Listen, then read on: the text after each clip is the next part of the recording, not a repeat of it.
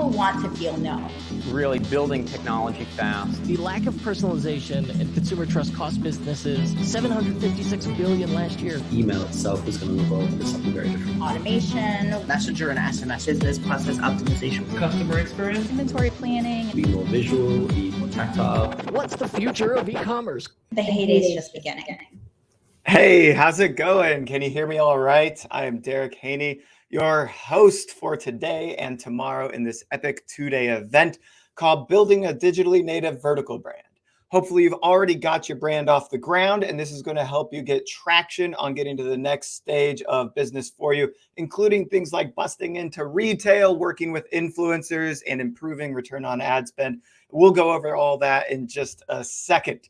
I'd love it if you could look in the comments below. So you're probably watching this on our micro site, and there's like a little video of me. Then there's a blurb, and then even a little bit further down the page, you'll see a comment section. Just tune in and tell me where you're watching from, and maybe drop a link to your store. No worries. I'd love to see what you're up to, what you're working on, and all of that stuff.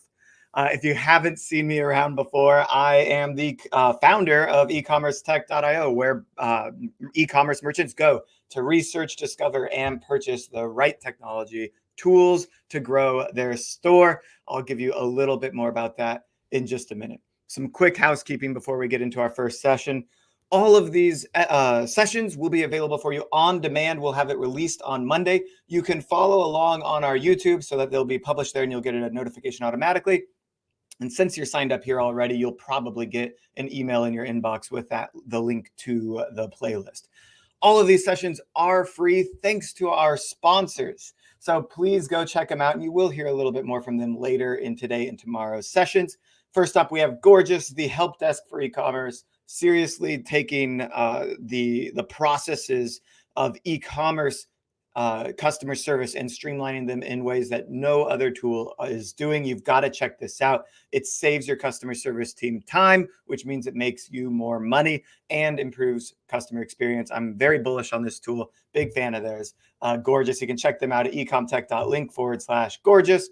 We've also got for this event, SendLane. Our partners at SendLane have been working tirelessly to improve the lives of e-commerce merchants when it comes to email marketing, SMS, and more on the way. What I love the most about SendLane is their 15-second response time in live chat. You ever have an issue with your email service provider, like you can't upload a list or something's just not going quite right, and it's like, I need this email out now. Can you imagine if they responded to you within 24 hours? That would be detrimental, right? So having real-time support 24/7 from the SendLane team, super awesome. And they help their merchants make sure that they're getting the most out of email marketing through webinars, like success calls, and so forth and so on. We've also got Rewind here with us for this event. My God, this is just one of those things where you don't know it's a problem until it's too late. Rewind helps you back up all of your stored data so that you'd never lose your place again. There's been things where like people have updated like 100 SKUs with the wrong product descriptions. People have deleted half of their site. Their blog has shut down. The whole site has been shut down for one reason or another. Sometimes when this happens, you lose everything and you have to recode from the beginning. You can lose an hour, a day, a week, a month of your business. Rewind backs all this stuff up, so it's as easy as like 1, 2, 3, you're back up and live with just a couple of clicks of a button. It doesn't cost that much to ensure that you never lose another dollar from being down again. Those are our sponsors. Let's move into the schedule for today. Let me go ahead and pull up my screen. Let's see, here we are. We've got a whole bunch of other people speaking. Here, I'll just hop over the schedule. Today, we're opening with Casey talking about the starting stages of email marketing and basics best practice. And tomorrow, we'll move into more advanced strategies. So I think these two sessions will tie closely together across today and tomorrow. We've got Rohan from Gorgeous talking about ways to optimize customer service. We're going to be doing an interview with Bump and Blends. I'm really looking forward to Paul. He'll run the interview. Lisa is amazing, and their smoothies look so good. They'll be telling you strategies on how they've been able to get this. Food brands especially are so hard. These are consumables. They're perishable. And so how do we ship this to consumers when we're a digitally first brand? We'll talk about that. Farah from Rewind talking about data security and protecting yourself. Don't get hacked. Don't let the site go down, etc. Edward from Showplace will be talking about the change of the marketing funnel. I think this will be a really nice keynote that leads way right into Audrey from Facebook, who has done more research than I'm sure any of us on what the best creatives are when it comes to performing on Facebook. She's going to share some of those secrets with you later today, so be sure to stay tuned for that. Ty always talking about business process optimization, probably kind of a follow-up to Gorgeous in a strategic sense of how to put process into the business and scale it. Kunle and I will talk later today about failures and successes that we've seen from digitally native vertical brands. And I think it'll be a lot of fun. Growth strategies will be tied in there and some case studies that Kunle's worked on personally. Then we'll have a quick kind of demo tech showcase of Preflect, a new tool that's increasing return on ad spend for merchants in a really unique way by better finding your right customers and creating more fine-tuned lookalikes. It's pretty cool. And right after that, another kind of mind-blowing kind of mindset changing tool that you'll see, Polaris. They'll talk about all sorts of mobile strategies, but their tool is really cool because it makes mobile shopping like a lot more of a tangible experience, and you'll see what that means later on. And then we'll close out today where Sarah and I will be talking about how to work with influencers, influencer marketing, basic to advanced strategies, and how this strengthens the brand connection. And hopefully you make it back here tomorrow, because we have another jam-packed day. We'll open with Taylor talking about moving into retail. I know we're talking about digitally native vertical brands, but we are going to, at some point, scale outside of just e-commerce as a channel, right? Just direct to consumer as a channel. We want to know how we can break into retail brands and be successful there as well. We'll move into, let's see, Pagefly talking about best product detail page optimizations, collection page optimizations, and their tool makes it super easy to test your pages as well as kind of modify them so you don't need a developer to do so. Chrissy will be talking about sustainability. Jimmy Kim on the advanced email marketing tactics. The list goes on and on. Oh, I'm really looking forward to this one. Michael Kelb is going to be talking with 3 consumer-focused venture not angel venture group partners, and he's going to be talking about what they look for in their investments. So if you're thinking about raising capital for your company, you're definitely going to want to stay around for that session. And then we're also closing out with Evan Horowitz at the end of the day tomorrow. Evan's company, Movers and Shakers, has over 100 billion views on TikTok across all of their client accounts, and that is like just so impressive, and something that you will want to hear how he's been able to accomplish this recipe for success over and over. He's going to break it down for you, and this extends beyond TikTok. It's probably even an extension of Audrey's talk. Where is it? Sorry, yeah, on Facebook on creative strategies, because it can be on Instagram stories, it can be on Snapchat, it can be on Facebook as well, the strategies they're using for getting hundreds of billions of views. Does anyone want 100 billion views on their TikTok? I think yes, right? All good stuff. So really quick before we get into it, we have 2 more events planned for you this year. Coming up later this month, the Future of E-commerce Global. I'm going to send you a link in chat. You can actually sign up for that event today. This is going to cover things like international expansion, duties and taxes, shipping and logistics become more of a problem as we expand globally. And it's going to talk about selling into Latin America, selling into Europe, selling into China, as well as selling into the US market for those who are outside of the US trying to break in, which I know is also a big problem. So we're going global later this month. And then we have our obligatory Black Friday, Cyber Monday event coming up at the end of September. And I hope you will join us for both of these. And while I have you here, one other event I want to tell you about is it's eCommerce Day live in Los Angeles. We don't have the exact date, but it's going to be over the weekend in May. We're finalizing the scouting of venues. So if you can come to Los Angeles in May, we'll book off a weekend. Friday night, we'll have a nice opening networking event and party. Saturday, we'll have a few sessions for small brands, growth stage brands, and tech and agency partners so that we can all learn together. Saturday night, another kind of closing party. And then Sunday, we'll have some excursions and fun events for people to kind of hang out and get to know each other. So it's going to be a little weekend trip kind of party. If you want to join me in LA in May, I will have more details on that later in the year, but I'm just giving you the sneak peek for today. Before I get into it, I have to give a quick plug for myself. I mean, why not?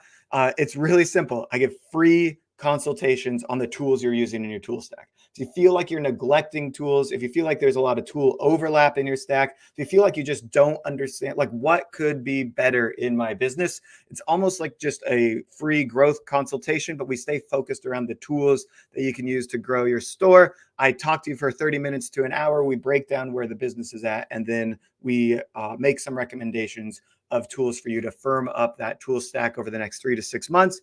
And then we reconvene every quarter or every half year, however kind of fast the store is growing and you need more advice on the tool stack. And we're turning all that, by the way, in the future into technology products. So we are in the process of raising capital and building out our own Shopify app to help make recommendations around this and help you manage your tool stack.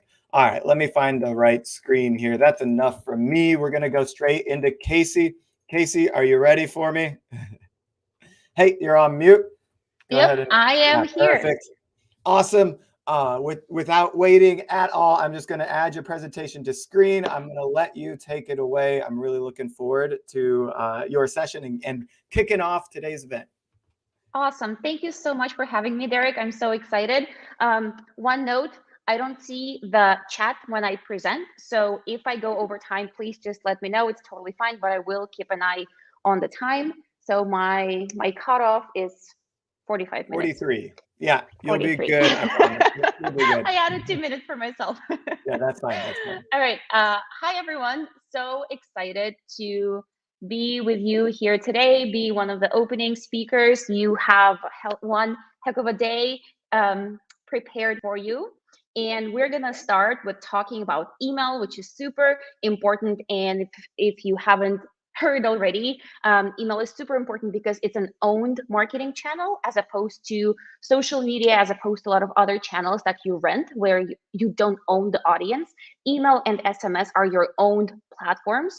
And that's why I'm so passionate about email. And as Derek mentioned, this presentation is tailored towards brands and founders and marketers who are in more of a beginner of their journey with their brand.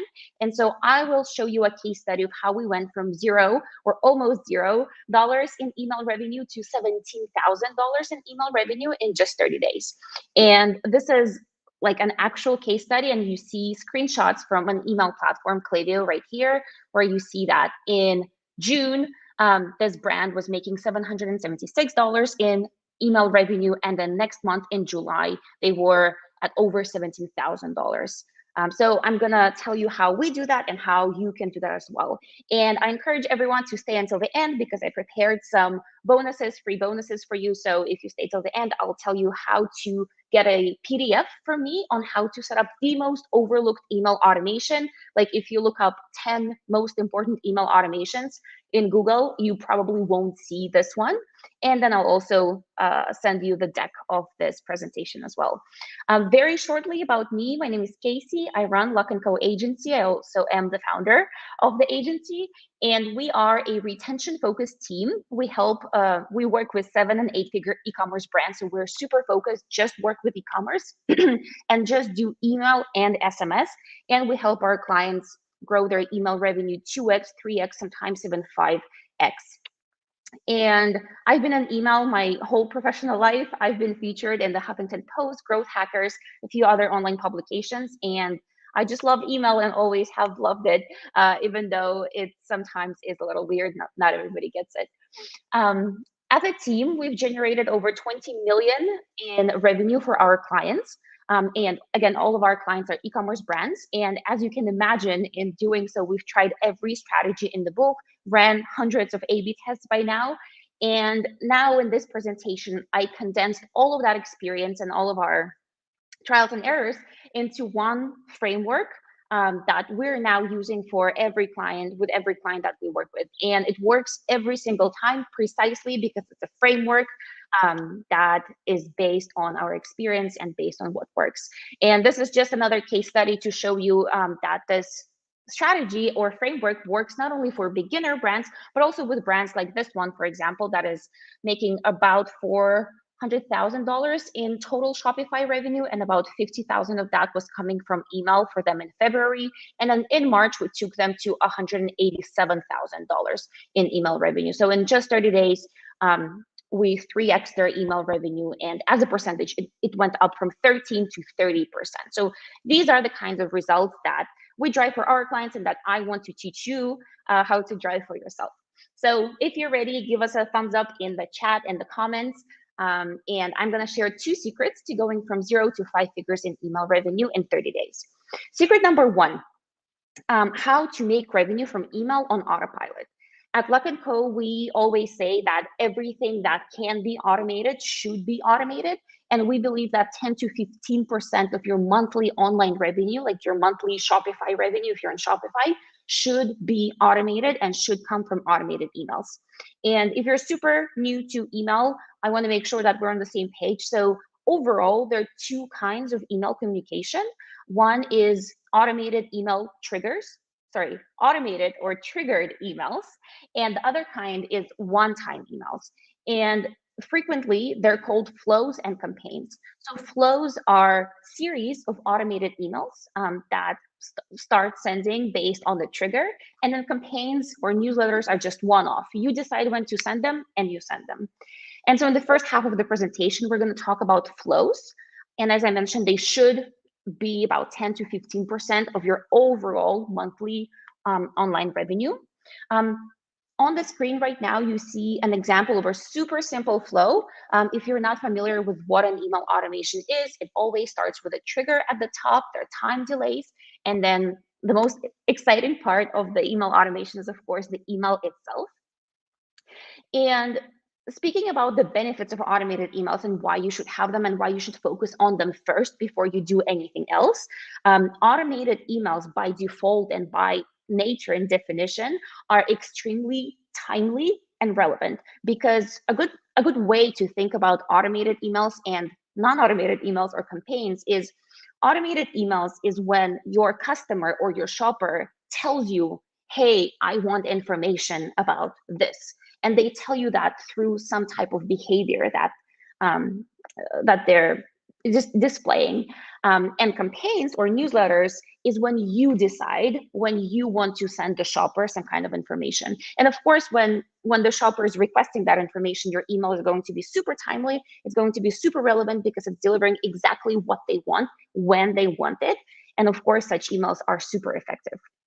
Another great thing about automated emails is that once they're built, they really require minimum maintenance and kind of just run on their own. Of course, as an advanced strategy, you can add A/B tests, you can continuously optimize flows, which is something that we do, but really it's not necessary. If you really do a great job from the beginning, they just run and make 10 to 15% of your overall revenue on a monthly basis. And of course, because they're automated, they scale as your company scales. So it really pays off to build them at the beginning, because then you will increase your traffic, you will increase, you will invest more in other marketing channels. And as your company grows overall, the email automations will be that front that kind of handles all of that new traffic and makes the most out of it in converting them, and then in helping existing customers come back and reorder from you.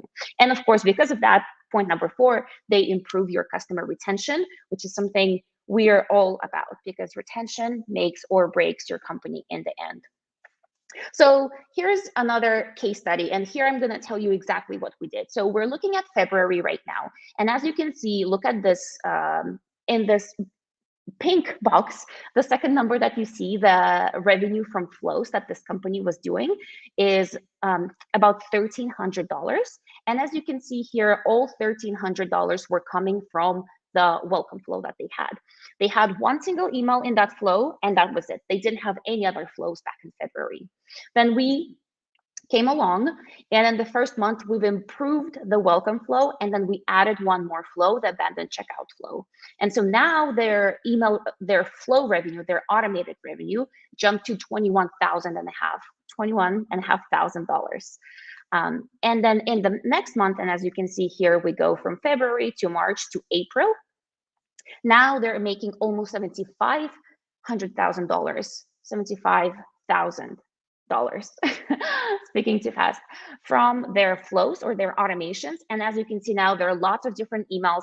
Welcome flow is multiple emails, not just one email. Abandoned checkout, added to cart, sunset unengaged subscribers, customer thank you, and the post-purchase flow. And another tip or secret that I want to share here is that this is something that all of our best partners and best clients do as they see that they can now rely on email so much to convert their traffic and to bring the revenue to their bottom line. They take that revenue and they reinvest it back into acquisition and drive more traffic to their website. So you'll see that the overall revenue also jumped tremendously for this brand in just a matter of 60 days. And that's because they saw that their email is growing like crazy. And so they just took that money, reinvested it back into their business. And this was actually during like the hardest months of the pandemic. And despite that, this brand had a really, really great run with their business. So if you're asking yourself, so what flows exactly do I need to build to get these kinds of results? This on the screen right now, there are 10 flows that are kind of our standard go-to flows. And really, if you have these and if you do a great job with these, you can easily get to 10 to 15% of your revenue coming from automated emails. So a good way to think about them is the first 5 of them are tailored towards conversion, and then the last 5 are tailored towards retention. And that's something that I really like to emphasize, is that email is really should be focused on 2 things: converting your new subscribers and your shoppers into customers, and then taking those customers, engaging them, activating them, making sure that they have the best experience with your product, and then helping them come back and reorder from you, driving your retention numbers. If you're really at the beginning of your journey, if you've never set up an email before and this list is overwhelming, I've highlighted the 4 kind of highest priority flows that you should build. So go for welcome, abandoned checkout, post-purchase, and the reorder flow. And again, these are some benchmarks from the industry. The average percentage of your revenue that should be coming from automations is 5 to 7%. We like to see 10 to 15%. Sometimes we see 20% with our partners. So if you're somewhere in between those numbers, then you're doing great or good, and you can move on to the next step. So just to sum up, step number 1 is activate 5 to 10 email flows in your email platform ASAP, because they will be converting and retaining customers while you sleep. And by the way, guys, if you have any questions, just write them in the comments. I will come back and reply to you. I know that we might not have the time for Q&A, but I do want to make sure that if you have questions, I'll be able to get to them. And now moving on to secret number 2, now that some of your revenue is automated by email, how do you go from 15 to 30% of your revenue coming from email while building a strong brand and not getting into spam and not discounting all the time? And this is when we come to campaigns, the other type of email communication that I mentioned at the beginning. And as you remember, the difference between flows and campaigns is that with campaigns, it's us who decides, like us as a brand or as a sender, decides when to send, what to send, and who to send it to. And because we decide on all of those things, those become the most frequently asked questions that I hear. And specifically, a lot of brands ask me, so what should I send? And especially for brands who don't discount, or maybe to recalibrate this, a lot of brands come up to me and say, hey, I don't want to be discounting in my emails. What should I be sending? And there's this myth that exists that if you're sending emails, all of those emails should be focused on deals or on discounts, which is so not true. I would say 95% of the brands that we work with, they barely discount ever. And we still send about 2 campaigns every single week. And we constantly find new things to talk about, even though most of our clients have very few SKUs. So what do you talk about? Just take any of your products and then in one email talk about the benefits, in another email talk about ingredients, in the third email talk about use cases. And remember to keep your emails short and sweet, and don't try to, like, if you take one product, don't try to say everything there is to say about this product in that one email. Just pick one angle, one specific angle on this product and talk about that in that email. Remember that the main point of the email is to bring the reader from their inbox into the website. And then on the website, on the product page, they can learn a lot more about that product. So keep that in mind. And when you get used to shorter, crispier emails, you'll see that you actually have a lot of topics and a lot of ideas to pick from. We love creating emails and creating campaigns around reviews. So just really read into the reviews that you have on your website, pick a few of them, or pick a few of them on a particular topic that are kind of united by theme, and do an email about that. You can always do an email about company news, whether you launched a new rewards program, launched a new product, had any other updates. That's always a great topic. Sale and discount is kind of self-explanatory. Obviously, if you have a sale or a deal, you want to email your customers and subscribers about that. Blog post feature, if you have a blog, say a few words about that blog post, put it in the email, link to that blog post, and send that email. That's a great engagement piece. And then overall, any type of engagement content. And when I say engagement content, I just want to emphasize this idea again, that not every campaign should be about sales. You have a lot of people in your database, and they're all at different stages of their customer journey and buying intent. And a lot of those people simply need education about your products.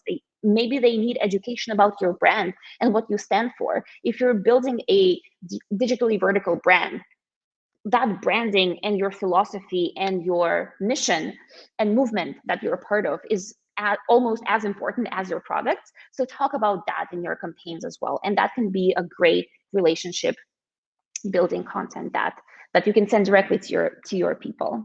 If you want more guides on creating email campaigns, I have a YouTube channel. Go check me out.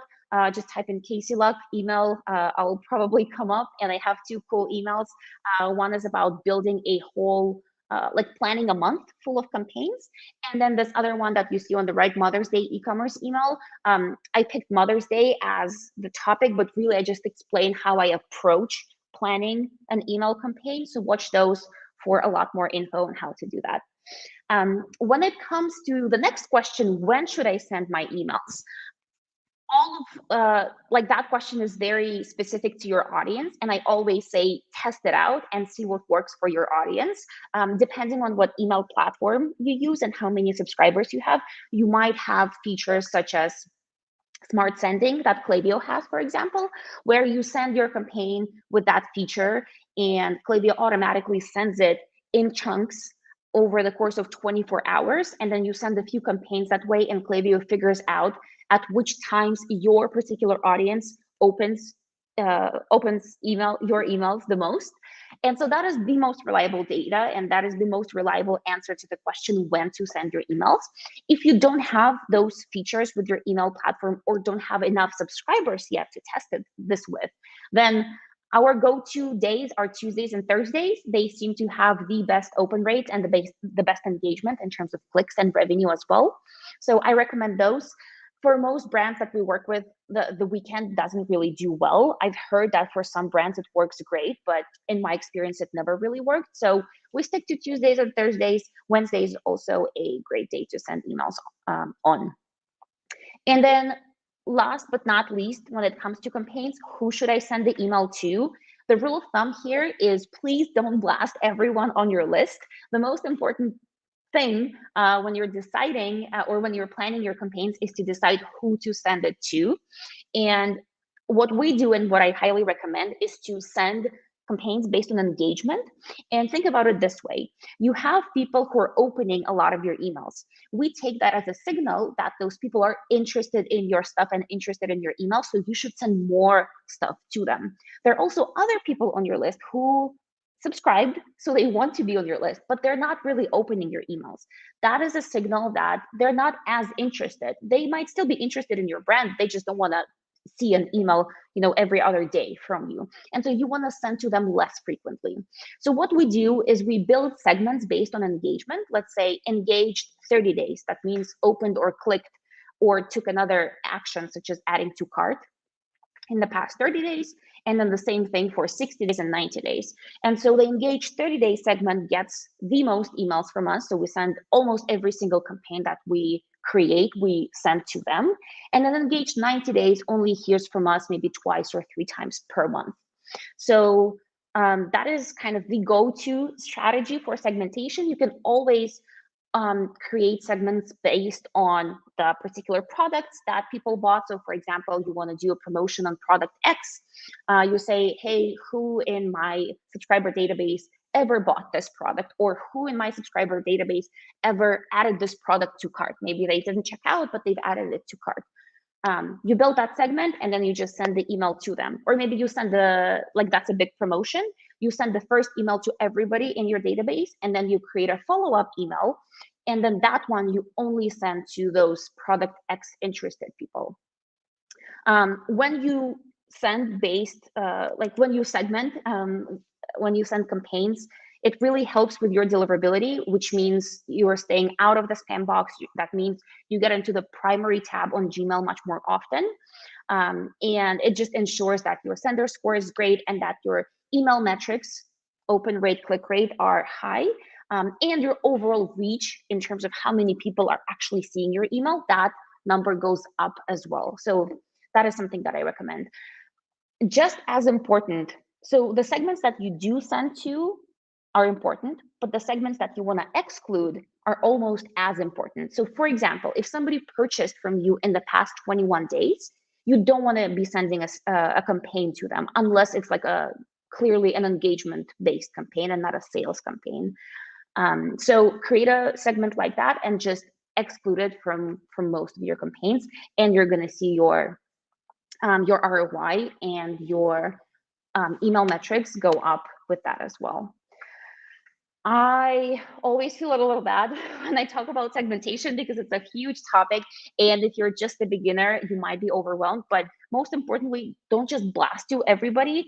Create engagement-based segments. If you need more help with that, feel free to just Google engage 30 days email segment, and you'll get great training on that. Again, go to my YouTube page. There will be more videos coming out about that very soon.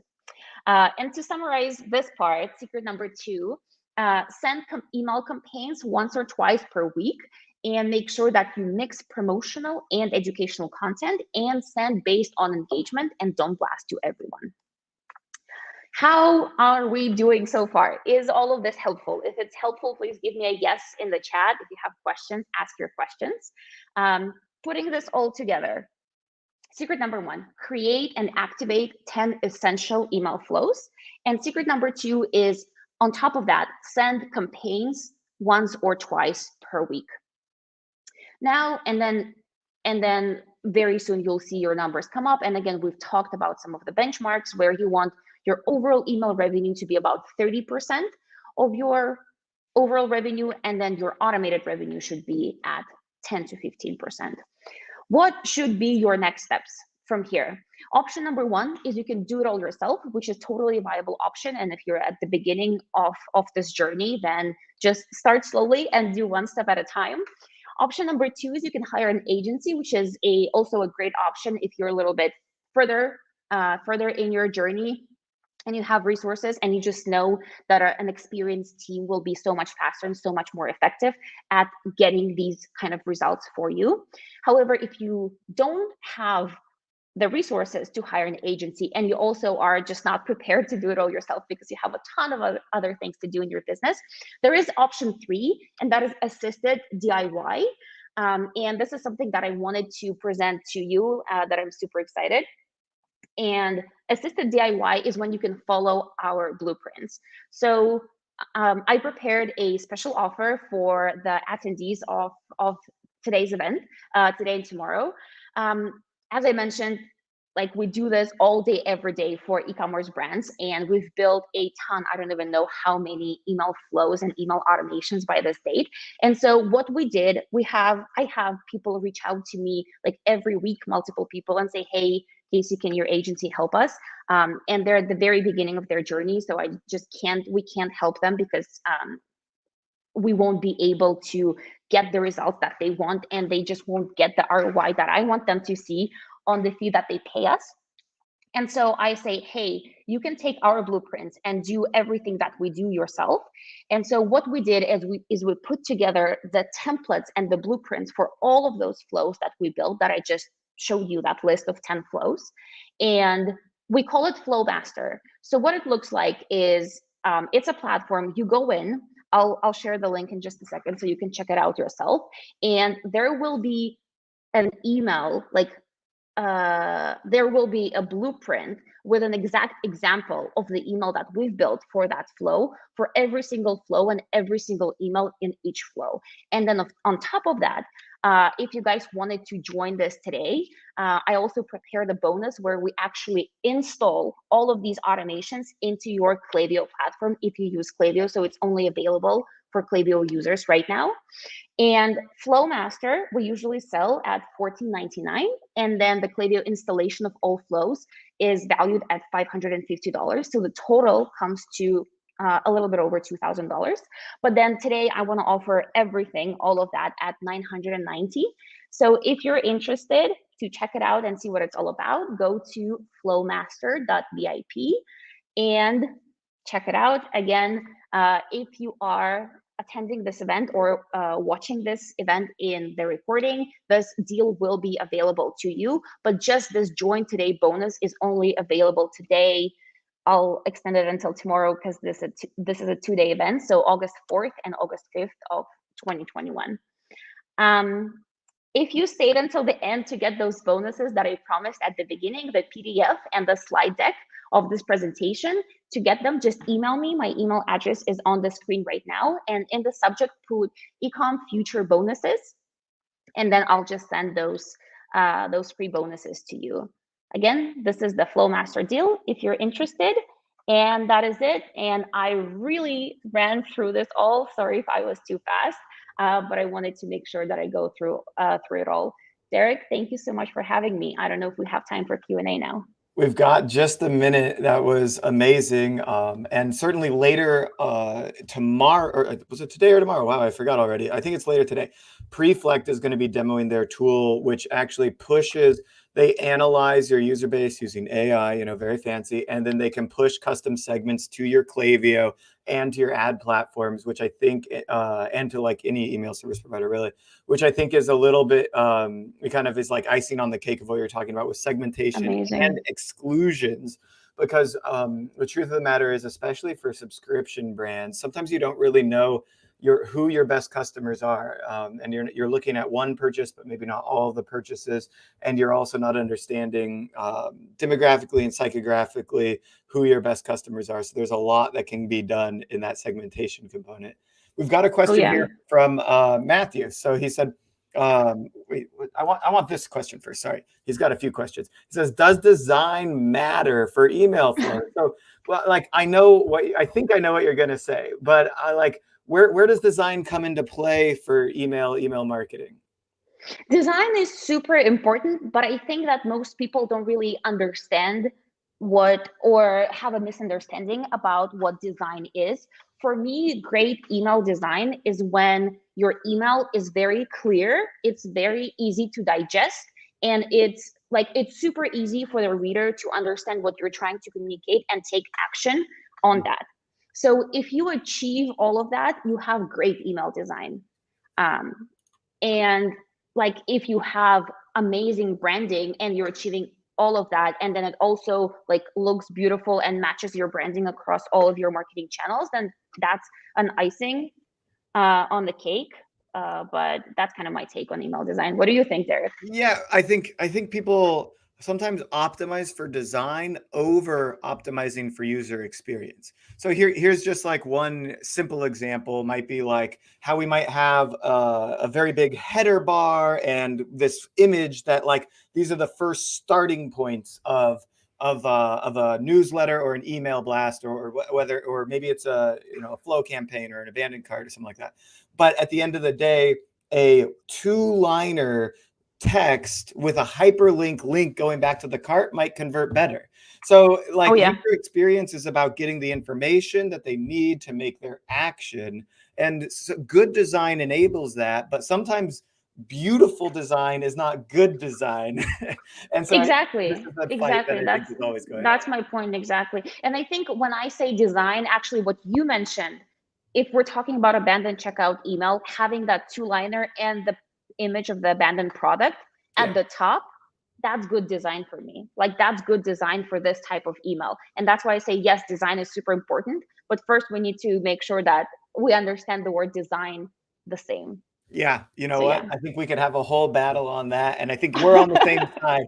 I think it's us against the world in the sense that like everyone can kind of agree that it should be about what makes people more revenue, but then when you see e-commerce merchants, executives, heads of marketing get into it and actually start doing it, they're like, oh no, we need our logo at the top. Oh, we need this and that. It's like there are certain things that like need is you don't need this. You need it to be clear for the user. And so yeah, I think that's yeah, never ending struggle. And there's a lot that can come from there. Here, let me pull up Matthew had a couple other good questions here.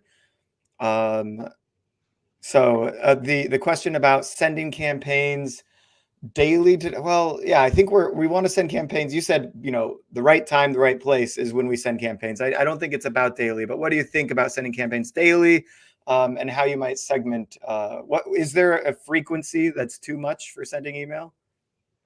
Well, it really depends on your audience, on the size of your audience as well. I do think that there's such a thing as too frequent. And I especially so in this question, the person Matthew is asking if you're sending to the same segment. So if you're sending to the same people, I think that every single day is too often. But the metrics that you monitor to understand and to get feedback, whether it's too often or not, too frequent, is your open rate, your click rate, and very importantly, your unsubscribe rate. So keep watching those numbers and they will tell you whether it's too frequent or not. Like my ideal frequency is between 2 and 4 times per week, to similar segments that have overlaps, but not exactly the same segments. But if you have like different segments and you're sending to different people, then, send as often as you want, as long as the same person doesn't receive an email from you every single day. I love it. Awesome. So for those listening to get set up by yourself using the Flowmaster, go to flowmaster.vip. If you want to chat with Casey, you've got her email address right here. Casey at luckandco.agency. Casey, thanks so much. We're going to move right into our next session. Thank you, Derek. Thank you, guys. All right. And just a reminder, because I forgot to tell you at the top of the hour, we do have the show notes for this entire event available. There's a link that I've put in chat. If you haven't noticed, the chat is a little bit down below me. If you're watching on the microsite, you got to scroll down just a tad, hop in there, tell us where you're watching from, and be sure to bookmark the show notes. I'll share them one more time in case they've moved up the feed somewhere. Just give me 1 second here. I can do it right now. Okay, here are the show notes one more time for you. Just follow along there in case you miss any links, any pieces of content. Our team is working hard to take notes for you on this event. All right, that's enough. We're bringing on Rohan. Rohan, are you ready? I'm good to go.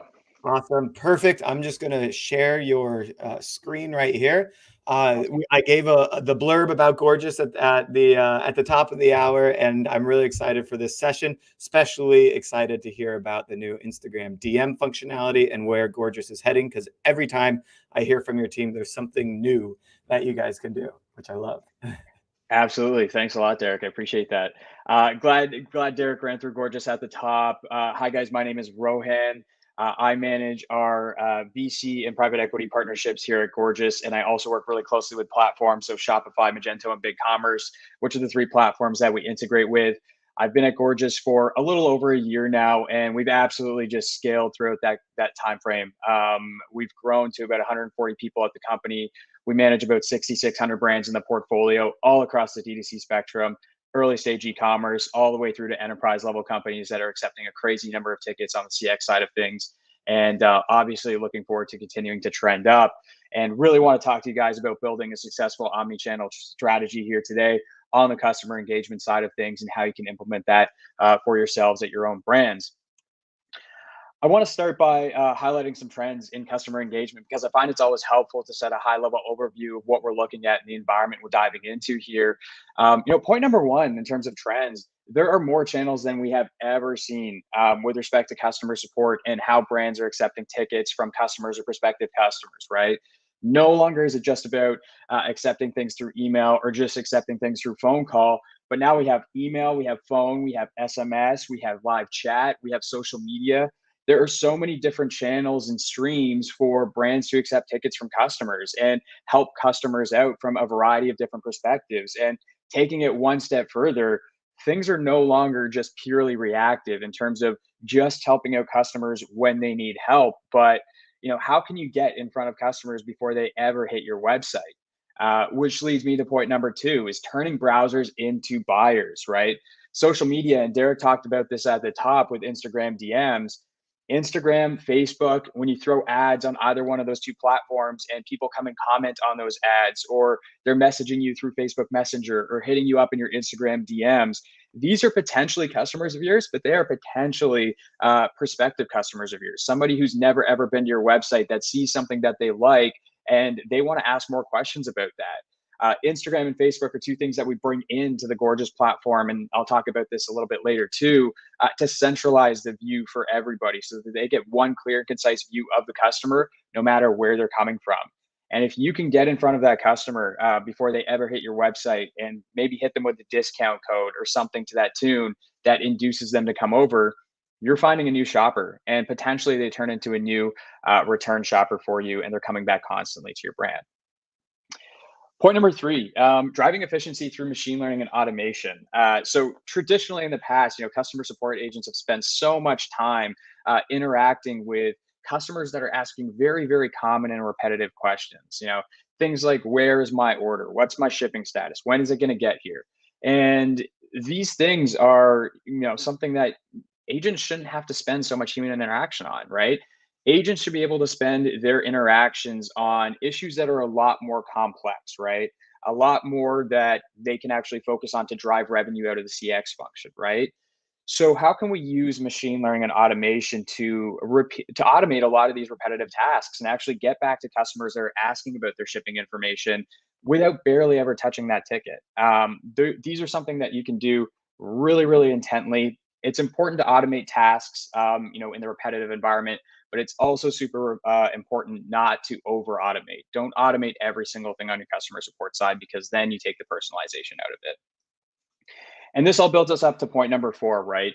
Increasing revenue out of customer support. I alluded to this in my last point, but how can we allow agents to spend time on the areas where they matter with respect to customers, right? Where they're actually asking questions that are super complex, and how can we allow the agents to then take those tickets and drive sales out of the CX function and increase the bottom line and turn this into a sales generator for the brand? Customer engagement is a super critical layer of the e-commerce growth stack, right? It's something that can bring everything together and centralize a bunch of different apps in the space to create this really, really clear and concise environment for brands in terms of handling customers that come through. 73% of people say that CX is a super important factor in a customer's purchasing decisions, right? You want to be handled effectively. 90% say an immediate response is important or very important, because then you move over to the far right and you see that 43% of consumers would pay more for greater convenience, right? In today's environment, in the D2C environment, there's so much competition out there that if customer support is not focused on as a very, very important piece of the company, then consumers are just going to go elsewhere. I mean, there's so many different brands making similar type products that if they're not getting helped effectively, then they can just move over to that brand, purchase a very similar product with a different logo on it, and then they're going to become a longtime customer of that brand. And there's some very easy tactics that brands can utilize to make sure that this doesn't happen, to make sure that customers are actually feeling like a person and not a number, to make sure that they're actually getting handled in an efficient amount of time, and that they want to make a purchase at that specific brand. And so the whole goal here in creating this omni-channel experience is helping brands to increase efficiency by 30% by getting a wholesome view of the customer from a variety of different channels, from a variety of different apps within the D2C environment, to make sure that they're staying on top of their customers and their prospective customers. I talked a bit about this earlier in my first trend, but there are so many different channels now, right? No longer just email and phone, but you have email, you have live chat, you have SMS, you have social media through Facebook Messenger and ad comments and Instagram DMs. There are a variety of ways for customers to now get in touch with your brand that you want to make sure you're doing everything to handle each of those customers through each of those channels, but also bring everything into one clear and concise and aggregated space so that you know which channel a customer is coming through, and to make sure that you have all touch points with them centralized in one location. Today's environment, very, very tricky, right? These are some pretty insane stats. The average resolution time for buyers in the CX environment is over 17 hours, which might seem crazy because if you're a shopper, which all of you are right now, thinking about 17 hours to get something resolved is absolutely over the top wild, right? You want to bring that number down to a very, very small number to make sure that customers are happy, they're getting their issues solved in an efficient amount of time so that they can either A, make an original purchase, or B, come back for a return purchase. And similarly, a 12 plus hour rate for first contact time. I mean, a number that is obviously way too high, and buyers are getting frustrated as a result. And on top of that, there's a lack of personalization with respect to all these pieces of contact, right?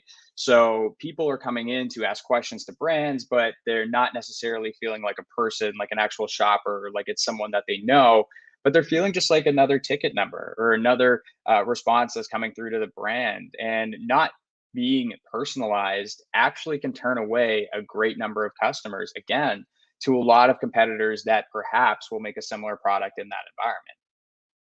And point number four here is, sometimes buyers are feeling that brands are not listening to what they're saying. And one of the things that we do at Gorgeous is we integrate really deeply with the Shopify platform, with BigCommerce and Magento, and we bring all of that information into one location, right? We want to kind of premise this with, you should not have to ask for information that you already have as the brand to your customers, right? You should have order information. You should have tracking information. You should have everything else associated with that at your disposal within your ticketed view so that you can help the customer to the best of your ability.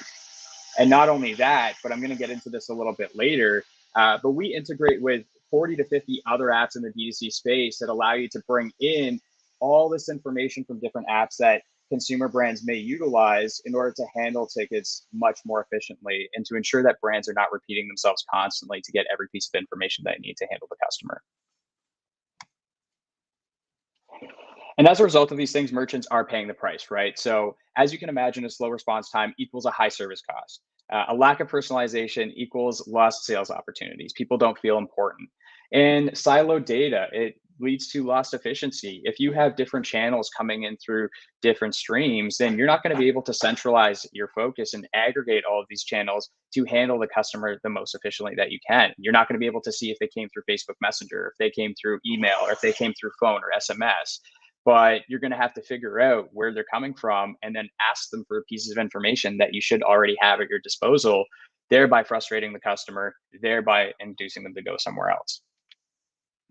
And with respect to legacy providers, one of the things that we've done so intently at Gorgeous is focus on e-commerce, right? We wanted to focus on that D2C e-commerce environment so that we're integrating with those three platforms, Shopify, Magento, and BigCommerce, to bring in all of these variables and all these different pieces of information so that brands have it at their disposal, right? No longer are they going back and forth between two different tabs to view information on Shopify and then copy and paste and then respond to the customer, right? That information is brought in with those variables to respond to the customer in almost an automatic fashion so that the brands are saving time and they don't have to waste time going back and forth between Shopify to get back to a customer, thereby bringing that resolution time down. And so help desk in general, but a help desk obviously specifically at Gorgeous, definitely not an afterthought nowadays, right? And today it's very, very foundational that you bring in something like Gorgeous to your e-commerce D2C brand and centralize everything with respect to the customer so that you are increasing efficiency so that you're driving sales out of the CX function and you're increasing the bottom line for your company. And so what we enable brands to do is give them this multi-channel, multi-touch conversation between themselves and the customer. And this is throughout the entire life cycle, right? I mentioned this earlier, customer support is no longer a reactive task, right? You're no longer just responding to customers because they have a question about your brand or a product or something going on at your company, right? But you're taking this tool, something like Gorgeous with an omni-channel view, and you're using that to get in front of customers, right? Get in front of prospective customers that may possibly be buyers at your brand or at your website. And you're giving them a reason to come over and to purchase your product, right? You're focusing all your human interactions on things that are complex, things that require your attention, and then you're automating tasks that are super repetitive, like where is my order and what's my shipping status. And speaking of that, as you can see, one of the things that I brought up earlier is shipping status, where's my order, things of that nature. They make up a great percentage of questions, right? They make up about 33% of the questions that come through from brands, just with respect to order status. And so what you can do with respect to the Shopify BigCommerce Magento integration is bring in the variables that are related to a particular customer, right? So the customer's name, what their order number is, when it was shipped out, when it's going to get there. And you can actually utilize machine learning and automation to then pump out responses to customers in an efficient manner so that you're still keeping things personalized. You're addressing the customer by name, but you have all this information already set in a macro, and you can automatically pump that out to a customer to make sure that they're getting everything they need, but also the brand CX agents are spending time on the areas that matter, on the things that could actually induce sales out of the CX function. And so ultimately what brands want to do is three things, right? Number one is increase efficiency. How can we get the most efficiency out of the CX function? Can we eliminate perhaps an agent on the back end by automating X number of tasks at the company? How can we increase sales out of this function? Can we get in front of buyers on things like social media, like Facebook and Instagram ad comments, like Facebook Messenger, Instagram DMs? And how can we ultimately improve the overall customer experience? How can we bring that resolution time down? How can we bring that first contact time down in order to help customers in an efficient manner and make sure that they actually make that purchase or repeat purchase at my company? And there are really three ways that we can do this. Number one is automation, which I've talked about plenty throughout this presentation. Automate the things that are repetitive, things that are common, but information that you have at your disposal, like order number, like shipping status. In the back end of Gorgeous, for example, we can utilize machine learning to detect the intent of what somebody is asking. So we can see if they're asking about shipping or if they're asking about order status. And then what we can do is we can enable brands to set rules in the background so that if somebody is asking about one of these things, then automatically we can pump out a response to that customer with all the information they need, addressing them by name and their order number and their shipping status, and make sure that they have that so that they can move on and understand when their thing is going to get there. And then the brand's CX agents can move on to something that actually requires a little bit more attention from their side. Number two is personalization, right? You always want to be sure to address the customer by their name and make sure they do not feel like a number. There's so many competitors in the industry with respect to any brand really out there that they can just move from one area to another if they feel like they're not being handled properly. So always address the customer by name and never forget their name. And one of the things that Gorgeous in this omni-channel view does is it brings in everything into one platform, so no matter what channel a particular customer is coming through, you know who they are, you know the orders they've placed in the past, you know how much they've spent at your company, and you have all this information that you can handle them in the most efficient way possible. And number three, really the premise of this conversation, right, is channel aggregation. There are so many different views and channels now that you want to create an omni-channel experience for the brand on the CX side so that they can handle tickets as best as they can, but to make sure that you're handling your customers in the best way possible too. So bring in SMS, bring in phone, bring in social media, bring in email into one central platform so that you have everything within one defined view. So you're not having to go back and forth between different tabs. You're not having to waste time copying and pasting, but you're able to have every single piece of information at your disposal.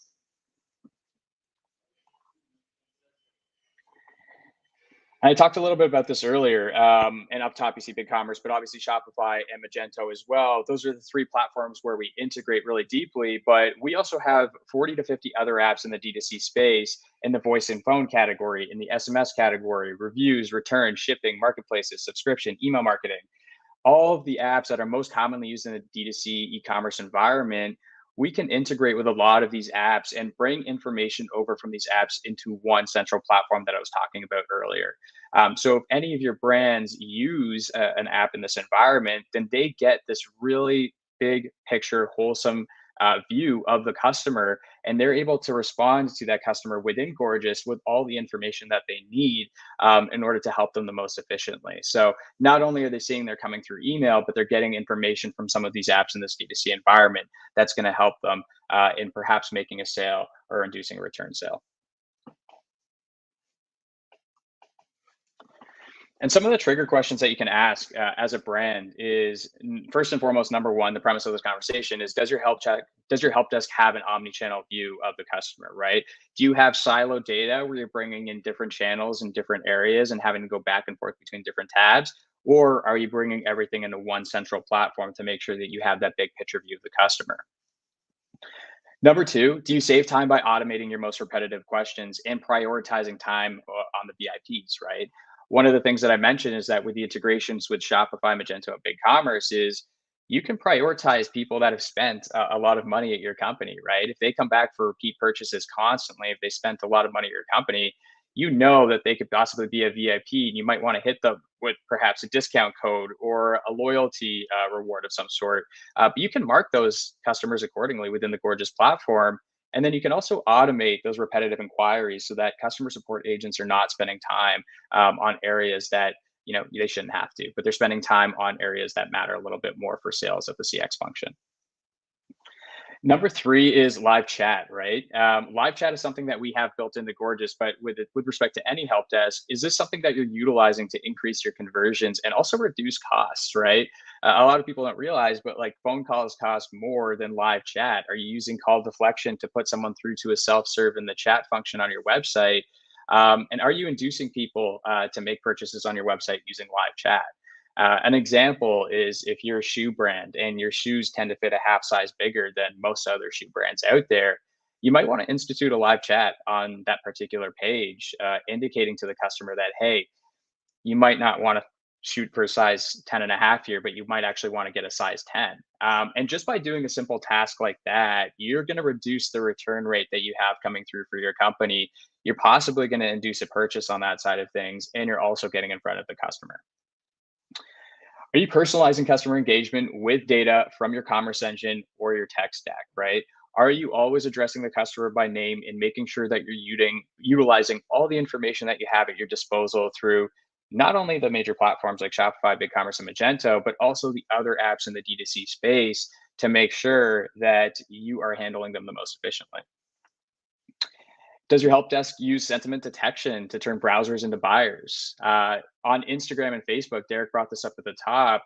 What we can do with Instagram and Facebook is we can actually detect the intent of what somebody is asking, right? So we can see if possibly it is a positive comment that they're leaving on an ad that you posted or in your DMs.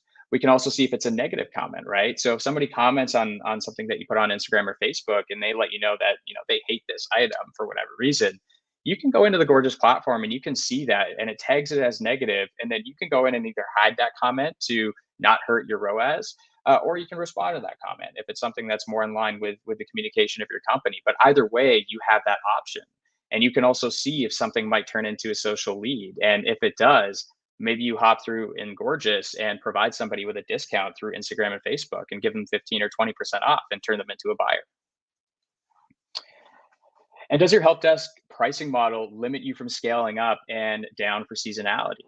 One of the things that we do differently, especially in the e-commerce environment with respect to a lot of the other traditional help desks out there, is we will charge based on ticket volume, right? So we're just solely dependent on how many tickets you have coming through your company based on all those different channels that we've talked about earlier, as opposed to charging by head, right? We don't want to charge based on how many people want to access the Gorgeous platform, because in that particular scenario, we're just increasing your costs on the brand end, right?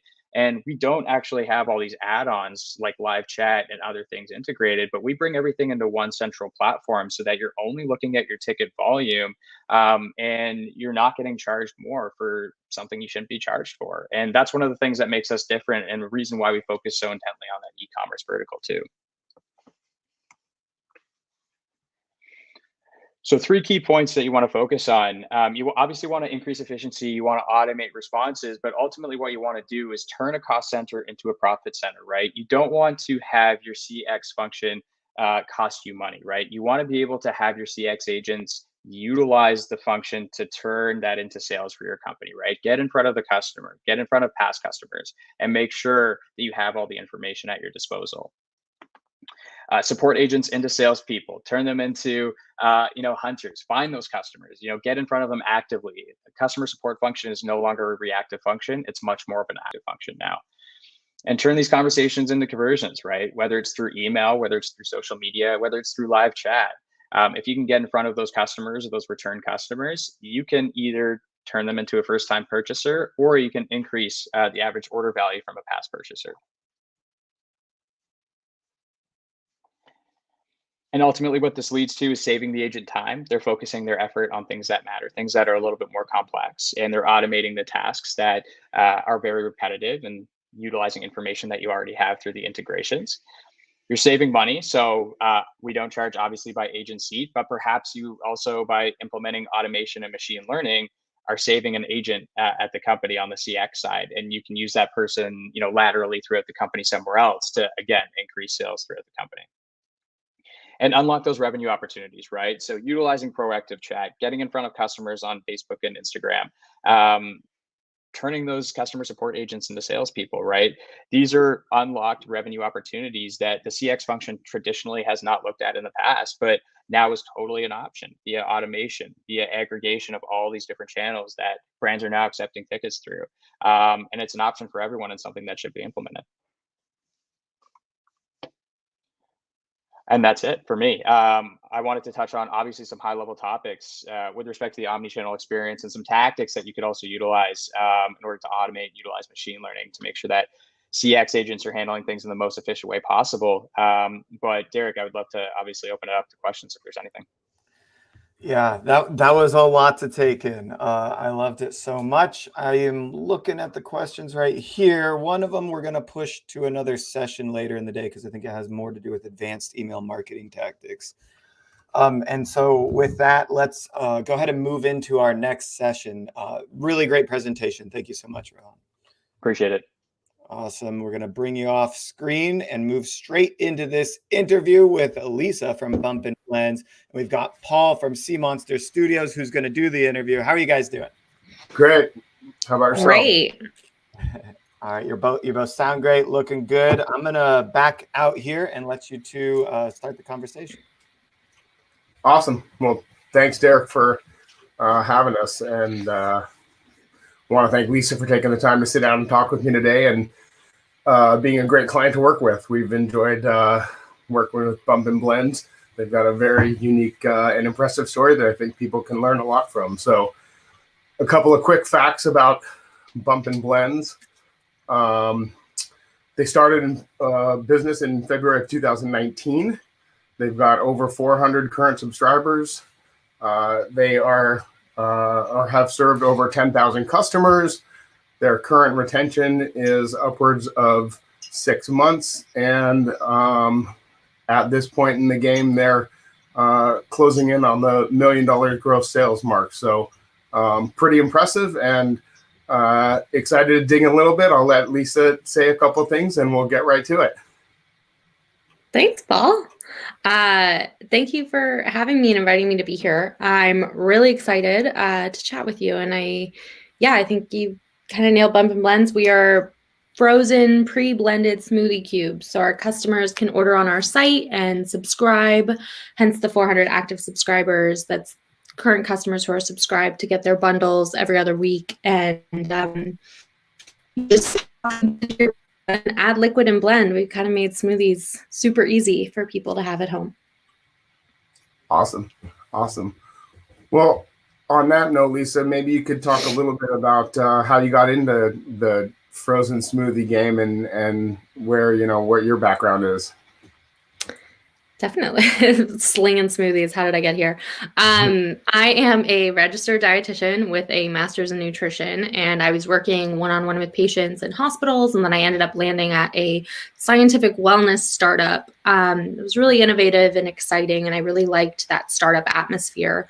And then I got pregnant, and I was on my maternity leave, and sort of my 8th month of pregnancy, I got this idea for Bump and Blends.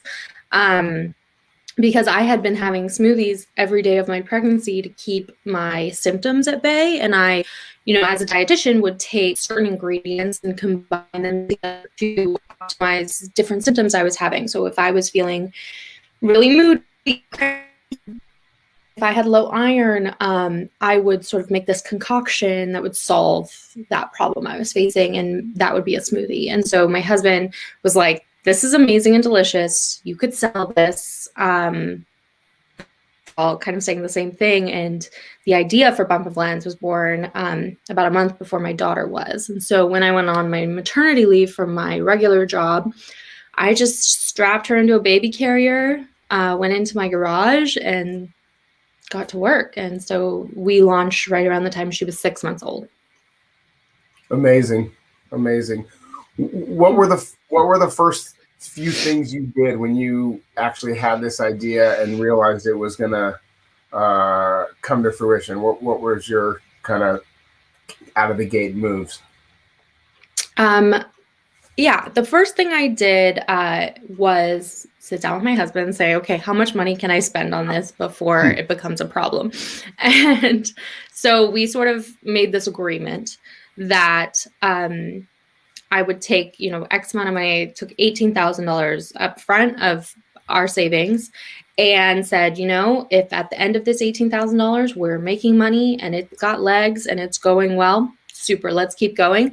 But if this money's gone and we really haven't done anything here, then I should be thinking about doing something else, solely because, we had a new baby at home. I had a great job.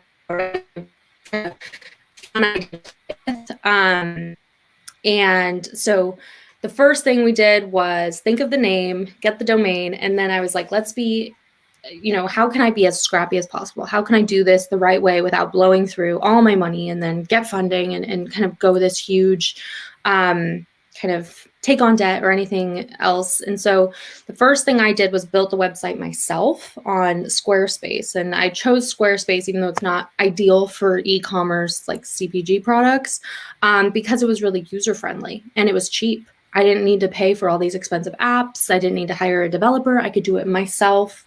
And it was like really low-hanging fruit to just get a website out there, see if people are even interested in smoothie cubes.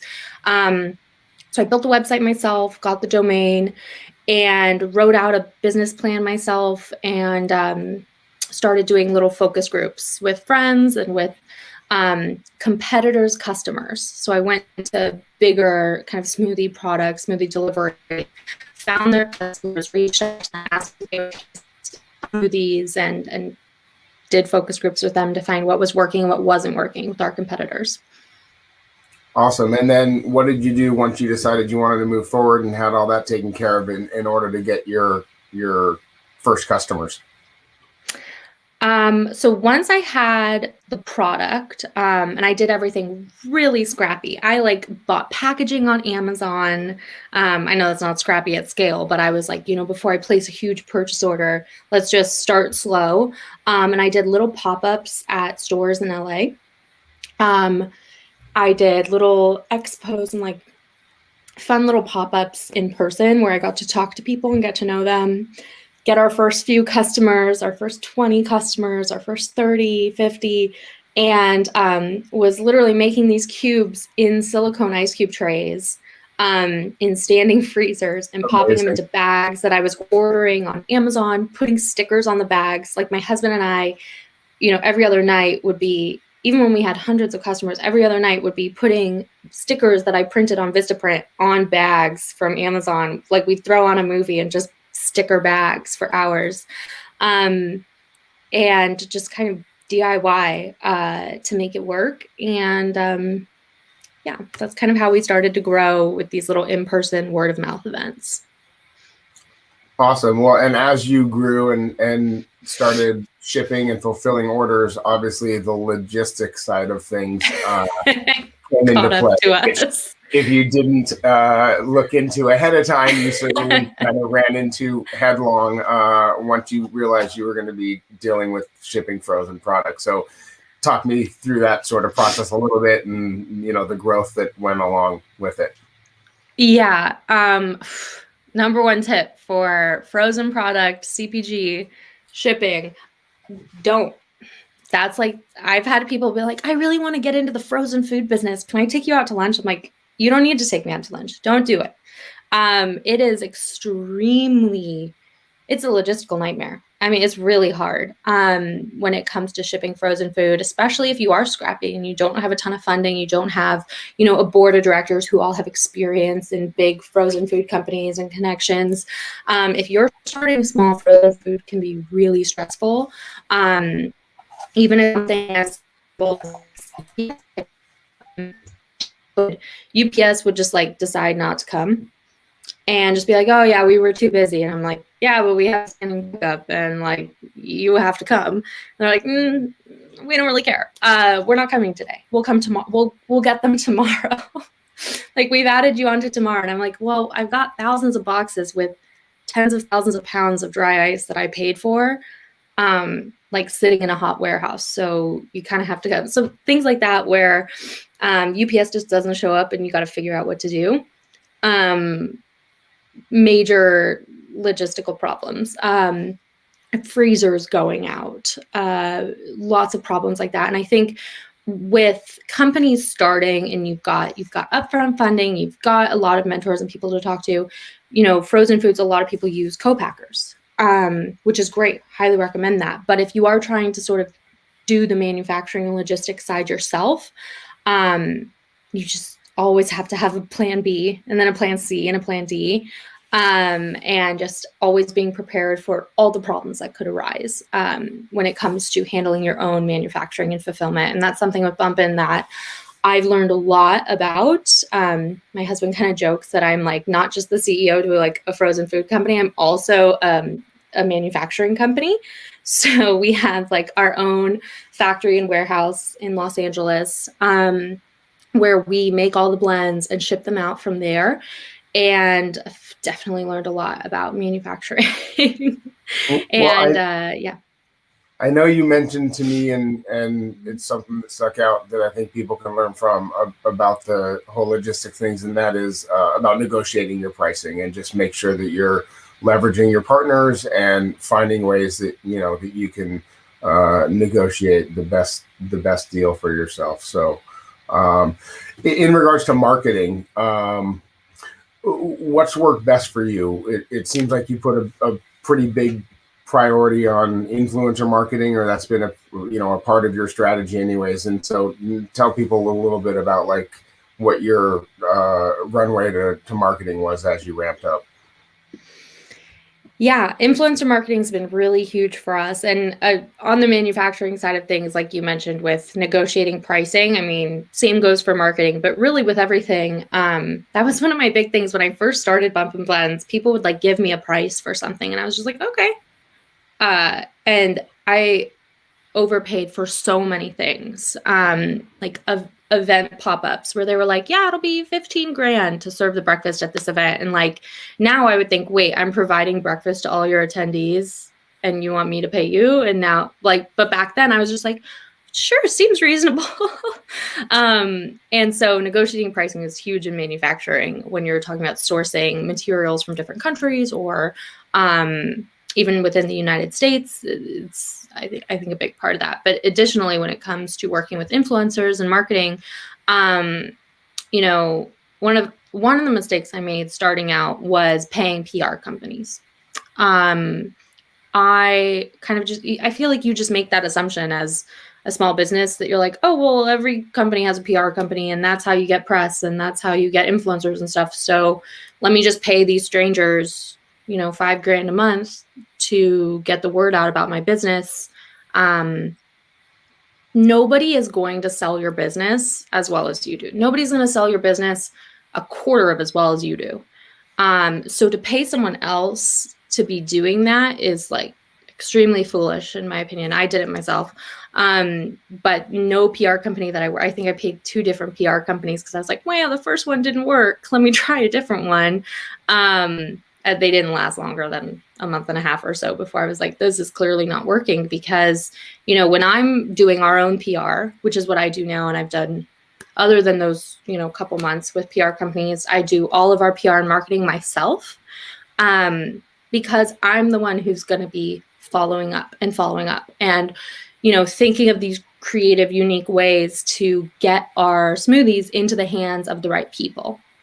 And so nobody's going to put that kind of hustle and passion behind it. And nobody's going to write that email with the kind of heart that is going to make a writer, editor at Forbes or People or wherever you want to get featured to say like, whoa, whoa, whoa, this is something special. Nobody's going to write that email better than you are. So doing your own PR is really important for small business owners, in my opinion. And then influencer marketing was what you asked about, but influencer marketing has been really big for us. And that's something that has been a learning curve as well. I don't think that expensive paid influencers is the right way to go for small businesses because you can go through money really quickly. And on the topic of being scrappy, you don't really know what you're getting yourself into with an influencer. You could have someone with 1 million followers that leads to no sales. And then you could have someone with 20,000 followers that leads to crashing your website with sales. It is seemingly kind of a crapshoot. Every influencer is so different that to pay some arbitrary fee that they decide is their fee is just kind of crazy. And then it also leads to really ingenuine posts about you. Like I think we all follow people on Instagram or Facebook or LinkedIn or wherever you follow people. But you know, when they had the whole like hashtag ad, let me show you these vitamins that I take every day. And I love, it's just like not, I don't know. I wouldn't look at that and be like, yeah, I really want to buy that. I'm like, oh, wow, they paid for that. Versus if you were to gift an influencer your product and say, hey, I'm just starting out. I'm new. I really want feedback. Can you know, just taste my product? You don't have to share if you don't want to, but, you know, I want to send you a gift. That can lead to an influencer saying like, hey, I don't work with this brand, but this was just so amazing. I had to share it with you. And bam, you've got yourself a very genuine public review shared with an audience advertisement for your brand. And all it was a free product sent to them. And you might even get them as a customer too, which wham bam. So well, you mentioned something in there about sales, and so that's sort of a good runway towards the Shopify platform and when you transitioned to Shopify and how that impacted your business and, you know, the change. Yeah, the transition to Shopify was huge for us. It was something, so we transitioned from Squarespace to Shopify in June of 2020. And now like I said, I built Squarespace myself. I just up all night Googling like how to make columns on a web page on Squarespace and that sort of thing. I have zero tech background whatsoever. My husband's a developer, but he opened up Squarespace and was like, this is not the kind of developer work I do. And he was like, I don't want to touch this with a 10-foot pole. So, and same with Shopify too. He was like, what's an app? Like, he just is on a different side of dev, but anyway, so we started on Squarespace and I knew I wanted to transition to Shopify because of course we're an e-commerce business, we're a subscription business. We have a 24/7 text message feature with every subscriber gets their own 24/7 nutritionist via text message. And on Squarespace, I was doing all of that manually myself using Google Voice. So as you could imagine, providing a 24/7 text service to hundreds of customers at one time using Google Voice, like really wasn't scalable at all. And we grew, and I kind of made this deal with myself that one of the first big things I was going to invest in, once I knew that we had legs and we were doing this, was moving over to Shopify. And when I talked to different developers, I kind of I did like a stepwise decision. And you know about this, Paul, because I work with Sea Monster now, but I knew going into it that if I wanted to get a website that was going to be like, bam, check all my boxes, like, holy smokes, this is amazing, it was going to cost me, 20, 30 grand for some of the features I wanted, like the quiz or the 24/7 nutritionist, like all these different things that I wanted integrated into our site were going to be really expensive. And so when I first made that transition, I was like, I'm not going to wait until I have that kind of money just sitting around waiting to be spent. I'm going to kind of ease into it. And so I hired a developer for about 8 or 9 grand. I just said, can you just recreate what I did on Squarespace and just move it onto Shopify? Just so that we can use Shopify ads, we can sort of start to integrate more advanced features into our site. Something as simple as reviews. Squarespace didn't have that for me. And so he built it really scrappy. There was so much he couldn't do at that price, but at least I got onto Shopify. I was there. I could get reviews from customers. I could use Klaviyo. I could integrate these apps and just sort of make it a bit more advanced, and make the customer experience better as well. They could kind of just have a better experience overall managing their subscription.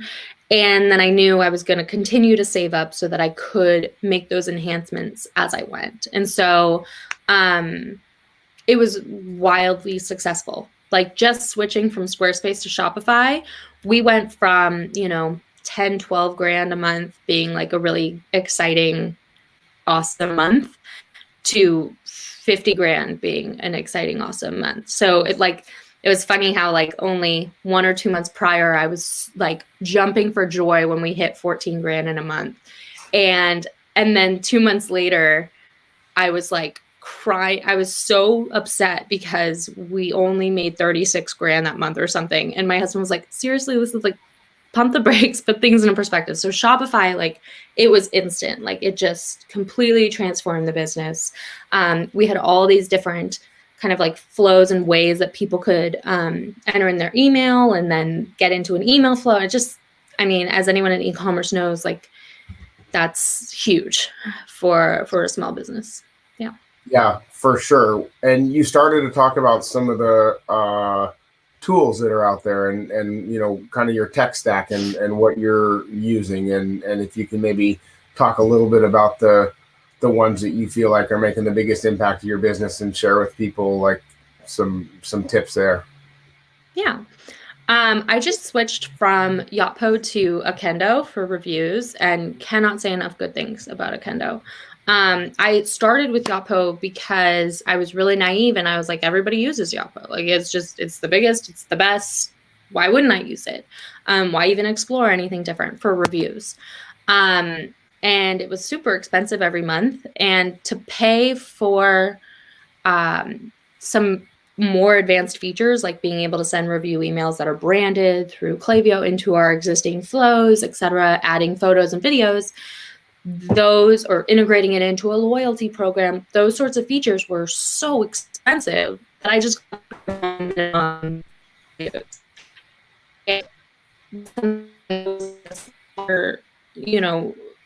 app for reviews. I'm paying the same amount as I was with Yotpo, but our reviews went through the roof. Like, I think we had Yotpo for almost a year and had gotten like 65 reviews total. It was just awful. A total bust. And with Akendo, within a couple months of having it, we gotten like over 100 reviews, and all with photos and videos and like just amazing response from our customers. And so I can't recommend that enough. And I think going with the app that everybody goes with just because it's the app everyone goes with isn't always the right choice for every business. So really exploring the different apps and what they have to offer. And so, in a similar note is our 24/7 nutritionist text. So we use Klaviyo for emails, and recently Klaviyo launched SMS, and they've been like hounding me about moving our SMS, like using more of the Klaviyo SMS, but we use Postscript for our 24/7 nutritionist. And Postscript is a newer text message app for Shopify, and it, I think, is probably not, it's a bit buggy sometimes in terms of like versus something like Klaviyo and some of the other, I know there are other text message apps out there. I get a lot of emails from text message apps wanting us to use their app. And Postscript, I think it's not always perfect. However, it has one feature that has transformed how my team responds to the text messages. So, you know, with all these text message apps, they all kind of make this assumption that you have a team that's sitting in front of a computer 24/7 to respond to text messages. And we don't have that. You know, it's me, and then I have like my customer service team and stuff. So it's, my team really needs the ability to respond to text messages from their phone. And so I'm in Poland right now, visiting family, and like I have my phone here, and if some customer messages their 24/7 nutritionist, I will get a notification on my phone from Postscript. And more importantly, I can respond to that text message from my phone. And Klaviyo doesn't have that feature. They're not gonna be able, you'd have to log into Klaviyo to respond to it. And so that one single feature allows me to ignore any other feature that another company might have better than Postscript, because they don't have that. They don't have the ability for me to reply on the go. Well, and I think what you said is you know, great advice, and that is that the largest guy on the block isn't necessarily the best fit, and there are use cases, you know, for every different app out there that have, you know, fits like a glove, or, you know, the best fit, and so people should always be, you know, considerate of that and doing their homework for sure. What's in the future for Bump and Blends? I mean, obviously big growth and doing great things. What do you see on the horizon? Yeah. Throwing fuel on the fire, keep growing. We have a couple things down the pipeline that I can't really talk about, but we have our fall flavors coming out next month. That's always a huge hit and always so much fun. We have a lot of fun playing with the marketing of our fall flavors. Any of our limited edition flavors, we have so much fun marketing them. Like we have our Bangin' Banana Split for Sex Drive is always a really fun one to throw marketing at, because we just like just make it completely ridiculous. And then same with the fall flavors as well. So we have that coming up immediately as fall flavors next month. But really in the future for Bump and Blends is growing. We've kind of hit these stages where our growth gets to a point where it happens a bit faster than we can keep up. And we're at that phase right now. And so going from, you know, me and my baby in a baby carrier, you know, blending smoothies in my garage, to our factory and fulfillment center and everything in LA. Now we're thinking like, okay, how are we going to get an East Coast situation going? Is this still going to stay under our roof, or are we going to move to a co-packer and kind of go a completely different route, starting from scratch and outsourcing some hiring and stuff? It's all just been really exciting, but it is a lot going on at one time. So just continuing to grow, I think, solving problems as they come. Yeah, those are definitely good challenges and fun times. Always good problem. Congrats on, you know, on the growth and stuff. I want to leave a few minutes for Q&A, but if you were to give maybe a last piece of advice, and then maybe like one thing you've learned along the way that people could possibly sidestep or avoid the pitfall to make their journey a little easier or faster. Yeah. And I just remembered a secret that you and Derek and I had talked about sharing of like, oh, this is going to be a huge fun secret for people. And I completely forgot to mention it in the influencer front. So I will give that advice here too. But so rather than just like lead with that, when it comes to finding influencers, one of the things that we had talked about was how Bump and Blends has gotten so many large celebrity influencers and talking about our product.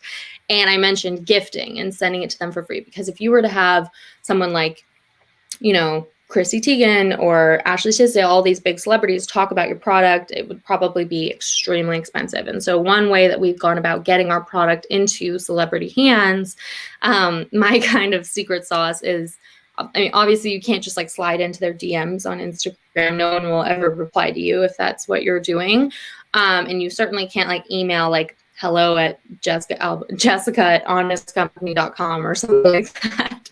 Right. And so what I've done to get our bigger celebrity clients and customers has been using IMDb Pro, which I don't know why more entrepreneurs don't use. And I really probably am going to regret sharing this with everybody. But IMDb Pro is a database used for it's the internet, IMDb. And so people in the industry use IMDb Pro almost as a LinkedIn. And so, you can pay for an IMDb Pro account, and that gives you the contact information for everybody's managers and agents and PR people. It kind of makes finding the right contacts really easy. Well, that's definitely the little nugget that I was looking for, and hopefully people will follow up on that and be able to learn from it or have right.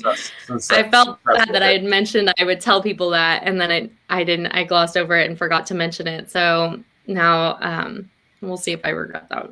But in terms of other pieces of advice, I really think the biggest thing you can do is just trust your own ability to throw your grit and passion into it. Like, you don't need a fancy PR company. You don't need an overpriced app. You don't need an expensive supplier. Like, you don't need some co-packer who says you can't do this by yourself. Like, you just need to know what you're capable of doing and put that work in to do it. If it means that you're on Alibaba until 3 a.m. finding the right packaging for you, do it. If it means that you are scouring IMDb Pro and emailing every manager of every actor on the face of the earth to get your product into their hands, you are going to sell your company better than anyone else. You are going to be the person doing the critical thinking to find the right tools for your company better than anyone else. So it's really about the energy and the time and the grit that you put into it.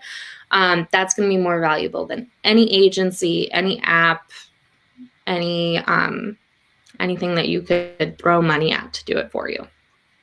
Well, that's really awesome advice. And if people aren't feeling your passion, I obviously have felt it through the projects that we've done together, and love working with you and the growth and stuff, and appreciate you taking the time and sharing some tips and tools, and hopefully people will find some takeaways that they can apply to their businesses.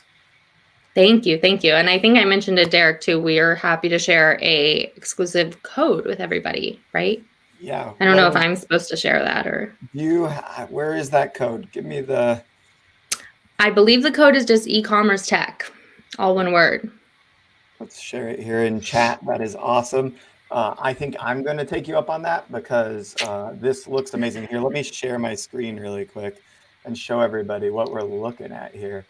These yummy smoothies, so good and delicious for so many different purposes, not just like for taste, for health. It gets for nutrition. You mentioned iron deficiency. Yeah. I love it. So definitely recommend. And the site is so clean. And you mentioned like how you had to kind of start small and build it up to there. It just looks so good. And I think people get an immediate feel of being welcome to this brand when they hit the homepage. Thank you so much. I really appreciate that. That site is actually like very close to what I originally had built on Squarespace, but like the functionality is next level, and Sea Monster has actually been huge. We just released this new version of the site with like this. Our quiz has just gotten like a huge upgrade and everything. It's so I'm obsessed with it right now. So that's all Sea Monster's what doing. it's doing in the back end for you behind the scenes is Yes. even more impressive. There's a lot of less manual calculations going on, if I'm not mistaken. Oh yeah, you guys this week in particular are like basically taking my operations director who worked 40 to 50 hours a week is now becoming one button on the back end that you just click, and I'm just like so excited. I'm waiting. I'm just pumped. And Lisa, you're a good poster child for the the struggle of finding the right technology products as well.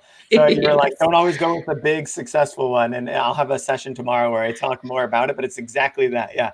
It's like popularity when it comes to the tools to use doesn't align with what's best for me right now. And so it gets really, really dicey. But I can see that you've made a lot of progress. Quiz, reviews, logistics, and inventory management, which is I mean, that's got to be so scary in your line of work. It's a learning curve. Yeah, and having extra freezers maybe now, so that if one freezer goes out, you're not you're not out of product. Yeah, the stories of me like getting on Craigslist at 1 a.m. because the freezer, like we used to store some of our freezers in our home garage. And so at one point, my garage had like 4 freezers in it to store smoothies that were already made. And then like the power would go out and I'd have to like jump on Craigslist to try and find a used freezer that I could pick up immediately to like throw all. It was just, we've had a ton of stories like that. And now, yes, luckily, I never have to worry about that again. And none of our freezers are from Craigslist anymore. So driving to the grocery store to get ice in the middle of the night just to make sure your inventory doesn't go bad. I've done that too. I've bought in like coolers. It was like Target or Home Depot, something that was open at 10 p.m. I'd like those giant camping coolers. Yeah. Oh, I just went and I bought 5 of them and I had them in my daughter's room, like in her nursery, just lined up and filled with ice. Because it's like, yeah, that stuff just happens. Like it just happens when you're starting out and you have a product-based business, frozen product-based business is you're gonna have issues like that in the beginning if you're trying to do the manufacturing yourself. I love it. I also loved how you started with knowing that there was an investment. I think there are a lot of early stage people with ideas that are trying to launch a store and they think they're going to make money right away. And I'm like, no, you definitely you need to give yourself a runway because you're going to have to spend money. There's definitely an investment. And I can see that you've come out on the other side of it successfly, and I'm sure that I'm 100% sure that the reason of that is through grit and tenacity. Thank you. And then of course all the other things help. Niche expertise, getting into it, finding the right tools and the right partners also help. But grit and tenacity got you all those things. So thank you so much for being here with us, Lisa. We're going to share that code so that people can sign up on Bump and Blends if you're as hungry as I am for a smoothie right now. and thank you, Paul, for interviewing her as well. Yeah, thank you both so much. Thanks, Derek, for having me. If people are interested or want to talk projects, Paul at cmonsterstudios.com. Love to chat. And I don't think, Lisa, it was ever mentioned what the actual discount code is for. So maybe before we go, you can close with exactly what you're offering. I think it was a pretty healthy discount. It is $40 off any bundle over $100. So it could be, any bundle there. $40. Yeah. The 14 blend is really popular. The 21 blend is the most popular. But yes, $40, not $14. But and the code is just eCommerce Tech, all one word. I'm looking at these blends. Man, these look so good. Oh, cookie dough. They're cookie dough. You need cookie dough. You need cookie dough. You need matcha. If you're into matcha, it's amazing. I don't know why, as an older person, the peanut butter and jelly appealed to me. But peanut butter and jelly is really good. Peanut butter cup is great. Watermelon in paradise is great. Ginger snaps is like my favorite. I think ginger snaps is just like unreal amazing. Somebody recently told me it tastes like a Cinnabon. Wow. Which is really great. You really can't go wrong. They're so good. That's why we have so many flavors. I keep trying to cut back on flavors. And it's just, I can't. Do you need any product testers? Right. I know my team in our manufacturing is like, loves they're always like, it's just tasting smoothies all day. It's the best. Nice. Awesome. All right. We'll leave it there. Thank you both so much. We're going to move right into our next session. Cheers. Thank you guys. All right. We're moving right into it. Definitely a change of pace from talking about some delicious smoothie blends, but we're going to bring in Farah from Rewind. Farah, how's it going? Good. How are you? Doing great. I'm excited to talk about this session because it is one of those things that you're just, it's naturally like, oh my God, my whole business is totally at risk. No one has thought about this at all until you show it to them, and then they, are scrambling to make sure that their company isn't at risk of going under. I think, in some ways, I think about it as a way to ensure, like real insurance product, ensure your business doesn't go under, but I think there's a lot more that goes into that. And as we as a company grow and now are raising capital and building technology product, we have to re-engineer our own data security initiatives. And I think everyone has to go through different stages. More money you make, the more at risk you are of getting hacked. Email lists are more vital than ever. Former employees could come after you. Bad developer code, and I'm sure you've got a whole list of things that you're about to show us of what goes wrong. So I'll add your presentation to the screen, and I'll let you take it away. Great, thanks for that introduction. So hi everyone, and welcome to Protect Your Online Store, Protect Your Business. My name is Farah, and I'm the Partner Marketing Manager at Rewind. So in this session, I'll be talking about a topic, like Derek mentioned, that's often overlooked until it's too late. And that's data protection. I'll be talking about the data loss risks facing e-commerce stores and sharing useful tips that you can implement right away to protect your store. So before we get started, I'll give a little introduction to myself and how I came to join Rewind. So like Rewind, I'm based in Canada. I've been working in marketing for over 11 years, primarily within cybersecurity and SaaS, but my background also includes recent experience on the merchant side in the fashion and furniture industries. As a fun fact, prior to joining Rewind, I was actually a Rewind Backups for Shopify customer. Like having worked in cybersecurity for many years, naturally, when I started creating my first Shopify store, I wanted to make sure that I had a backup solution in place. And that's how I discovered Rewind on the Shopify App Store. I became a big fan of the app, and I guess that wasn't enough for me, so I joined the Rewind team.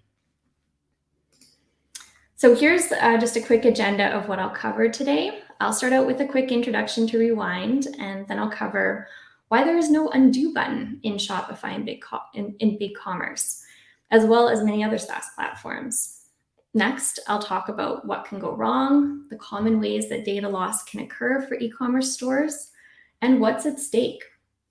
And finally, I'll share 6 easy tips for how you can protect your store. So before we dive in, I just want to provide some background about Rewind's experience in the area of data protection. Rewind works with global brands around the world to power their backups and make sure their data is secure. We've been on this mission since 2015 to help businesses protect their cloud data. And today, over 80,000 customers in more than 100 countries use Rewind's apps and support to ensure their SaaS applications run uninterrupted. So Rewind makes it easy to back up, restore, and copy the critical information stored in a growing list of SaaS applications, including Shopify, BigCommerce, also QuickBooks Online, GitHub, and Trello. And that's why we have over 1,300 5-star reviews across platforms. So with respect to with respect to e-commerce specifically, we are a Shopify Plus certified app, the #1 top reviewed BigCommerce app, and the BigCommerce 2020 Merchant Choice Award winner. So with all of that being said, like simply put, data protection is our world.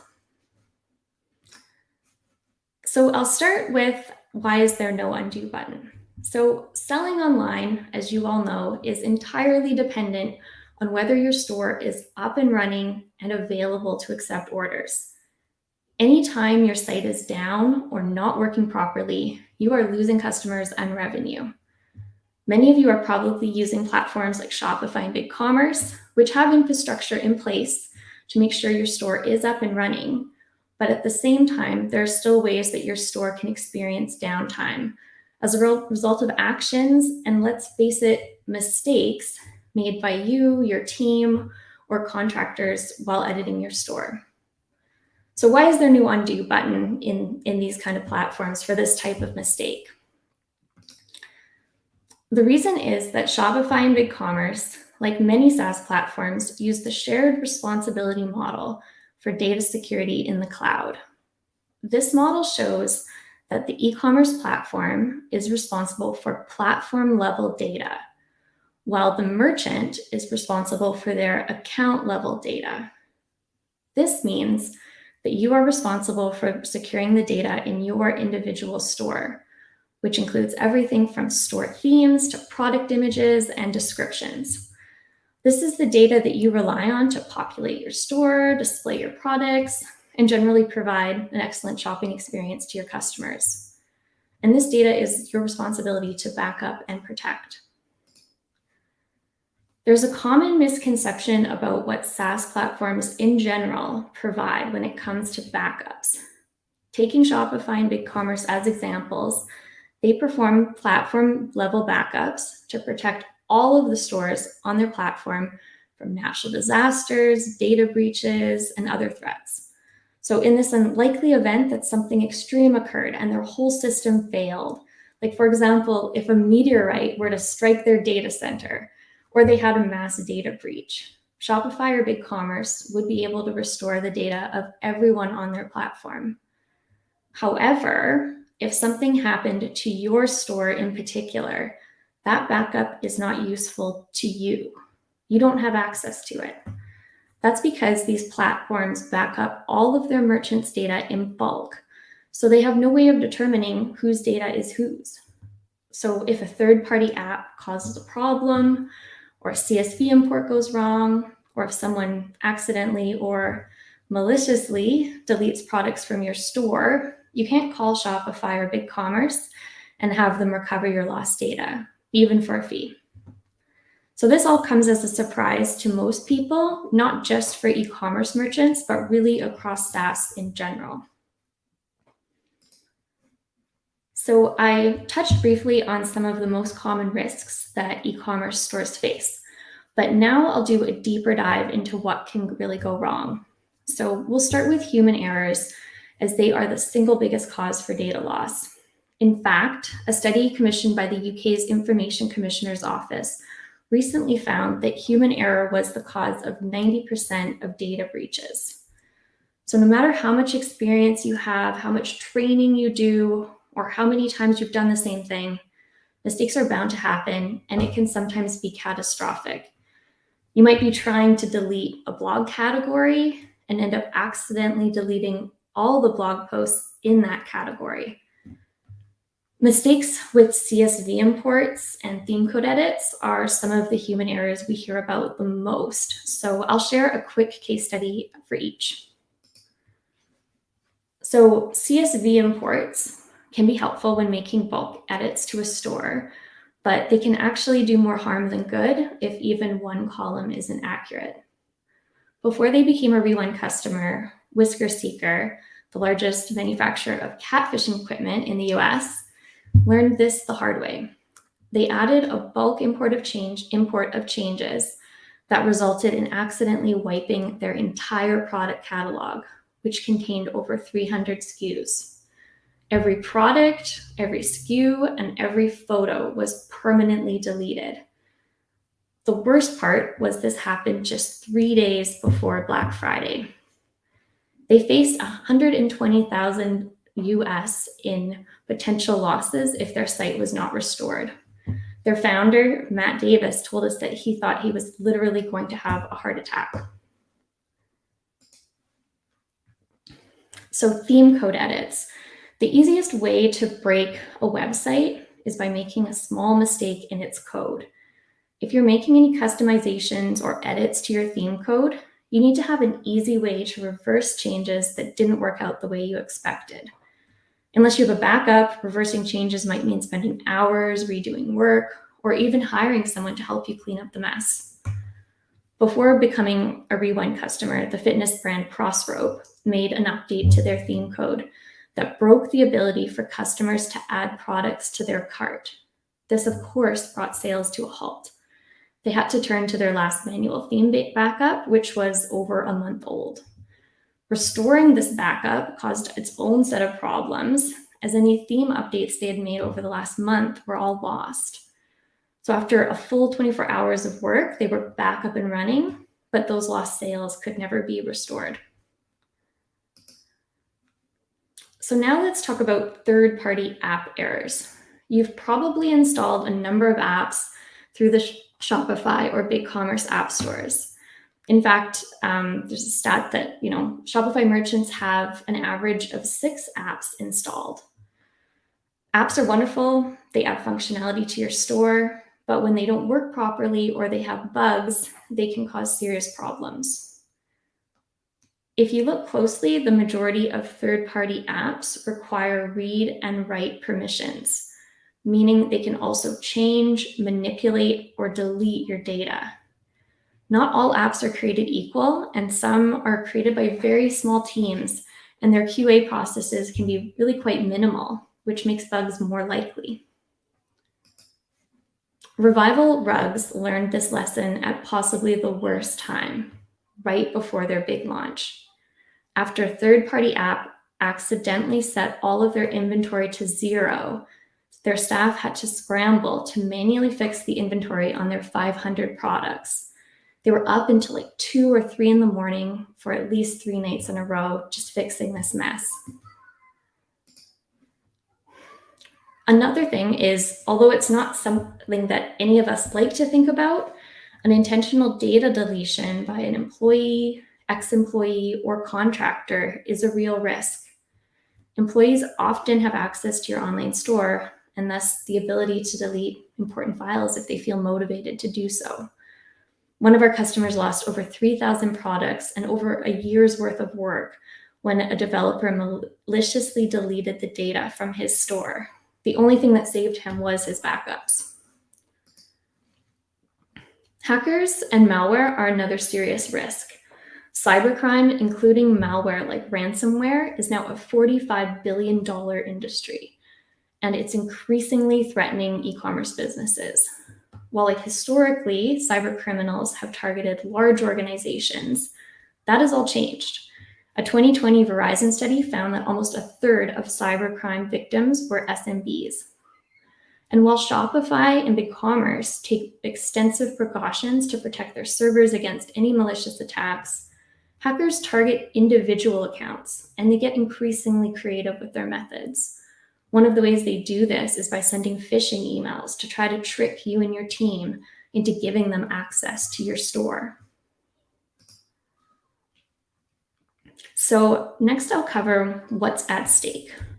Whatever the cause of the data loss, the costs for e-commerce stores are the same. So firstly, time spent manually recovering lost data. So as you all know, building an online experience is a significant investment of money, time, and effort. And if something went wrong, rebuilding it would be a daunting task.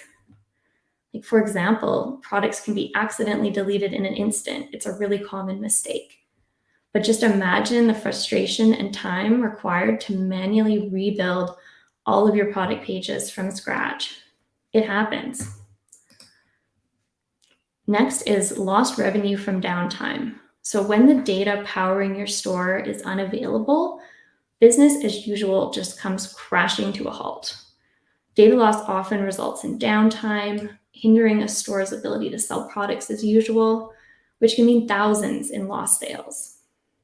Downtime costs money, so the faster you can recover from crashes or mistakes, the less money you lose. Lastly, lost customers and credibility. So if you could think about it this way, each new website visitor is a potential repeat customer.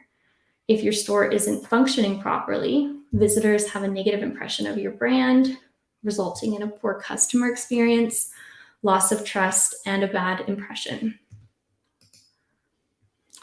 So now we'll get into the 6 tips. So how can you protect your store? The number one thing you can do to mitigate these risks is to ensure that you always have an up-to-date backup of your store.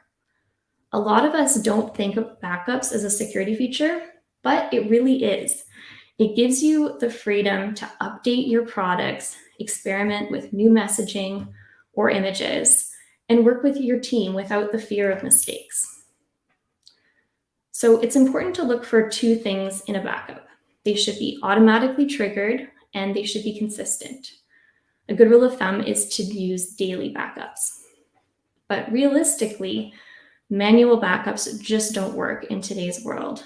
Technology has enabled us to move so quickly, and that means that you will inevitably fall behind, whether it's because you simply forget to export your CSV file for the day, or you run out of storage. It's just simply not manageable. Not to mention a big headache and all the time it would take to dig through all those old CSV files. As an automatic backup and restore solution, Rewind becomes that magic undo button that is missing from platforms like Shopify and BigCommerce. With Rewind, you can trust that the critical data that drives your business is securely backed up and available for you to recover if something goes wrong. So if an employee accidentally deletes photos, imports a bad CSV file, or tries out a new app that has unexpected consequences, with Rewind, you can restore that information in minutes. And as we all know, time is money, especially when you consider the costs associated with downtime. The key benefit of Rewind is not just that it automatically backs up your data, but that you can easily restore a single item, such as a photo, a group of items, such as a product category, or your entire store. It's your choice. It removes the need for manual backups so you can focus on what you do best. And if you're ever subjected to an audit, all of the data that proves compliance is at your fingertips. My next tip is use a password manager. So we all know that like password 123 and your birthday or your pet's name are not secure passwords. You probably also know that you shouldn't reuse passwords. We see cybersecurity breaches in the news all the time where passwords are stolen. So if you reuse passwords, a hacker can take your password that was stolen from some other site and use it to gain access to your online store. But coming up with and remembering strong, secure, randomized passwords is nearly impossible unless you're a robot. And that's why we recommend using a password manager, which, if you're not familiar with them, it's a simple app that generates and stores strong, secure passwords for you. Using a password manager makes it possible to use different strong passwords for all of your online services, but you only have to remember a single master password. After you've entered your master password, the app will automatically generate, store, and fill in passwords for websites that you've previously authorized. Some examples of password managers are 1Password or LastPass. At Rewind, we're such a fan of 1Password that it's actually mandatory for all employees. Embrace multi-factor authentication. So you may have heard of two-factor authentication. So multi-factor authentication is like its more secure cousin. By enabling MFA on your store, it creates a two-part system. Your password is something you know, while your MFA authentication code is something you have. The combination of the two keeps your data secure. So what's the issue with just using your phone to get your authentication code texted to you? The trouble with that is an authentication process is only as secure as its weakest link. And SMS text messages are honestly pretty weak. So MFA typically uses an authenticator app, which can also be conveniently found on your phone. An authenticator app like Google, Apple, and Microsoft, they all have versions available. It'll generate a unique code that is only valid for a certain amount of time. This code is then used to authenticate your identity before you're granted access to your store. With this method, the only way to break into your account is to crack your password, find you, steal your phone, break into your phone, and then get the code from your app. And not even hackers have time for that. So adopt the principle of least privilege. As a company expands its online footprint, it's common for multiple people in the organization to have access to your store. Unfortunately, every new login creates a new avenue for data loss. Life happens, people make mistakes, people quit, contractors are brought on and phased out, and more often than not, malicious attacks come from unhappy employees or former employees that are looking to get back at the business for one reason or another. And that's why you need to regularly audit staff and collaborator permissions on your store. Encourage your team to adopt least privilege practices across all the software and apps you use. The principle of least privilege means that only people who really need the tools to do the job should have access to them. Control access for third-party apps. It is vital to understand how much access third-party apps have to your data. If an app is requesting read and write permissions, that means it could potentially manipulate, corrupt, or even delete your data. Any app asking for this level of access needs to be carefully vetted. Here's some tips for what to look for. So we recommend carefully reading the terms and conditions of the app to see the detailed information about what data the app will have access to. Check out reports from industry analysts like Gartner and Forrester, along with reviews from like software evaluation portals like GetApp, G2 Crowd, and Capterra. These can often be helpful when evaluating a vendor's reputation and trustworthiness. Thirdly, don't forget to check the Shopify App Store reviews, especially read those one-star reviews and find out, why were people dissatisfied and how is their setup similar to yours? Another key factor is to consider the availability of customer support, documentation, FAQs, and other helpful troubleshooting materials. Does the app developer have a customer support number or an inbox where they can be contacted?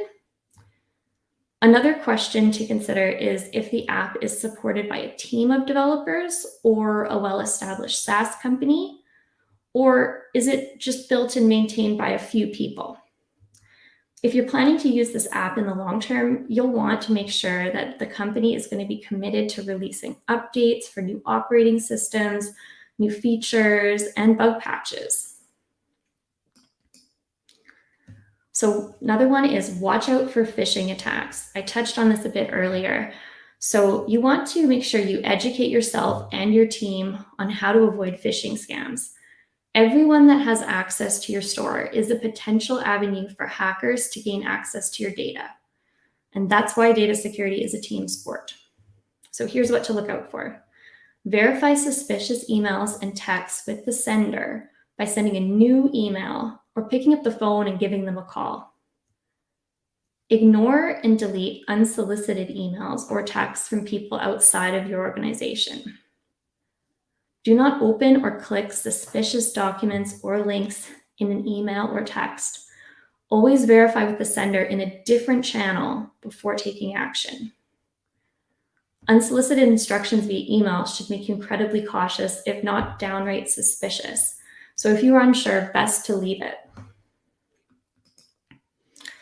So to recap, e-commerce stores face many risks that you can't always prevent, from human errors to cyber attacks, but you can prepare.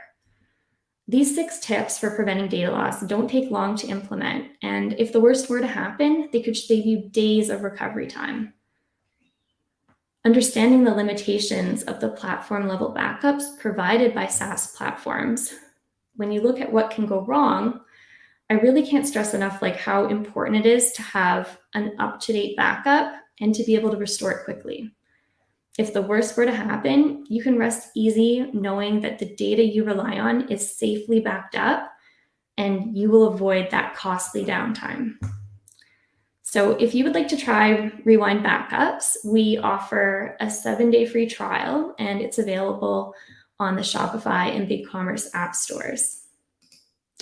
So I just want to thank everyone for joining this session. I hope you came away with some useful tips that you can start implementing and protect your online stores.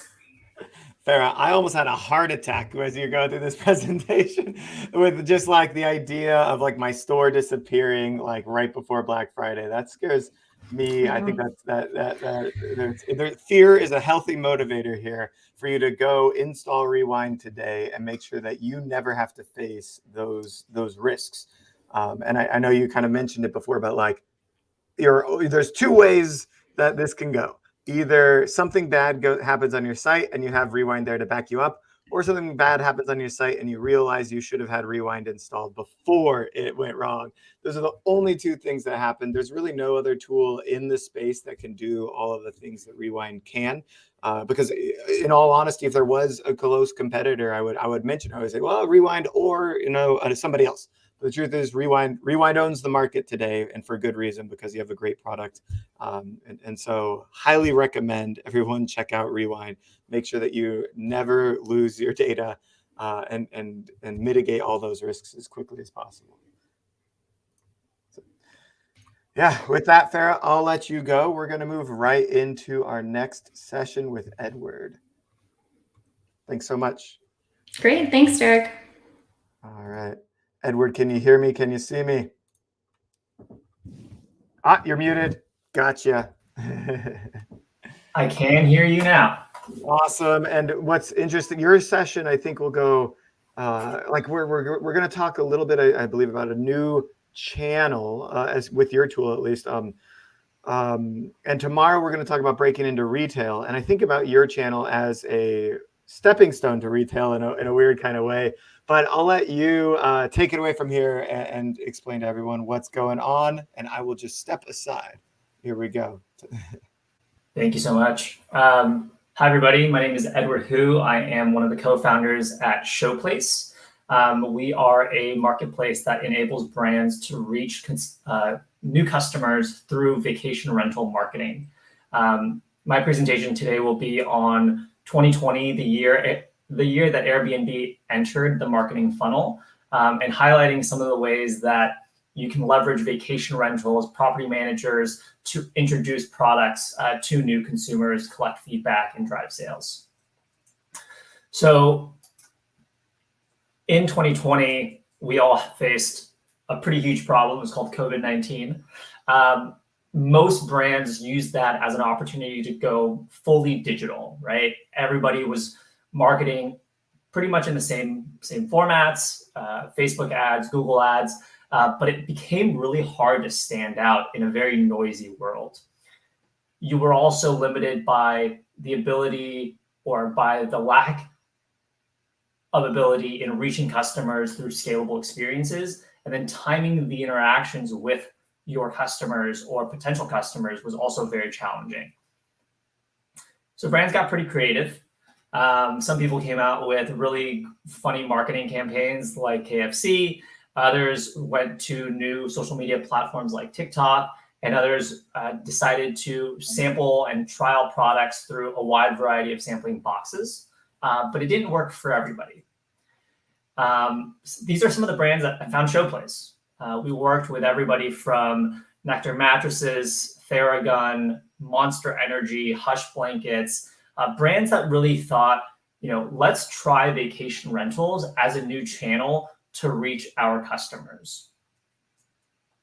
And so thinking about this channel, we really wanted to position ourselves like traditional digital media in the sense that identifying the right customer base should be just as easy. So we created a platform that allows brands to find customers based on where they're staying. And we do this by identifying things like psychographics and the demographics of your customers, and then figuring out and kind of working backwards to understand how exactly we can make sure the products are going into the appropriate homes. Some of the benefits that this created were that we were targeting the right customers at the right moment, really close to the moment of consumption for consumable products, and then right when you needed a product like a mattress because you were about to go to bed. There was also this halo effect that we noticed created by being on vacation with friends and family. That halo effect helps your brand be remembered in a much better way because it's that product that you tried while you were on that trip that someone fell in love with during that bachelor or bachelorette party. And a third benefit that we saw was that because guests were trialing the product in an environment that was not pressure driven, they got to really experience the product for what it was worth. And if they did fall in love with it, we saw much fewer returns from those guest purchases. So if you want to do this on your own, you absolutely can. And here's how you would kind of start that process.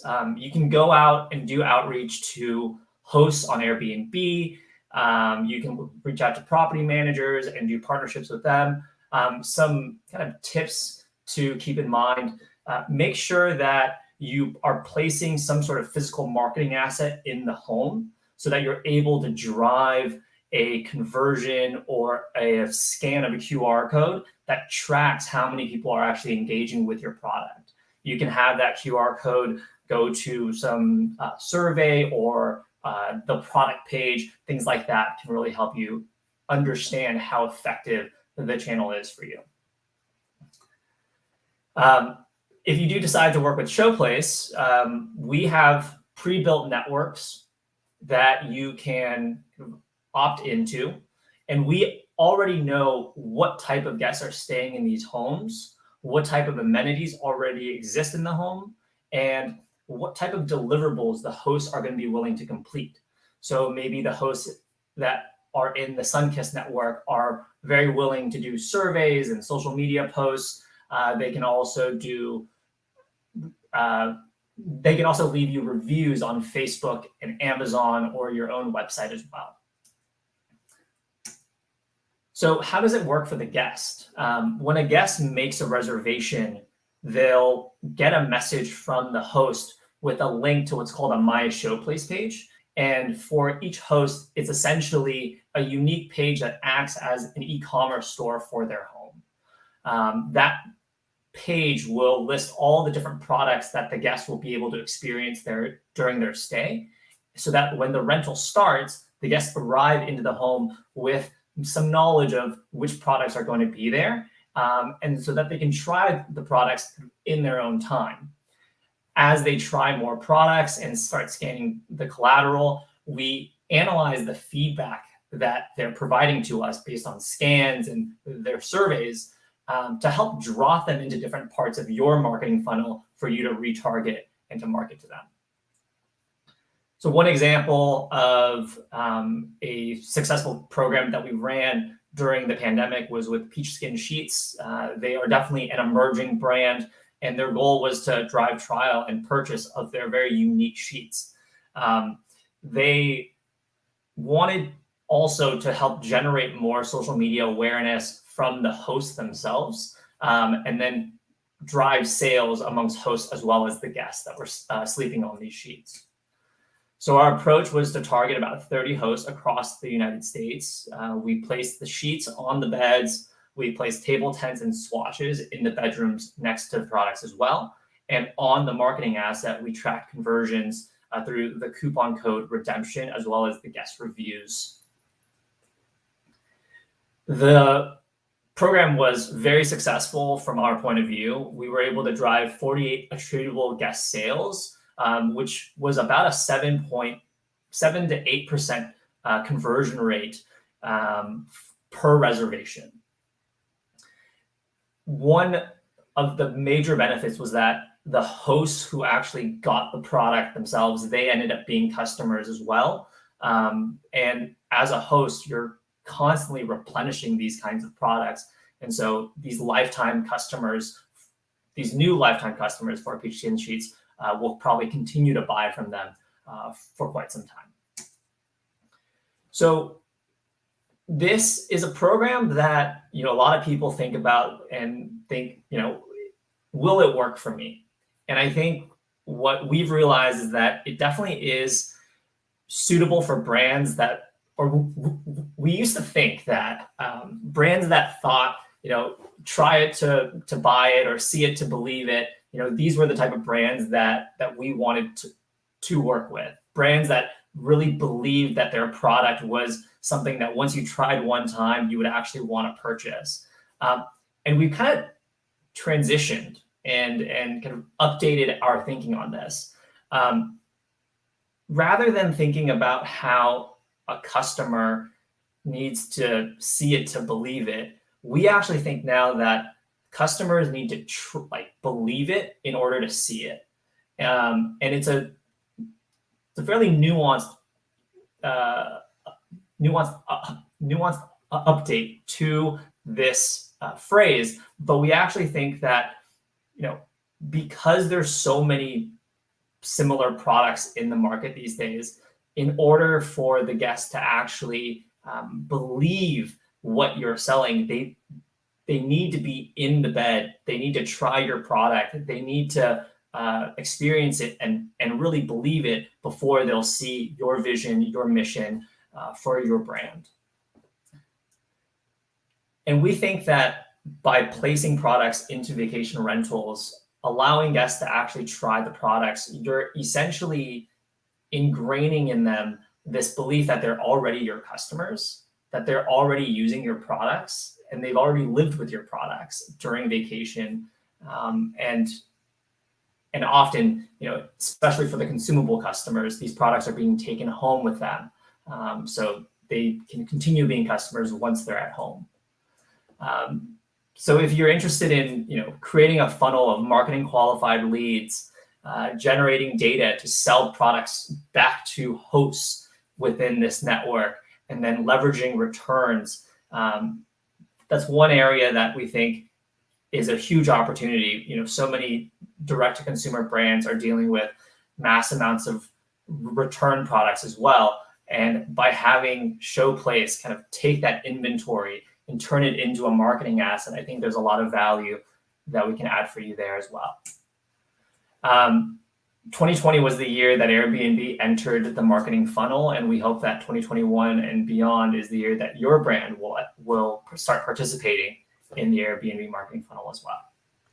I love it. I love this idea. And I just caught that at the end. They're saying like refurbished or sent back products, maybe even products that were opened, right? So the packaging isn't there. We can actually use those as part of our placement opportunities in Airbnb. That's brilliant. So I love it. We think about it as our eCommerce and an open box program, taking products that used to be a cost center, taking up space in your warehouse and turning that into a profit driver. Logistically, do we send the product to you or do we send it straight to the host? We've done both. So point-to-point eCommerce is something that we're doing right now with a couple of mattress topper brands and weighted blanket brands. But there's no way you would want to take that inventory. Exactly. Yeah, that's awesome. Hush is an amazing company. I've spoken with their CEO before, and a perfect example of a digitally native vertical brand using Airbnb as channel marketing. So I think anybody in the home goods space, in the consumable foods, we just had Bump and Blends on, and I could imagine between them and BlendJet has the world's first portable blender, right? Put the portable blender on the counter, put the blended smoothie mix in the freezer, and you've got like a good joint connection there between the two of them, kind of being perfectly product placed, and then people are getting these smoothies, tasting them, and going, "Oh my God, how do I get more of this?" Yeah, I also love the display, by the way, next to the bed. I thought that was really amazing. Yeah, we think there's a great merchandising opportunities when brands can collaborate and come together and create a whole suite of products that work well together. We did one with Theragun, CBDFX, and a weighted blanket company, not Hush, but another one. And we called that our rest and relaxation kind of suite of products. And that actually got a ton of traction, and people did things in the sequence that we recommended. It was fantastic. We got great feedback on that. I love it. Now, the truth is, marketing qualified leads aren't for everybody, I suppose, because I think a lot of e-commerce, especially early days, is more on direct sales. So is there a change that we have to think about to our marketing funnel, or is it that the brand's not ready to invest in that stage, might not be ready for you? Which way do you think it is? Yeah, I think the reason why we've kind of started thinking more about marketing qualified leads is because we want the brand to own the customer. We want you to own that relationship. And by us handing over the phone number, the email, the address that we collect, and having you then do that marketing, you get to own that customer. You don't have to rent the customer from us. And if you're not quite ready to do that level of marketing yet, we can set up text and email drip campaigns to retarget them. But we think it's always more effective when the brand does it themselves. Wow, it sounds like we need to demo this platform and make, for the brands listening to see that full effect. I love that you're able to get that first, or is it first party information? It becomes first party information. Get the information, get the consumer opting into wanting to hear more from brands that are strategically placed in these Airbnbs. And I'm looking forward to the day where I never go into another vacant, like totally empty Airbnb again. And I think it'll be because of you and your technology and the process here that us as consumers will significantly benefit from this. Thanks, Darren. Awesome. Thanks so much for your time. We're going to go straight into our next session. Talk to you later. All right. We're bringing in Audrey from Facebook. Audrey, can you hear me? I can. How's it going, Derek? It's going great. I am so looking forward to this session. I think everybody here wishes they had an Audrey on their team, but none of us can afford you. So yeah, if we can steal your brain for 30 minutes, everybody, this is where we're going to want to take notes. And by the way, we are creating show notes in the back end. I'll share a link to that to make sure everybody here has access to that, because I have a feeling you're going to want to take notes for this one. With that said, Audrey, I'm just going to let you take it away. Rad. Thank you so much, Derek. Hey, everyone. I hope it's going well. I hope you're having fun and learning a ton. My name is Audrey Burgess. I am a creative researcher on the marketing science research team within Facebook's Creative Shop.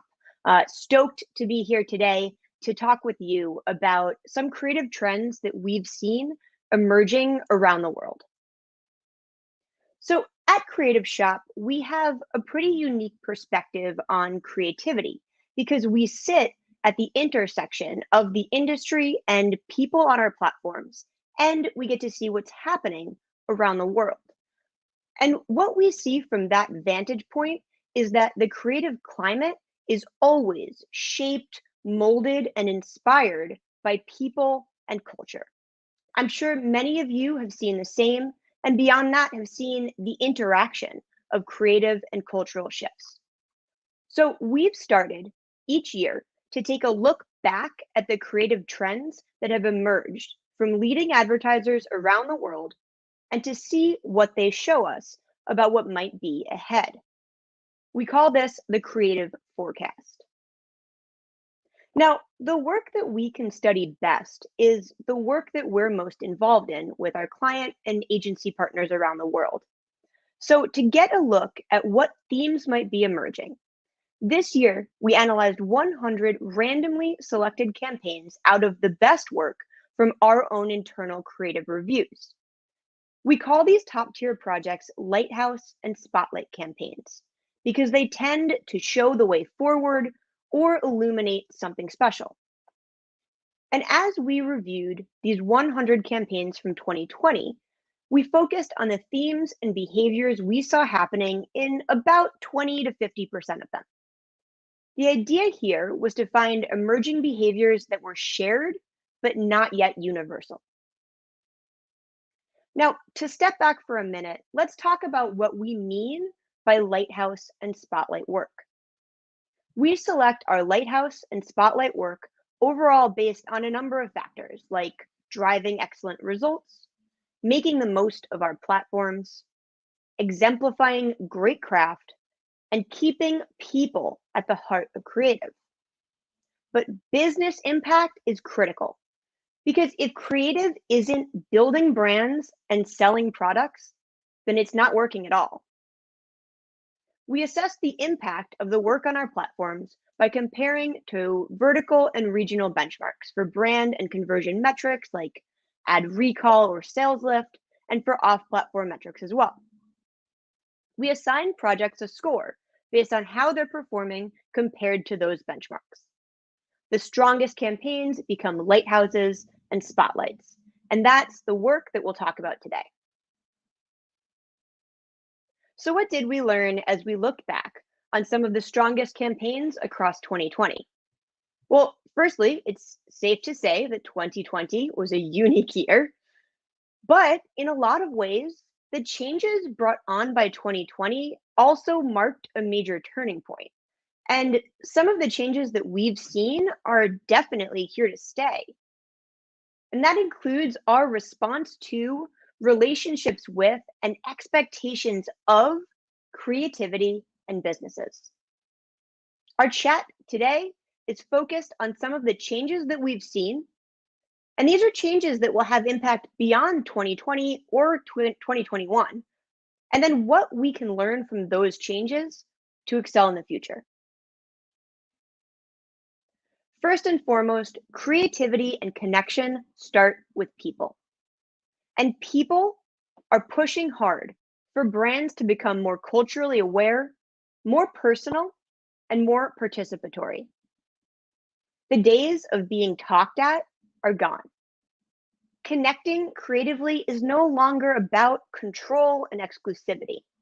It's about flexibility, inclusion, and evolution.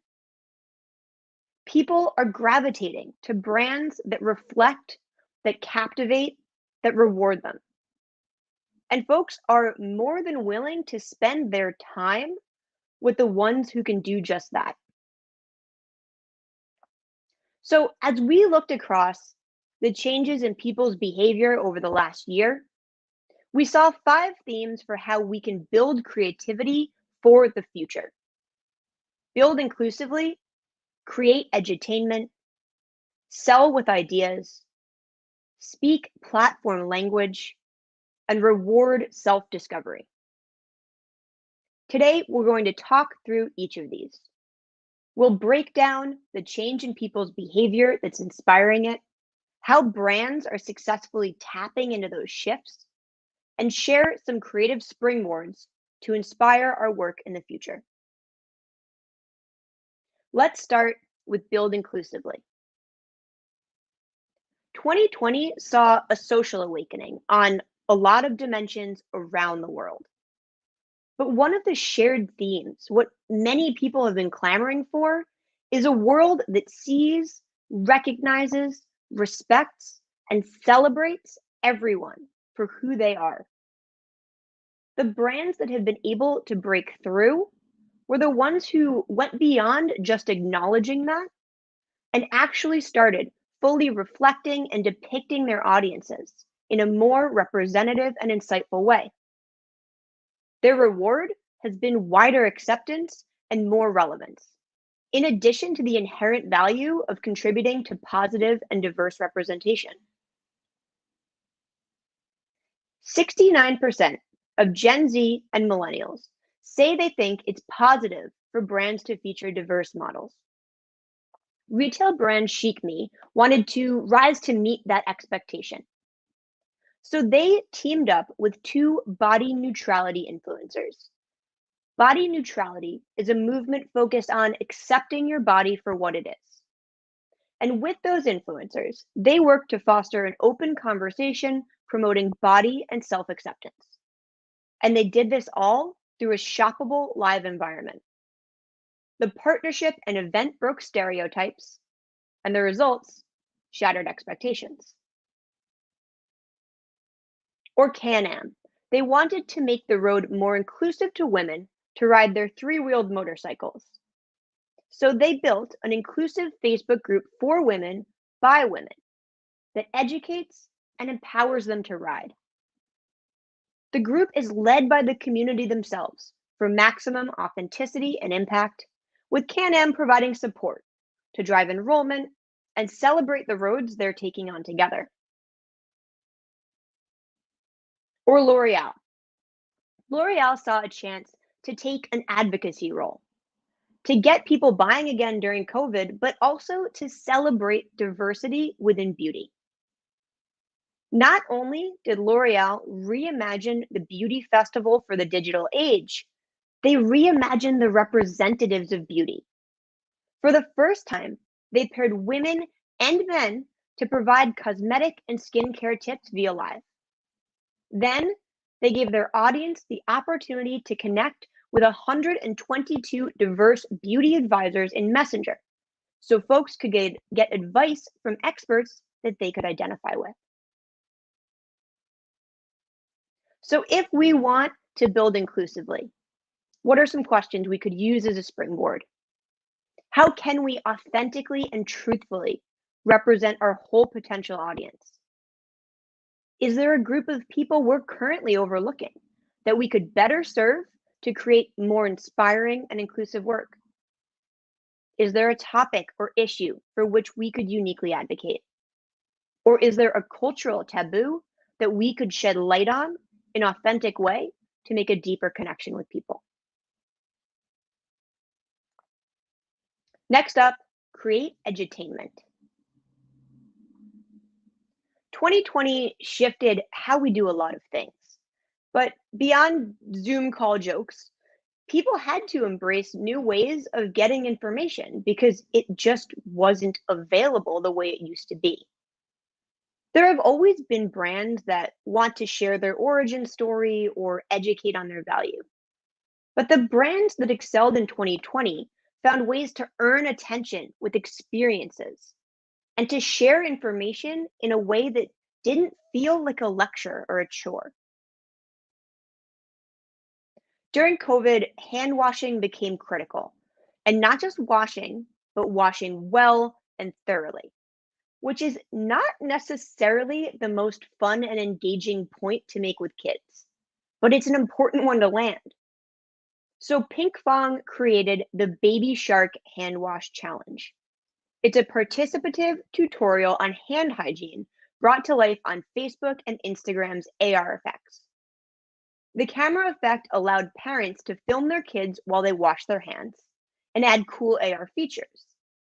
The kids were thrilled to see themselves performing with the famous baby shark, and parents got to confirm that their kids were washing their hands properly. So not only did it get those kiddos washing their hands, it drove action intent, reach, and media coverage for Pinkfong.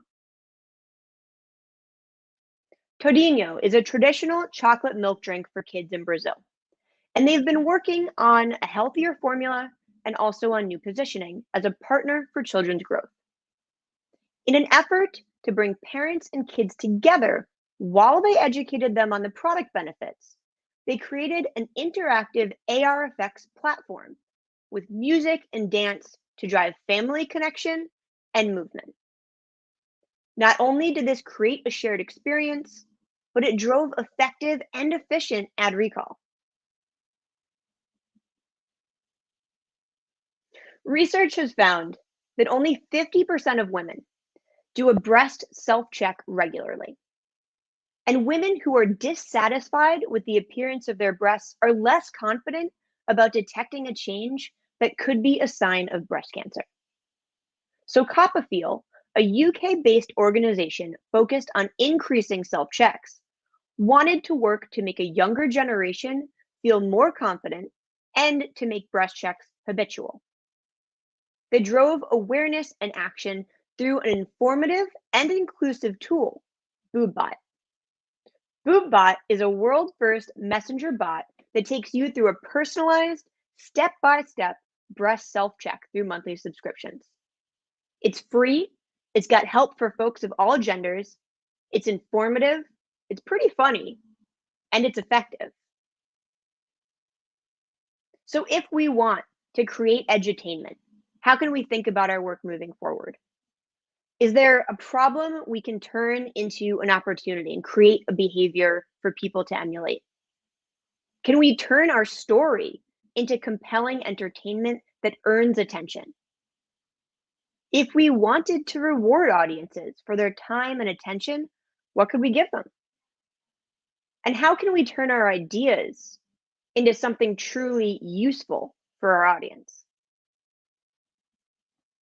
The third behavior we saw was to sell with ideas. As our lives shifted indoors, People lost some of the physical interactions and serendipity that might normally lead to discovering new ideas or new interests, whether from meeting up with friends, hitting up their favorite stores, or attending cultural events. Instead, we even more deeply leaned into our feeds as the always-on discovery engines that they are. And that, in some ways, turned out to be even better than we expected. The brands that thrived in this environment didn't just enable e-commerce. They made themselves discoverable, not just by using ideas to stand out, but to do so in a way that closed the sale. Allbirds is a leisure sneaker brand, known as the world's comfiest sneaker, and for their deep commitment to sustainability and eco-friendly products. They were launching the Dasher, their first ever performance running shoe. To introduce it to the world, they used a beta typing methodology to test the right mix of functional product benefit messaging versus sustainability messaging. Creative testing helped them find the right set of ideas, and through that, to drive strong sales performance and to successfully establish credibility in a new category. Pomelo's birthday sales is one of their big sales events of the year, and typically they rely heavily on dynamic ads. But this year, Pomelo wanted to reward their community and build a sale for all. Using polling, the brand allowed the community across markets to decide which items they really wanted to go on sale. The most voted products got a discount during the sales day. Not only did this audience-first approach get fans excited, it drove return on ad spend improvements and helped them to evolve their creative strategy. On top of that, they got bonus customer insights and fans got a discount on their favorite items. I believe that's a win-win-win-win-win. Westpac Bank created Tales of the Gig Economy to celebrate the weird ways some young people made their money. In addition to being entertaining, it positioned Westpac as the bank that both understands and is there to support them in getting ahead, however unusual that path might look.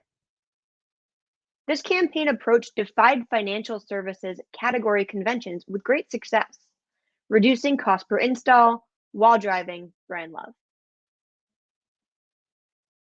So how can we connect our community to our products and build ideas that sell? Maybe we could start by asking how we could use a differentiating concept to both drive interest and convert potential buyers. How could we turn a pivotal sales moment into a thumb-stopping idea? What if we leveraged an aspect of our brand, product, or a cultural moment to inspire a larger idea? Or ask what audience needs to know you better and how you can design experiences that speak to their key motivations. Next up, let's talk about speaking platform language. 2020 saw an explosion of creativity across digital platforms, not least across ours. Amid the constraints of our houses and home lives, we found all kinds of new ways to express ourselves and connect with each other. And oftentimes that meant leaving the traditional polish and craft and curation of years before behind. The brands that turned heads and won hearts did the same. They leaned into the language of the platform to meet people on their terms and to make themselves more authentic and relatable. They embraced lo-fi production, user-generated content, and creators, to name just a few. And the results spoke for themselves. With Together I Am Strong, German retailer Zalando created a composite tribute to celebrate home athletes in their own language. The brand took the stories, videos, reels, and images that people everywhere were posting and created a celebratory campaign of the creative ways we were all staying fit at home. The campaign struck a chord and clearly stood out in a sea of COVID ad sameness, driving significant brand lift across all of their measured markets. Or Lotte Chilsung, a Korean cider brand. Using a language their coveted younger audience thrives on, creators, they found a way to speak to their audience in ways that worked better than anything they'd done before. The creators each used their artistic expression to play with the idea spicy loves chill, and to turn beverage consumption occasions into occasions for self-expression, and honestly, to create some really cool visual art. In turn, they saw huge gains in message association and action intent among key demographics. Or Sweat. Sweat is one of the most popular fitness apps in Asia Pacific, and it's a position they built by running performance campaigns on our platforms. But when they had a new product to launch, rather than repeating claims and workout prompts, Sweat asked the community to speak for themselves in their own language. With a combination of live widths and sticker packs, Sweat gave a voice to how their community works out and found a new level of success in return. So if you are ready to start speaking the language of people and platforms, think about this. How can the natural language of platforms be an integral storytelling tool to connect with people on their terms? Can we leverage an existing trend and make our story more relatable? Is there a community we could activate to tell a shared story in their own language? Or which creator's authentic voice could help to diversify and amplify our own? Lastly, reward self-discovery. As our entertainment and curiosity moved even more online in 2020, people weren't just spending more time than ever across our platforms. They were exploring, they were enjoying what they were finding, and they were delighting in the journey of discovery. People jumped at the chance to use the platforms not just to consume content passively, but to actively participate and explore. And the brands that connected most deeply realized that brand building is now a participation sport. They fed folks' desire for exploration and for discovery at their own pace. Rather than just introduce their product to a new audience, Cosnova, a European cosmetics brand, decided to invite that audience to participate in rewriting a more inclusive and representative version of beauty. Together, the community created an AR beauty mask, not to hide behind, but to celebrate who they are and what they're most proud of. In return, the brand found a whole new set of loyal evangelists in a coveted younger cohort who were now pink and proud. Or when Acura was planning their 30th birthday, they could have created a long-form film, maybe in black and white, about their history. Instead, they decided to give people the chance to get in the driver's seat themselves, to experience 30 years worth of heart-racing nostalgia firsthand. The retro arcade-styled mobile game pulled people in an unprecedented way, driving both significant gameplays and consideration lift. When people want advice, they often turn to friends with tools like Messenger. So to take cooking help to a new level and make sure Hellmann's was the key ingredient, they created a messenger bot. The bot temporarily connected people looking for ideas for leftovers in their fridge with people from the social gastronomy community who could teach them how to make something delicious from what they had on hand. So if we want to create in a way that rewards self-discovery, some things we could think about. How can ideas that drive participation and discovery elevate our connection with our audiences? Is there a linear story we could tell? Could we build our ideas as rewards along that narrative path? And where can we use the community's real-time feedback and support? How could we take their ideas and turn them into action? So, having walked through all of these behaviors, I hope you've enjoyed the tour of how culture and expectations of creativity are evolving. And I think evolving in a really good way, in a way that asks brands to take that extra step into something more inclusive, more engaging, more rewarding. That evolution is creating exciting new opportunities for brands to connect with people and sparking new ideas for how to harness that potential. Because how culture has changed really has started to change creativity. And these are changes that are here to stay. And it's left us with a handful of provocations to think about as we start building together. And keep in mind that these questions, these prompts, these behaviors, just like the cultural shifts that drive them, are not mutually exclusive. You can create informative, inclusive edutainment, like Copperfield did with BoobBot. You can leverage platform language to create a discovery journey, like Cosnova did with their community-driven AR effects. So let's ask ourselves what we want to do next. Let's dream big, let's dream inclusively, and ask how we can invite everyone to come along with us. Thanks so much. Audrey, wow, that was amazing. The examples there are absolutely phenomenal, and I'm curious. These 5 bullets hit me really close to home personally. I don't think there would have been these 5 bullet points 5 years ago. Certainly not 10 years ago. I'm curious as to when do you think it changed into the exception of inclusivity and self-discovery and all these things in the past, and then also curious as to how it stays the same or changes in the future. For sure. I think it's a matter of degrees, right?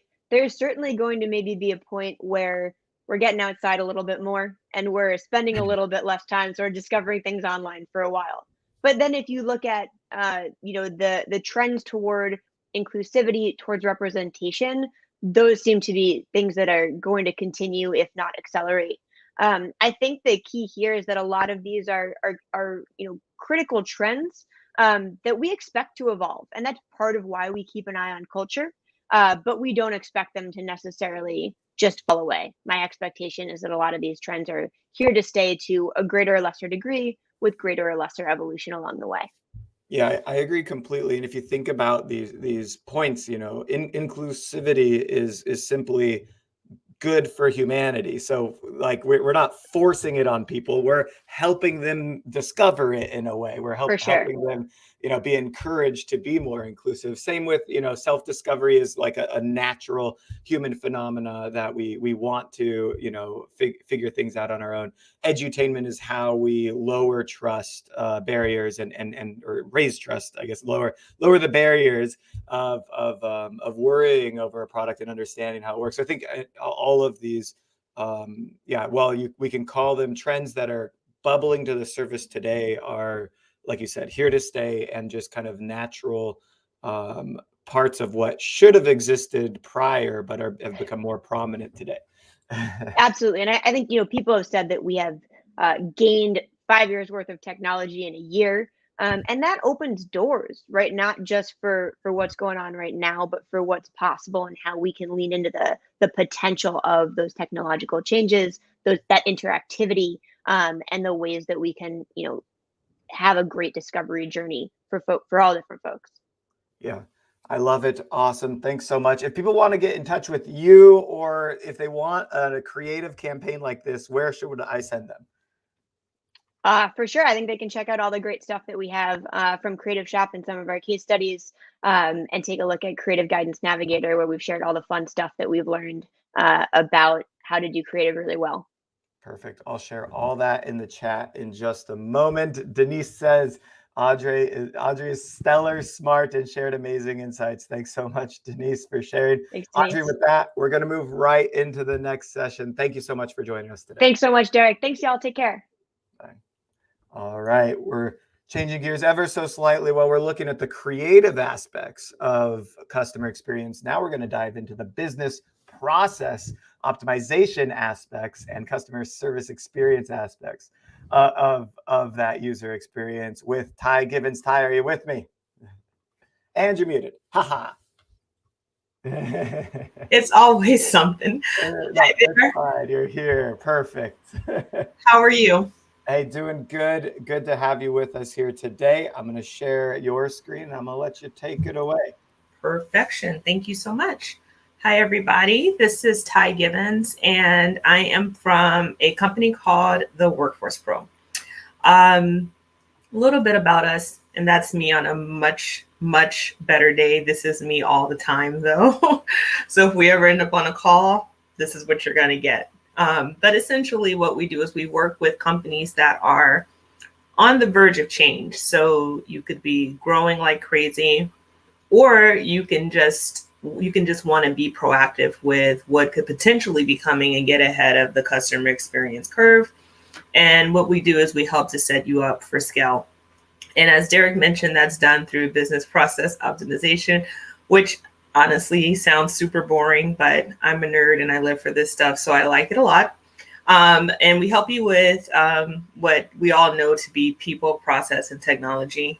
And I bring that up early because we're going to talk a lot about people, process, and tech throughout this presentation. But some of the clients that we've been fortunate to work with are some that you may know of. For example, Your Super, Thrive Cosmetics, Dixon, Ilia Beauty, Cadigan, Visibly, on and on. There are a few that I didn't list, obviously, but these are some of the ones that I think probably most people have heard of. And many of our clients repeat projects with us. So we'll end up doing, 2, 3, 4 different projects. Just really depends on what it is that they're trying to do. So first, thanks for having me. I hope that I am able to talk to educate you on some of the benefits of being a digitally native vertical brand. So there's pros and cons, obviously, but in my opinion, the pros outweigh the cons, but you're ultimately going to be the judge of that. One of the biggest benefits is that you have complete an end-to-end control of your customer experience. Throughout the presentation, I'm going to give you guys stories of different companies that I have worked at or with who were in this space, and how some of the recommendations that I'm giving you ended up working really well for them. So we're going to just go ahead and start talking about really quickly what the pros and cons are for being a digitally native vertical brand. So pros, you know what's happening with your customer from end to end. From the time that the customer signs up with that email address to the time that they place their first order, if that's what you do, to the time that something went wrong with that order. You'll know exactly what that is because you guys have everything in-house. It's yours. The only part of the process that likely may not live with you, that I'm sure doesn't live with you, is this once that order is picked up from, say, said warehouse and moves on to a third-party carrier. You don't necessarily have control over that piece. But even if that is the case, you have some controls. And I've found that a few brands that I've worked with did not have a claims process set up to be able to recover some dollars from missing or lost orders. For those that do high enough volume, you hadn't negotiated an automatic kickback for those types of items. You also hadn't partnered with a company that could offer insurance at the time of checkout. And there are a few that do that. So all of these things are things that you should be doing. But essentially, you have control over pretty much everything end to end. You are the ultimate creator of your customer experience. And we got to take ownership. So when it comes down to it, if a customer is purchasing with you and they are not happy, I shouldn't say a customer because you're not going to make everybody happy, but for the most part, you definitely want to have happy clients, obviously. You want to understand what are customers telling you, even if it's something that you don't agree with. And I think that that's where we kind of shoot ourselves in the foot, is that we try to tell the customer what their problem is instead of accepting from the customer what the problem is. And if we focus on what the customer tells us, we're going to save a lot of time, energy, and effort.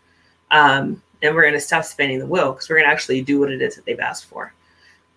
Now, I have been I won't say the name of this company, but I worked for a company a while back, and they had a subscription-based model. And through surveys, they were told by people who were not purchasing that the reason they were signed up, but they weren't purchasing, that the reason why they weren't purchasing is because of the membership. So they canned the membership. So what's the problem there? You're letting non-customers tell you what to do with your customers. So again, listen to the people who are actually spending their money with you. They'll tell you what it is that they need. You can get super personal. I have educated myself by reading a few different articles on thoughts about DMVBs and whether or not personalization is a thing. I'm going to tell you from my vantage point. I heard the person before us, who was amazing, speak about inclusivity. I agree 100% that that is key and critical. And that is key and critical in CX as well. I've worked with numerous beauty brands. I can tell you, wow, let's go back really like maybe 2 or 3 years. One of the brands I worked with, when a male employee communicated with their customer who was predominantly female by way of chat, he had to chat as a female identifiable name, because the women at that time didn't feel that a man could give them advice. So you turn that around to today, and that's not the case anymore. So, excuse me, a person has to see themselves in your brand, right? And so we're in a space, as she mentioned, of inclusivity. And that's the world that we live in today. Much more open, much more diverse. So when it comes down to getting super personal, one of the arguments against that you'll see in the cons is around ROI, and I'll get to that in a moment. You can react much faster, right? So if something goes wrong, you have all the parts that you need to react very quickly. But more importantly, you can be proactive. And I think that moving from firefighter mode to fire prevention is really the key to having a great customer experience. Listen, guys, like, customer experience is not rocket science. It does feel that way sometimes once you start to pull back all of the layers and the lids and all that. But it really comes down to common sense, right? Treat people well, make them feel important, tell them the truth, and be accurate, handle things accurately, and do things that make sense. I've known many companies that have really backwards policies that make absolutely no sense. Just make sure that things make sense, right? And pay attention to your loopholes. So we'll talk about looking at your company from an outsider's perspective in just a little bit. All right, so some of the cons. One, the ROI may not be there. One article I read, and I don't have the link up right now, but I'll pull it and add it to the slides in case you guys want to see it. But one article I read talked about how businesses are spending so much money on, trying to personalize, that the ROI is just not there. And when you think about it, the overzealous personalization, does it actually go into what the customer wants, or is the customer just going to be happy and satisfied that you were able to deliver for them, right? And so, again, in a little bit, we're going to talk about some tools around this, but the question comes up, does it make sense to do all of the things that you think, or does it make sense to do what the customer says that they want? So you need to be listening to the customer. I'm just going to give you guys that one right away. All right, so how do you take advantage of your position as, a digitally native brand without breaking the bank? You're going to have to go backwards.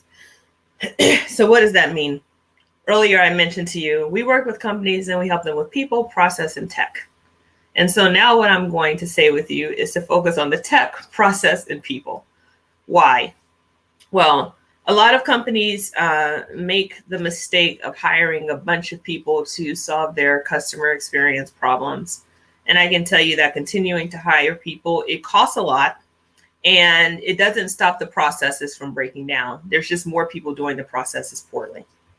So if you start backwards and you focus on the technology first, so you build your technology around the experience you want, and then you add the people in to fill in the gaps for the technology. All right, so let's talk about tech. Now I'm using a big word here, ERP, enterprise resource relationship system. I forgot that fast. Anyway, it's on here. Drawing a blank at the moment. But leveraging your ERP is going to be something that's going to help you to tell a full story from a technological perspective. Another is make sure that your systems are speaking to one another. And then creating self-service and automation for mundane and repetitive tasks. I'm going to go deeper on each of these, but I want to give you a high-level overview first. For process, you're going to measure the right KPIs and make sure that your cost per contact is 1.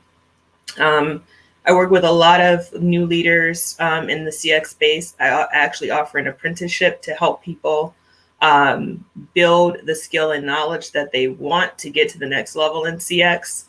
Most CX leaders that I work with who are pretty junior have no clue what it means to measure cost per contact. And that's going to take you back to the ROI piece. And it's super, super critical and important for you to know how much it costs for you to service your customer. If you don't know that, you want to know that. If you're a climbing leader, that's going to make you look real good. Make sure that you know it. You need to make customer listening part of your world, right? And that is, yes, reviewing tickets for quality. So a lot of times we focus so heavily on quality assurance. You know, in today's world of texting, you'll often find, and I have nerve, y'all. I am the queen of typos. You've probably already seen some in here. So please take this next statement in the kindest way. But there's a lot of challenges with written communication. And we live in a world now where we're doing everything on our phones, right? So we're all texting all day long and we're using a lot of shorthand to do that. And you'll see that that translates into shorthand when people are messaging your customer, and that is not what you want. So in quality, we sometimes focus so heavily on the communication between the agent and the customer that we lose sight of what exactly is the customer saying, right? And so make sure that you are tracking your contacts to a point where you'll be able to refer back to that later and say, oh, this was driving volume. That's another common thing I see with newer leaders is that even times where we've done like a whole powerhouse optimization for them, which is when we go in, look at your processes and essentially say, this is what you need to do differently, or we'll come in and build out your CRM. And we always include a custom field or two that's designed to tell the story about what people are looking for. And I'll go back and chat with my clients and they're like, oh, we haven't used it yet. And it's mostly leaders who haven't been responsible for understanding what drives contact volume, who haven't been held accountable for understanding cost per contact. So I heavily encourage you. I don't care if you just started working yesterday. You want to know what drives your contacts. Or if you started your company yesterday, started your business. The other thing is to review your customer experience as an outsider. That can be really difficult to do. We'll go on to that in a moment. And then personalize where it makes sense. So I know that sometimes, excuse me, I've seen where clients have been hesitant to have anyone reply. So let's say that I message a customer writes in and I reply as Ty. And I ask that customer a question. And then the customer writes back in. A lot of my clients go, no, I want them to stay with just that one person. Let them talk to Ty again. The question is why? This company is not a client of mine at all. I've never worked with them, but I did really love the experience that I had. It's called Wayfair. And so once I wrote into Wayfair, I was buying something or another. And I was conversing with someone, and somebody else replied back to me, but answered my question perfectly. I knew it was a different person because the name had changed, but I didn't feel like I was talking to a new person. And for some reason, I felt like that person understood what my issue was. And I feel like that is more important to the customer, that they get a nice, quick, clean response from someone who's knowledgeable, than it is that they see the same name each time. So that's just my 2 cents. But I've never, and I read a lot of emails and a lot of tickets, I've never seen a customer say, I want to talk back to the same person, unless that person asks them the same information over again, which has happened. And that's obviously not a great experience. So when we get to the people piece, because remember, we're working backwards now, you need to hire problem solvers. Taking a experience I had with a previous client, she was a great leader, head of finance, and she did some work with CX, and I helped her. And we would talk about the different personality types within the business. And she would always say, she called it hammers versus nails. So I think so a hammer obviously pushes things, makes things happen. And a nail, with the help of the hammer, will do what it's intended to do. But it's only going to do what the hammer tells it, encourages, or pushes it to do, right? So you need a mixture of both. But at that core, you need problem solvers. And we'll talk a little bit about more characteristics there. You also want to provide continuous education. Always be learning, always be learning, always be learning. Encourage it. It's not going to do anything but make things better for them, which in turn makes things better for you. And create a safe space for feedback. I'm going to go into more detail on that one as well. So let's talk tech. There it is, enterprise resource planning. Okay, so I'm going to tell you guys a quick story. I used to work for a company called Intuit a long, long time ago, back when we only had phones, telling my age. And when I worked there, I used to be a workforce management leader, which is getting the right people in the right place at the right time. So it's all forecasting and capacity planning and scheduling. And it's also the namesake of my company, the Workforce Pro, which people always think is like, why do you call it that? You do CX. My foundation is in workforce management. So when I was doing that role, I was focused on the one division, which is just the contact center within the customer service team.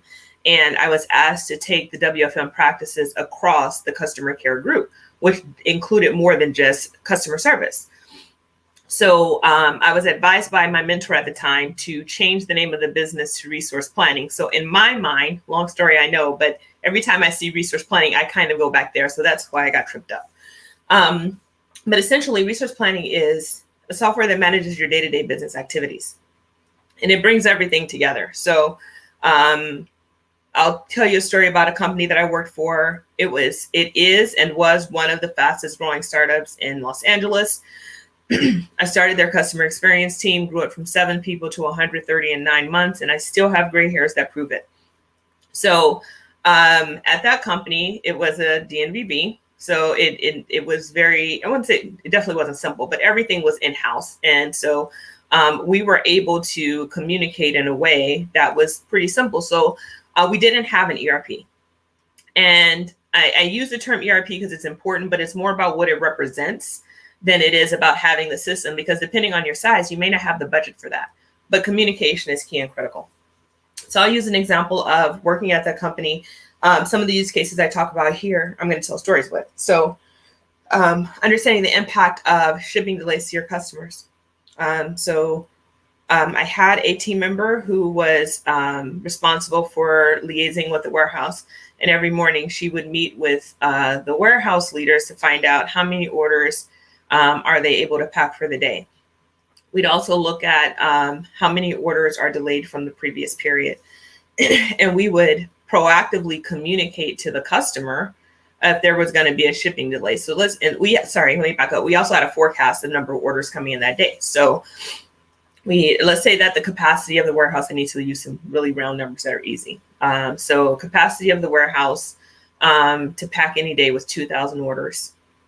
If we had a 4,000 order day, we knew that we were going to be delayed on shipping by 2 days, packing and shipping, that is. So knowing that information, we proactively communicated to anyone who purchased that day that there may be a delay in shipping, and we saw a huge decrease and increase, where's my order, right? Because we were proactive. With understanding the impacts of procurement delays, we sold very popular products well below retail. So when you do that, things would, people would be waiting for something to come back into stock. So I had a very, very close relationship with our buyer team, and we stayed on top of where are we with this product? Is it coming in? When is it coming in? To make sure that the team was abreast and knew what to say to the customer, which drove down escalations, right? And helped us to be, more proactive in our communication with them, right? Even if you have wish lists or wait lists or anything like that, staying on top of that and pushing messages out to let them know that it's not back yet, but it will, we're hoping it comes back soon. Those things help. Anything you can do to drive down volume without making people feel like you don't want to talk to them is a win. Knowing when you're running low on stock and avoiding overselling. So we literally would put a product on out of stock when we were down to a set number of items in inventory. So I don't remember what the number was, but let's say 100. We just say it's out of stock. Why? Because we don't know how many people are going to be trying to purchase that one who are still on the website. And we'd rather have a few to make, those few customers really happy than to have to contact customers after the fact to say, sorry, the item you ordered, it's not coming. And that's another process that you need to make sure that you have, because that's very common. For orders to be short shipped is what we called it. And most companies present those on a spreadsheet. If you have an ERP, there's a better way to communicate that and a better way to automate it. Yes, there's a cost, but think about how much it costs for you to have a full-time person doing those things as well. All right, so system integration. Excuse me. We're going to talk a lot about ticketing systems in this space because I'm focused on CX. Ticketing systems are our primary tool that we use.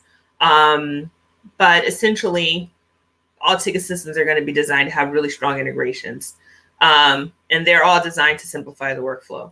So get the one that's right for you. There are many out there. There are some that are really strong with integrating with, say, Shopify. And then there are some that integrate with lots of other systems, and it doesn't matter. Get you something that feels good and works for you. And if you have questions on like how to assess the CRM, then you can schedule a free 15-minute session. I'll help you with that. So your ticketing system should connect to the back end of your website. Okay, telling another horror story. Everyone on my team of 130 had back-end access to the website. Can you imagine how many times a coupon got accidentally,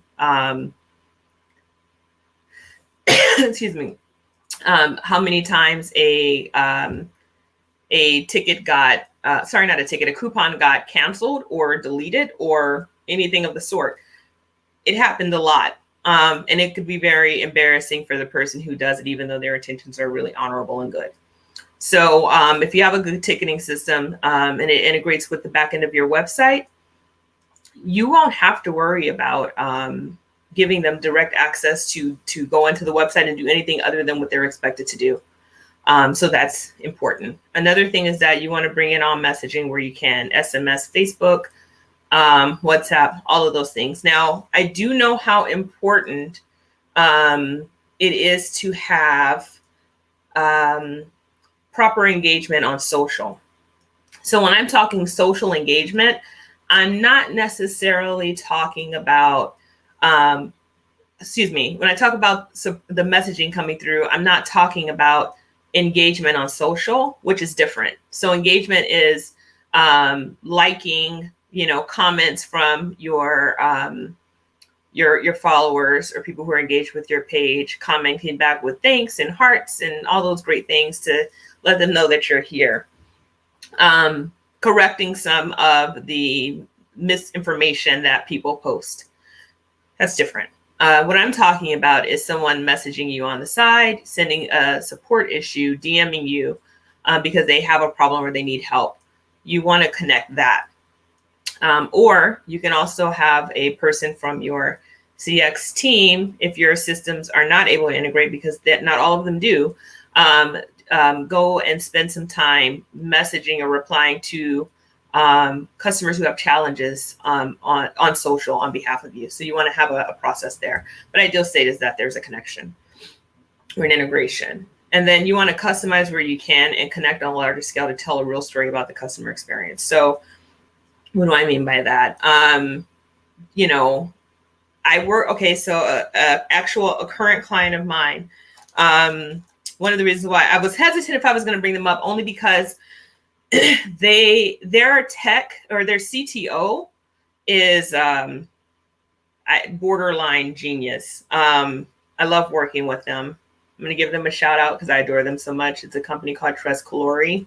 They do custom jewelry. And I've purchased from them for myself, for family. Amazing, wonderful customer support team, everything. So when there's a challenge, right, with any type of customer communication, or customers asking for something, or a customer needs something, they take every opportunity to look at whether or not that's a fix that they can put in place for every issue just like that one. And the reason why I'm so in awe of them is because they just recently hired a second person, but their customer experience person worked like 300 tickets a day. And he was still very nice. But he did that because a lot of the systems, a lot of the processes that they had are heavily, heavily automated, and they have an ERP that speaks to their systems, and it just makes it easier for them to do a lot more with less. So, yeah, that one was great. Okay, so self-serve and automate. Okay, deflect, don't deter. And defect. I told you, typos. This is just me, y'all. So deflect is what I meant, not deter. What does that mean? You have a question, customer has a question, they write in with that question. You give them options to answer that question before they press send. Do they always read it? No. One of my favorite complaints that I get from CX team members is no one reads the FAQs. No one takes time to answer their own question. And I think what we fail to realize is that the customer doesn't work there, we do. So if the customer never decides to answer their own question, I mean, big whoop. They paid money for the product and they expect service with it. And that's a real thing. But you're going to get a percentage of people who are going to be much more happy to go to a self-service tool to answer their questions. And that can, and you want to just target them. Get the ones who want to do it. Wonderful. In addition to that, you want to make sure that you are automating replies for questions where the answer doesn't change. So your return policy doesn't change, right? It just is what it is. How do I get in touch? Your phone number, your email address, the chat widget, whatever you use, it doesn't change. So a lot of times I hear people say, I don't, you know, my customer needs to hear from a person directly. We're not saying that they shouldn't, but what we're saying is that no customer gets upset for getting an answer to a question that was accurate and clear. They get frustrated when we hide behind technology and we don't address all of their issues. So if someone asks you, hey, what's your return policy? I actually wanted to return this shirt. It was too small. Do you have it in, you know, size medium, as an example? And you write back, the return policy is to return your item within 30 days. Thank you. You didn't address all the issues. So we shouldn't be hiding behind automation in that sense. But what we should be able to do is when the question is clean and clear, give them that information. But we want to make sure we address everything that the customer is looking for. That's what creates satisfaction. And a lot of times I see people hide behind macros and behind canned replies, and we don't want to do that. But if we're using self-service and we're automating properly, those funds can go back into making things super, super personal, which can also be invested into your ERP, or at least the communication process that you want to create. Or you guys can MacGyver tech. I MacGyver things all the time to create that experience. There's tools like Zapier and all sorts of things that will give you that same feel of super personalization, but for far, far less money. Excuse me. The next piece is processes. So I remember, and I know that this quote is from someone else, but my old boss said to me one time, what gets measured gets done, and that's factual. So from a customer standpoint, you want to have the basics. There's some people call it inventory, but how many contacts are you getting? You want to know which channels you're getting those on as well. Chat is always going to be a more efficient channel. So that's just something to keep in mind. If you want to think about efficiency, it's going to be live chat, email, then phones, because a phone, although emails are one-to-one, you have a lot more time to reply to it. A phone, you got to get that person right then and there. You might say, well, how is it that chat's more efficient? Well, if you have somebody or a couple of people who are really solid at multitasking, they can manage 3, 4, 5 chats at once. And so now you're servicing 3, 4, or 5 customers in that one engagement, and you're getting to them a lot faster. So, but anyway, I was on a tangent. You want to know your wait time, abandonment rates, or your drop rates. So abandonment, I'm showing my age again, that goes back to phone calls. These are not abandoned calls in the sense that it's basically abandoned in the queue. So not a call that's disconnected before it gets to a person, but a call that gets disconnected once that call is in queue. You want to know how many times that's happening, and when it's happening, and how long does it take, because that's going to tell you your customer tolerance, and that's going to help you with your staffing, so that you'll know how soon do you need to, how many people do you need to staff to make sure that you can get to calls more efficiently. And then you want to know how much it costs to service a customer. I get often asked, what's a good cost per contact? And I hate to tell you that it's relative. Let me scare the heck out of you and tell you, 15 years ago, it was like $11, $10 to $11. In a more recent life, call it 6 or 7 years ago, it was $3. So, and that was because we had an email channel as well as phones. Phones is always going to be more expensive though. But if your customer demands it, like, there's ways that you can set that up to make everybody happy. From an agent standpoint, you should know the capacity of the employee. Not everyone's going to do the same things at the same rate and the same pace, but you want to be in a space where you can understand what is your agent capacity, how many contacts are they able to handle and still be sane, because no one talks about employee sanity. Customer experience is a rough job. 9 times out of 10, people are not calling to tell you how much they love you. So you can imagine being responsible for things that you really have no ownership of, and hearing, people complain a lot. It can be very taxing. So please be sensitive to your CX team and show them love. However, to continue on what things you should be measuring, their strengths related to the service. You might have someone who's really great on chat and not so great on phones. And then you might have somebody who's really great on email and not great on chat. So play to their strengths. Another thing is how well they service the customer, which is the quality piece. So yes, quality is important. I know I talked about that earlier. I kind of smushed it to the side a little bit, but quality is super, super important because it helps you to create a consistent experience for your customer. I often encourage my clients to build a persona, like who is the company? 9 times out of 10, a company is a person. For example, I have a team that works with me, but the Workforce Pro is me. So I will have a complete connection fit if my clients aren't treated appropriately.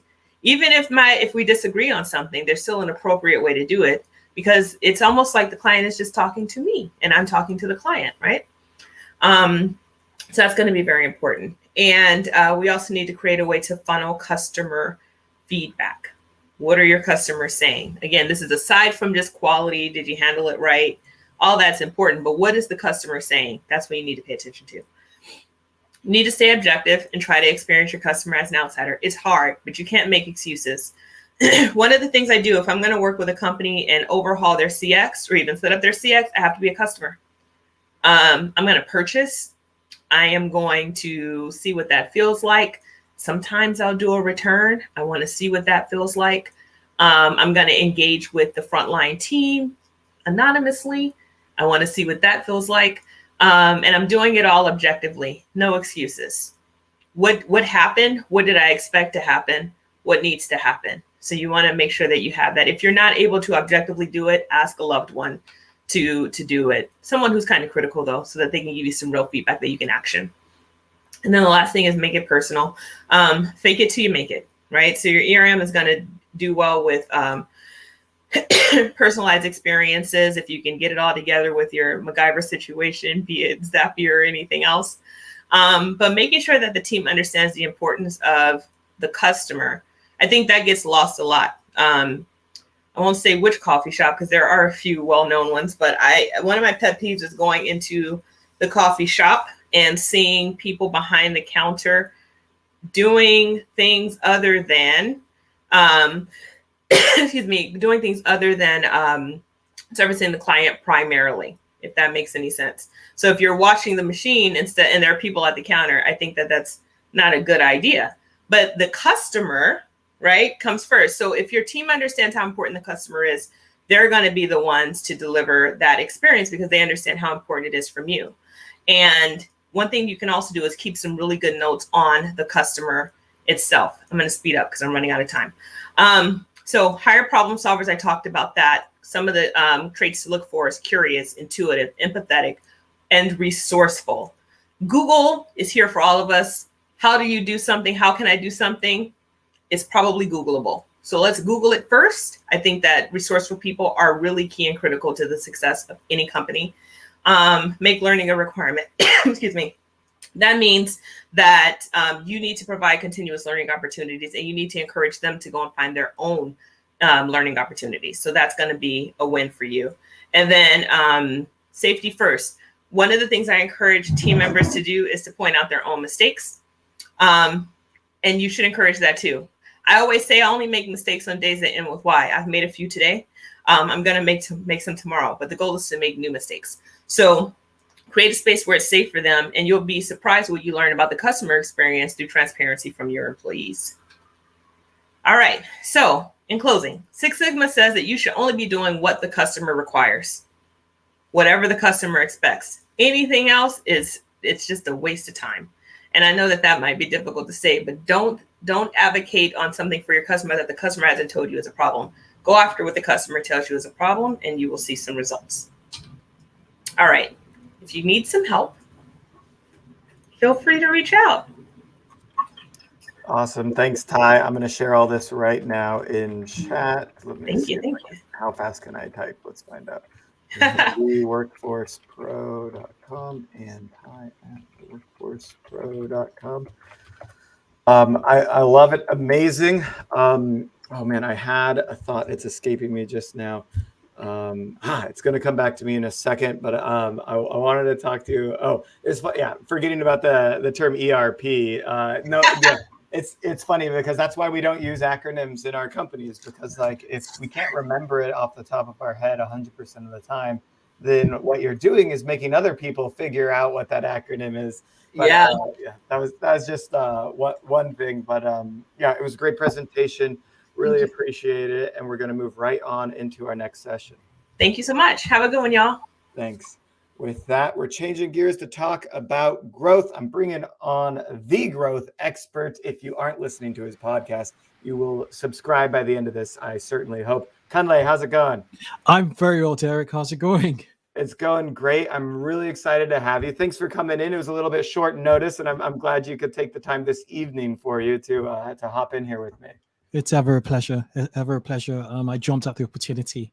But before we get into it, let's give the podcast plug and maybe even speak a little bit to your background for those that don't know you. Okay, where do I start with regards to my background? Do I go to 2005, or do I just start when I really got into e-commerce in 2014? Basically, I was an SEO guy for many years, and I needed guidance. I was lost. I was doing SEO for all sorts of businesses. And then we ran an event, and I realized that the most engaging just participants at that SEO event were the e-commerce businesses. There was an e-commerce business, selling kind of like photography equipment. There was another one. They were doing like drag racing gear. There are lots of people. And then I made a decision to go into e-commerce, and I was lost again. And then I started the podcast in 2014. And when I started it in 2014, it was just to learn from the smartest people, around, whether they were leading, marketing, leading engineering, leading, leading e-commerce businesses. I wanted to have conversations with them. And so I tapped into like my affiliate marketing, roots, back in the days. And I used to promote for e-commerce businesses as an affiliate marketer.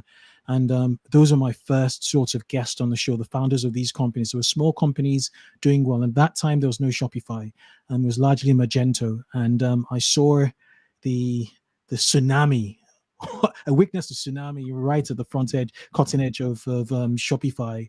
And it's been an interesting growing landscape. I mean, I cannot compare the landscape in 2017 to what it is today. So that's my story. So basically, if you tune into 2x e-commerce, you're just going to listen to smart minds in e-commerce. We handpick everyone and their remit. Before I have a pre-interview with every guest, and I tell them that, look, if my listeners, my audience, who I cherish really much, very, very much, do not, get a growth experiment, not necessarily a growth principle, but an experiment they can test on their store, please, we're not going to hit record. And when they convince me, I hit record, and we just drop value, really, e-commerce value. I love it. That's awesome. Definitely one of my favorite podcasts to listen to. And when you talk about the landscape, the changing landscape is something that, of course, I pay attention to, especially on the technology side. Mm-hmm. We could spend all day talking about that, but you mentioned doing affiliate marketing in the early days, and we're obviously talking about a changing landscape here, but maybe think back to those early days and give me one of the biggest mistakes either you or one of the brands you were working with had made. But this is back then, because these mistakes are still being made today. No, it's still fresh in my memory, because it was summer. My son was just born. My first son, he's 10. He's 10 now. Yeah. It's 2011, and I was doing affiliate marketing. And what I wanted to do personally was to consolidate the entire baby industry, inspired by the arrival of my son, in one single website. So in fact, that was the real trigger to e-commerce, really, if I really think about it, because what then happened was that I ran Magento essentially, and I created this site with 100,000 SKUs, 80 to 100,000 That's SKUs. a lot of work. Yeah, it was a lot of work, lots of categorization. I learned, information architecture off the back of that. And we went really well. It was like traffic. There was money coming in, and then Google came with Panda, right? And 8,000 visits a day went down to 80, 100, 200. It was not viable. And yeah, that got me. And I realized that, and this is not to throw shade at the SEO industry. I love you guys. But the issue with that was that I realized that we were working for Google. We were working towards like trying to hack the algorithms put by Google's engineers, and I thought, okay, there has to be a better way of doing things. And then that took me down this route of a brand focused approach, because Google wants the best for its users, and the brands that send the most reliable signals from a customer experience standpoint is what their AI is engineered to find, to source for. So it's really down to value to the market for long-term gains. And on that, from that principle, I've just learned, just hack for the long haul, be a saver, build equity with whatever you're doing, whether it's Facebook advertising, build equity with organic, build a reputation, both on site from an experience standpoint and off site. When I mean off site, I also mean, what happens after they give you their money? What do you do? Yeah. And, pre is, what do they experience from the ads they see through to from the expectations you've built and the ads they see, through to and the word, the word of mouth they've gathered, online, to what you deliver on the site. How do you roll out a welcome mat, red carpet, and you onboard them like they were your very first customers. And if you look at every customer like they're your first, you wouldn't get it wrong. Yeah, well, it was a lot to unpack here. The first thing is, sounds like you went from a black hat SEO to a white hat SEO, and thank you, Panda, for bringing him to the good side. Secondly, the site was completely dependent on one channel.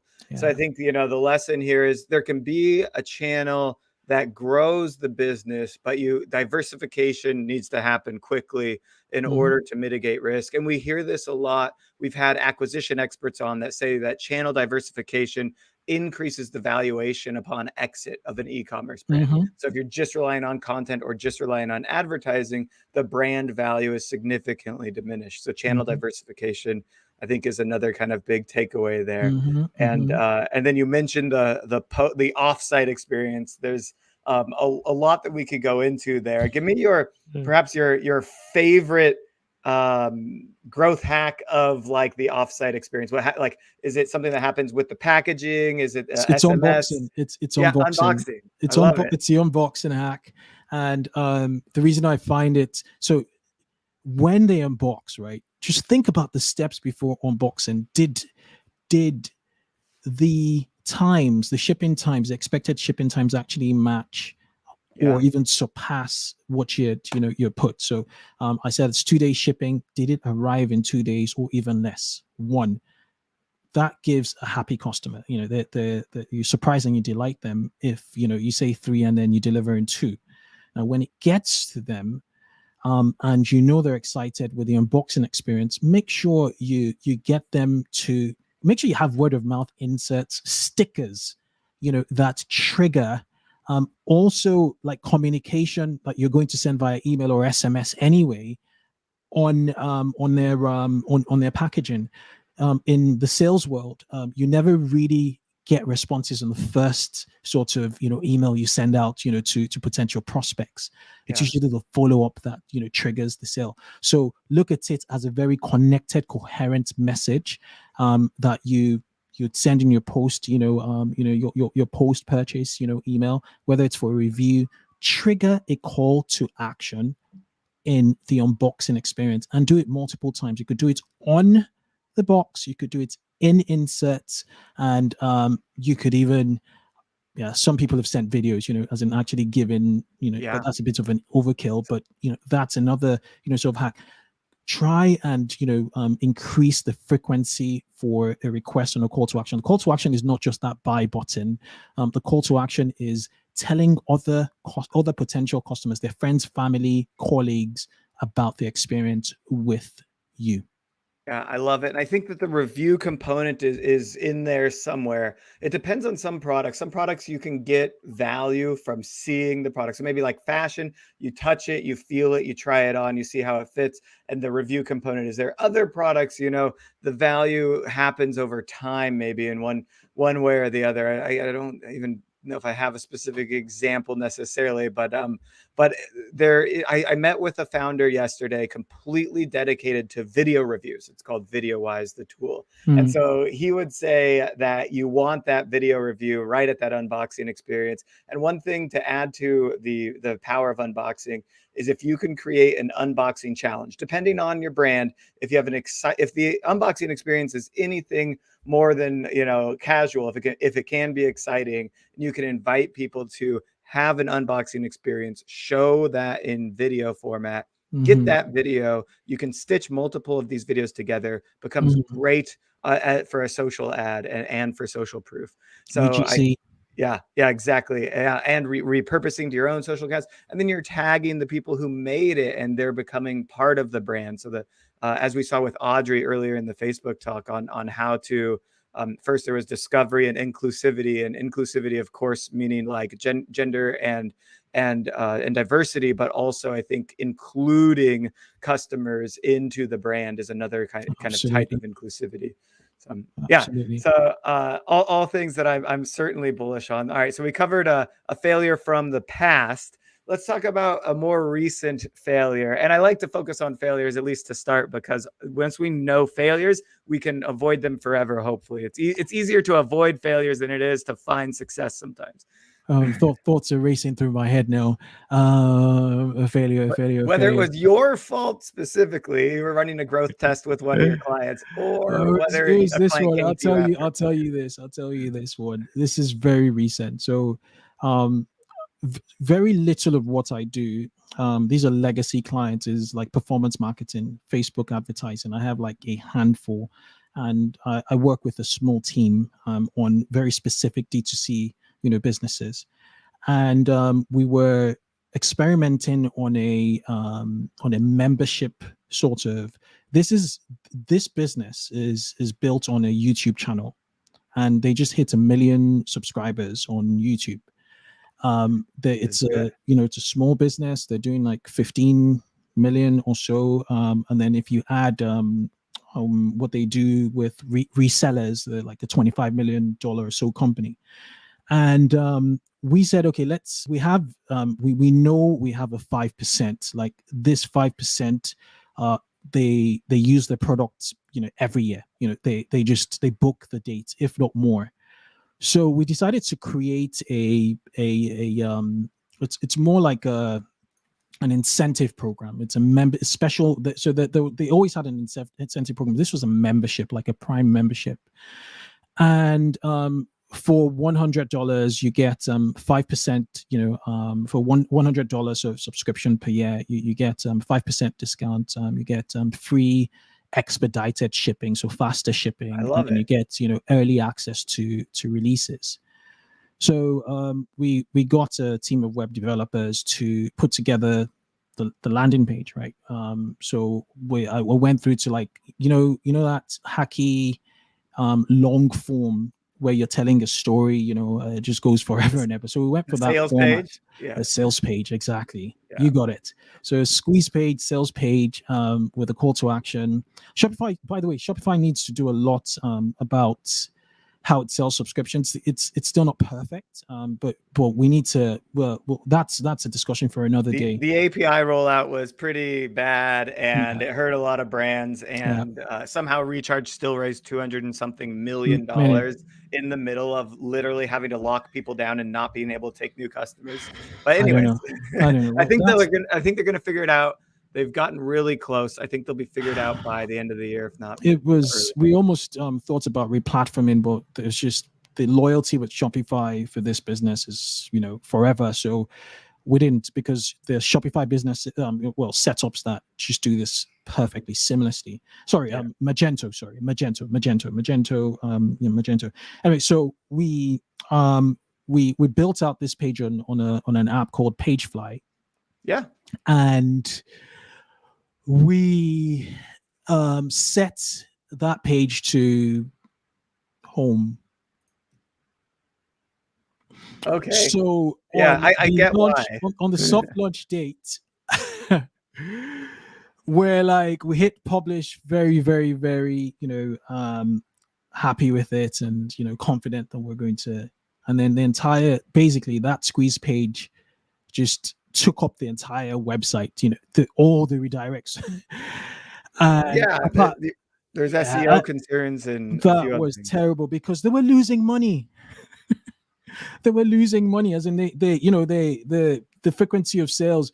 So we were panicking. We tried to roll back the template, and we tried to roll back. We hacked it. We got an emergency ticket with the web dev team. It was like urgent, pay them an arm and a leg for urgent attention, because the website was in a state of, anyway, basically to have curtailed this, we should just installed Rewind.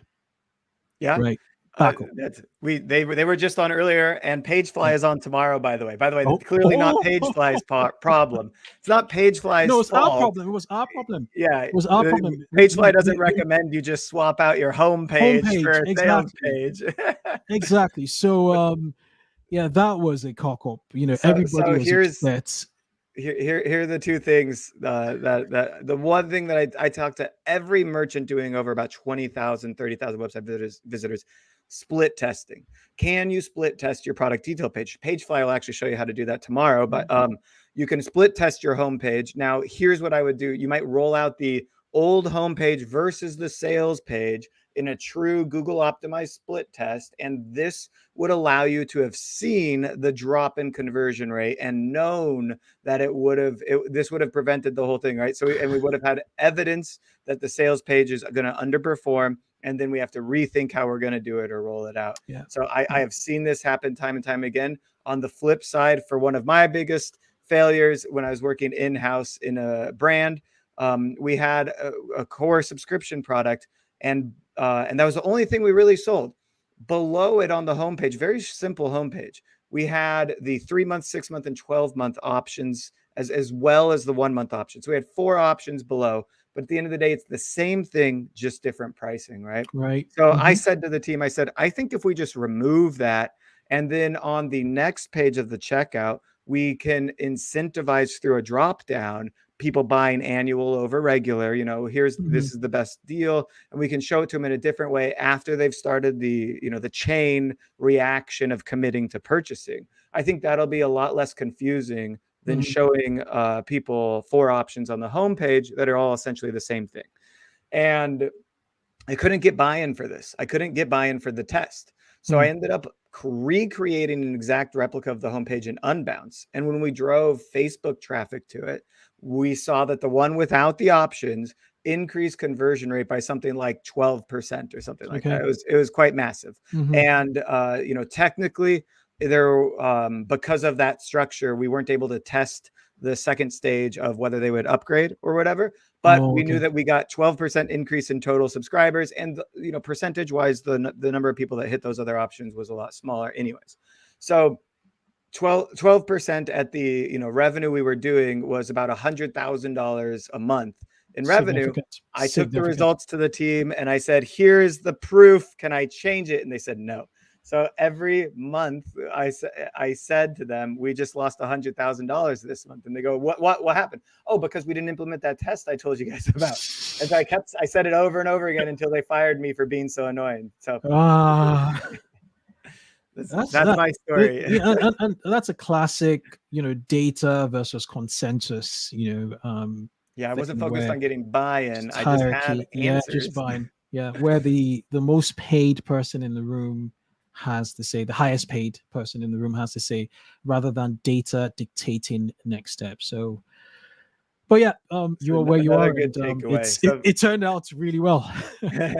So split testing, very important. Making major changes to the site without knowing the impact of them, arbitrary changes, right? So like there are other people, some people sometimes switching your product lines, or even switching your product detail page's main image or something like that can absolutely have a drastic impact that you just weren't expecting on the store. Sometimes we add a widget to the site, and that widget creates the third pop-up on the page, and you're like, okay, this is too much things coming at me. There's all sorts of little things and tweaks that I think we make in a effort to do well, and then we look at our results a month later, we're like, why are we losing sales, and why are we losing the post-purchase experiences? Why aren't we getting more reviews? And it's like, well, we didn't have a framework for testing and figuring out if all the levers we pulled last month were good levers or bad levers. Exactly. Yeah, exactly. It's iteration, really. You have to continuously iterate. If you buy a Range Rover, 10 years ago, they've iterated, they've learned, and then they've upgraded all the parts. Cars, in general, anything, that's engineered, any system should continuously be optimized. And testing is where it's at. Yeah, absolutely. I can't believe we're already getting close to time. We started a little bit late, so we can give ourselves a couple extra minutes. Happy to be here. So, we're here to talk about digitally native vertical brands and how we really pioneer ourselves in a niche market with a differentiated product, being digital first, but of course, the opportunity to expand later. What is it that and it's also, I think that it's quite clear that this is it's an emerging concept. It's emerged We have, large established brands. To me, it even feels like it started with Dollar Shave Club, but I'm sure it started before that. There are other brands to think of, other brands like Away coming out of, the woodwork. And then you've got Timbuktu, Bombas for socks. You've got all these, Walby Parker for glasses. What is it? What's the appeal? Why do you think people are loving this over Walmart, Amazon, Target? Like why do you think there's a consumer shift essentially that opens the door? Why do kids not like to hang out on Facebook? I see. It's just not cool anymore. Yeah, it's generational things. People want new stuff. So and that's why, in order to stay relevant, a lot of the conglomerates, are acquiring, these upstarts, because they need to stay relevant with those acquisitions. Facebook did it for Instagram. So in the CPG brand, you just don't want to. Yeah, there's the nostalgia of eating the same cereals you had when you were a kid, but when you hear about the environmental impact, the sugar, you're just thinking that the world could be a better place. Let me be that change. So founders that have figured out that through their products they can convince the market that things could be better are winning the game. And if you have advertising dollars and funding to really amplify that message, then you become potentially a unicorn. And that's not very, very, very common.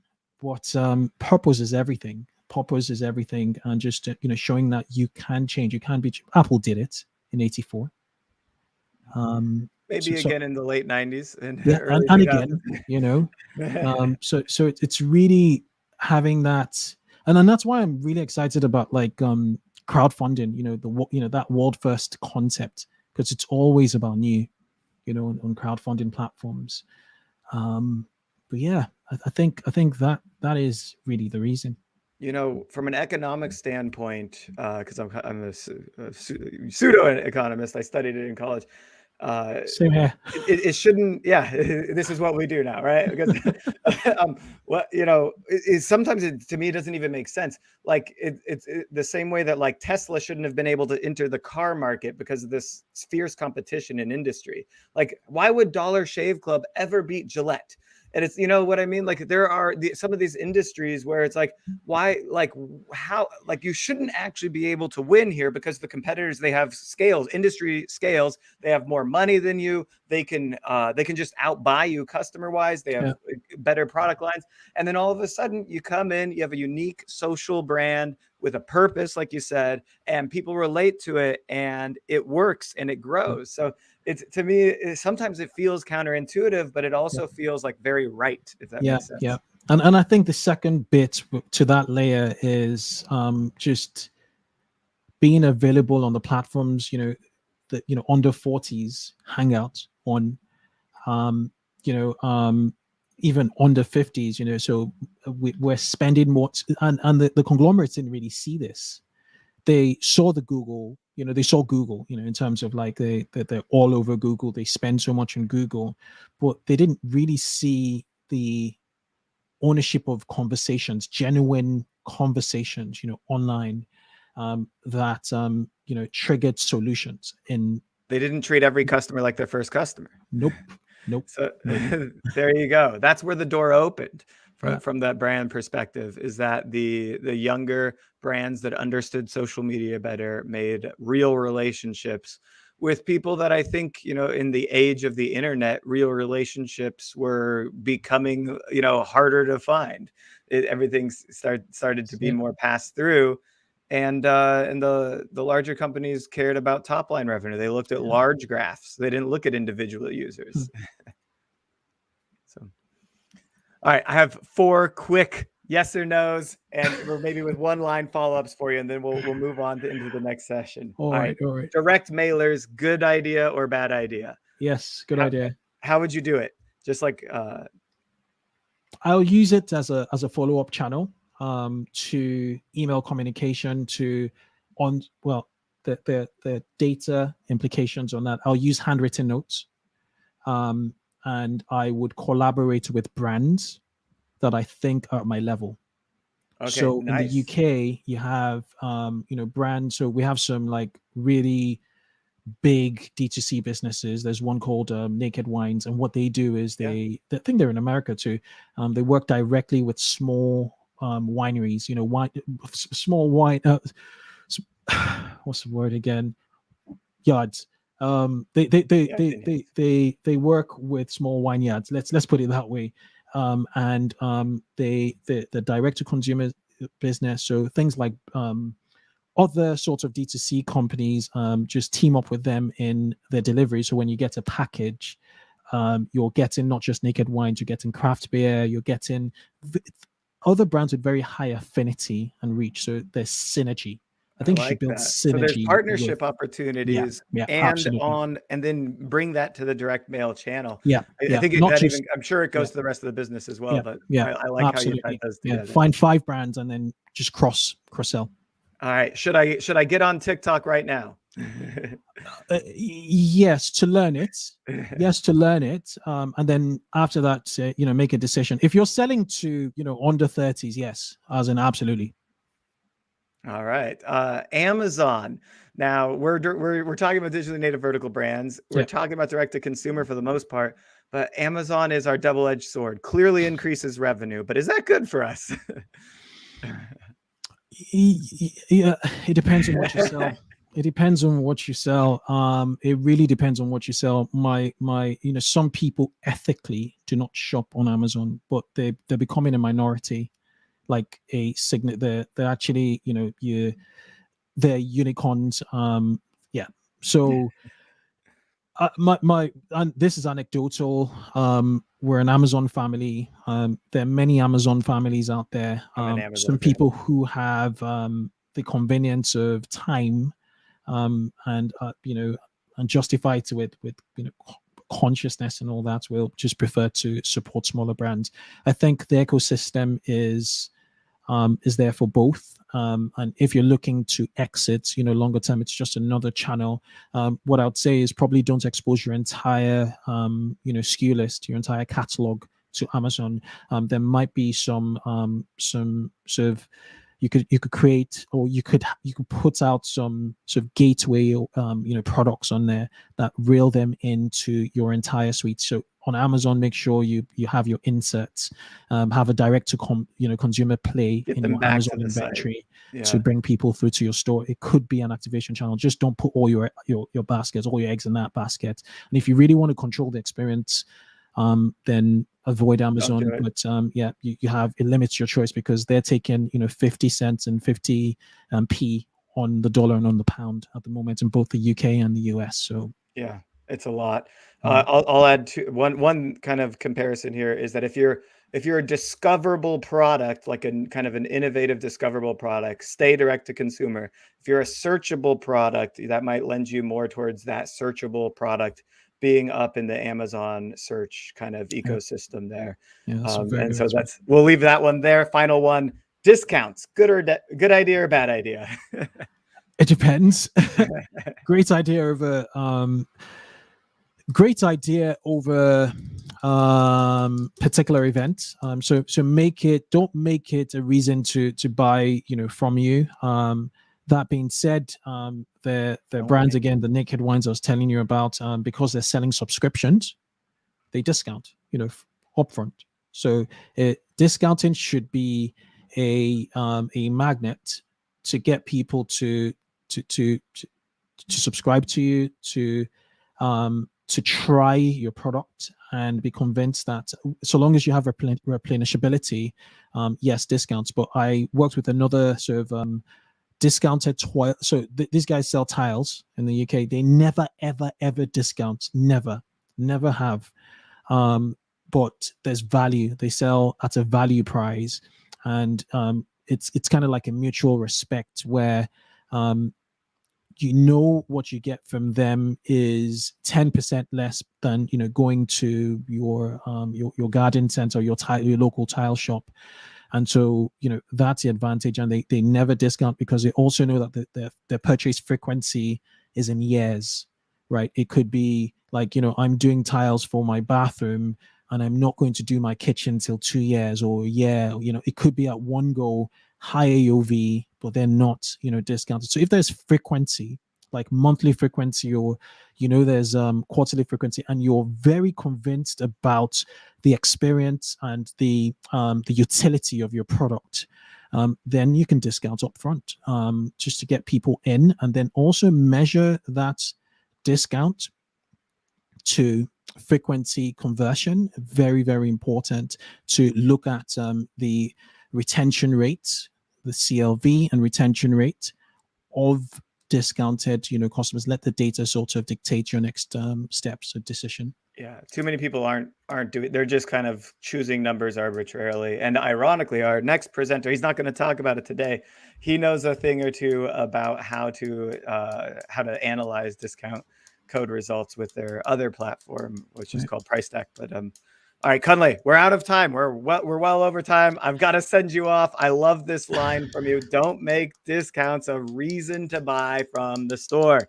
Just use them as, like you said, a foot in the door offer, but not the reason that people come back to you over and over again. If only we could always take that advice to heart, I think there'd be a lot more profit on the table for some of the brands listening today. Kunle, thanks so much. Everyone, check out 2xecommerce.com. Download the podcast, subscribe. You're going to love it. Thanks, Kunle. Derek, it's a pleasure. Thank you so much for having me on here. Bye-bye. Absolutely. All right, we're moving right into it with Brecker. Brecker, how's it going? Doing good, Derek. How you doing? Hey, doing great. I wish we could talk for half an hour on dynamic discount codes. I'm going to give you 15 minutes to tell us about Preflect and how we can increase our return on ad spend with better segmentation and targeting. Here, I'll add your screen in here, and I'm going to hop off and let you get to it. Awesome. Can you hear me all right? Coming loud and clear. Perfect. Awesome. Sounds good. So my name is Brecker Breeze. I'm a co-founder over here at Preflect. And our motto right now is Facebook ads are hard, but we make them easy. So here's our founding team, Ian McHugh, my co-founder. We are actually a Mark Cuban-backed startup. He's a great guy, and we're super happy to be working with him and his team. Little overview, some key takeaways. What I want everyone to get out of this today is, one, Facebook definitely isn't dead. Two, merchants need to focus on brand at the early stage. Three, we're going to talk about the challenges of Facebook ad buying agencies. And four, we're going to talk about our cost-effective solution to having an ad buying agency called Preflect.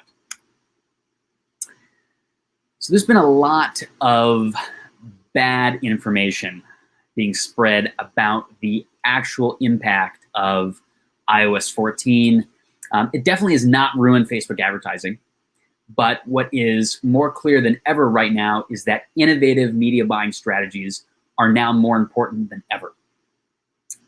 5 years ago, you could throw a couple bucks into Facebook and get a pretty easy return and a pretty significant return. But right now, media buyers who were not prepared to innovate are really the ones who are falling behind right now. One myth that I also love to dispel is that you need to spend $5,000, $6,000, $7,000 a month on Facebook to see any return in e-commerce. This is blatantly false and something that our platform has definitely proven wrong. So right now, there is so much focus on data, and that's great. It's definitely not a bad thing.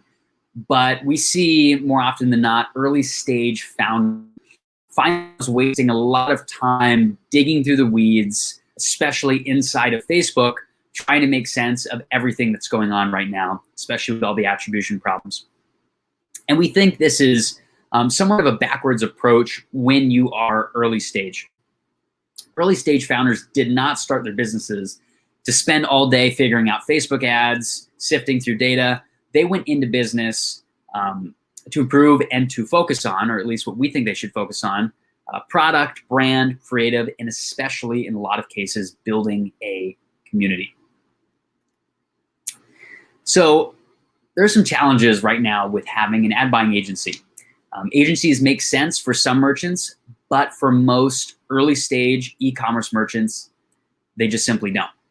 If you're a bootstrapped brand or an organically grown small business, and you're maybe only spending a few $1,000s per month on Facebook ads, the added cost of hiring a media buying agency makes it extremely difficult to turn a significant profit on Facebook regardless of how good or bad of a job that agency might be doing for you.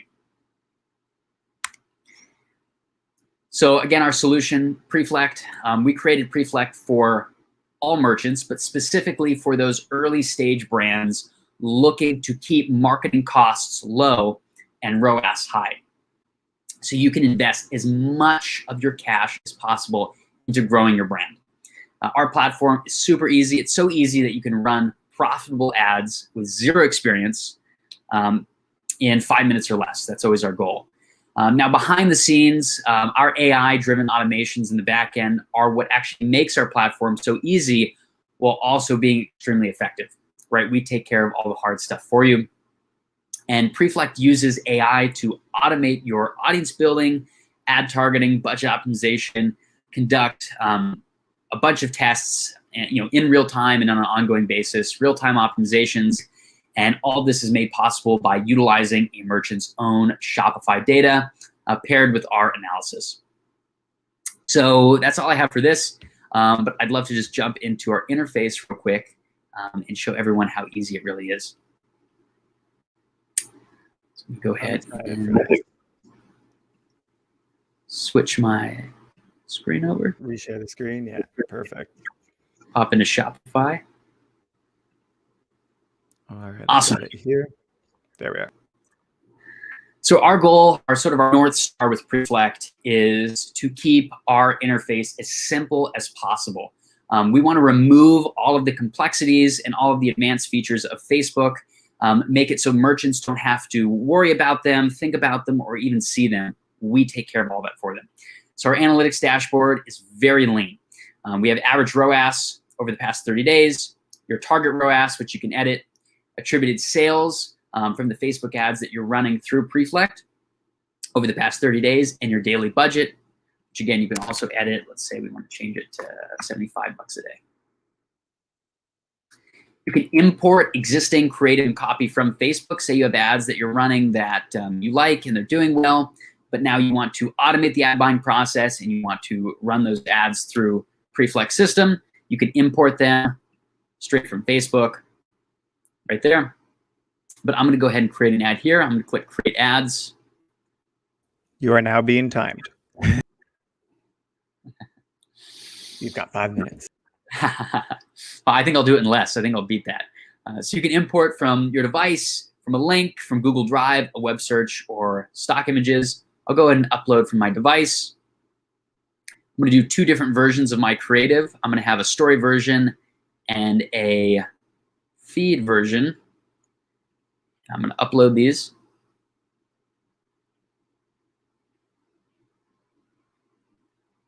Derek, you can start playing the Jeopardy music. That would be hilarious. There we go. And here's our creative, right in our interface. I'm going to click on that. So we have our feed version, our story version. I'm going to go here and add some primary text. I'll just say buy lashes. Lashes. And if I want, I can add different variants of both primary text and headline. And our AI is going to optimize budget across those variants and quickly pick a winner. We'll worry about all that testing for you. Landing page.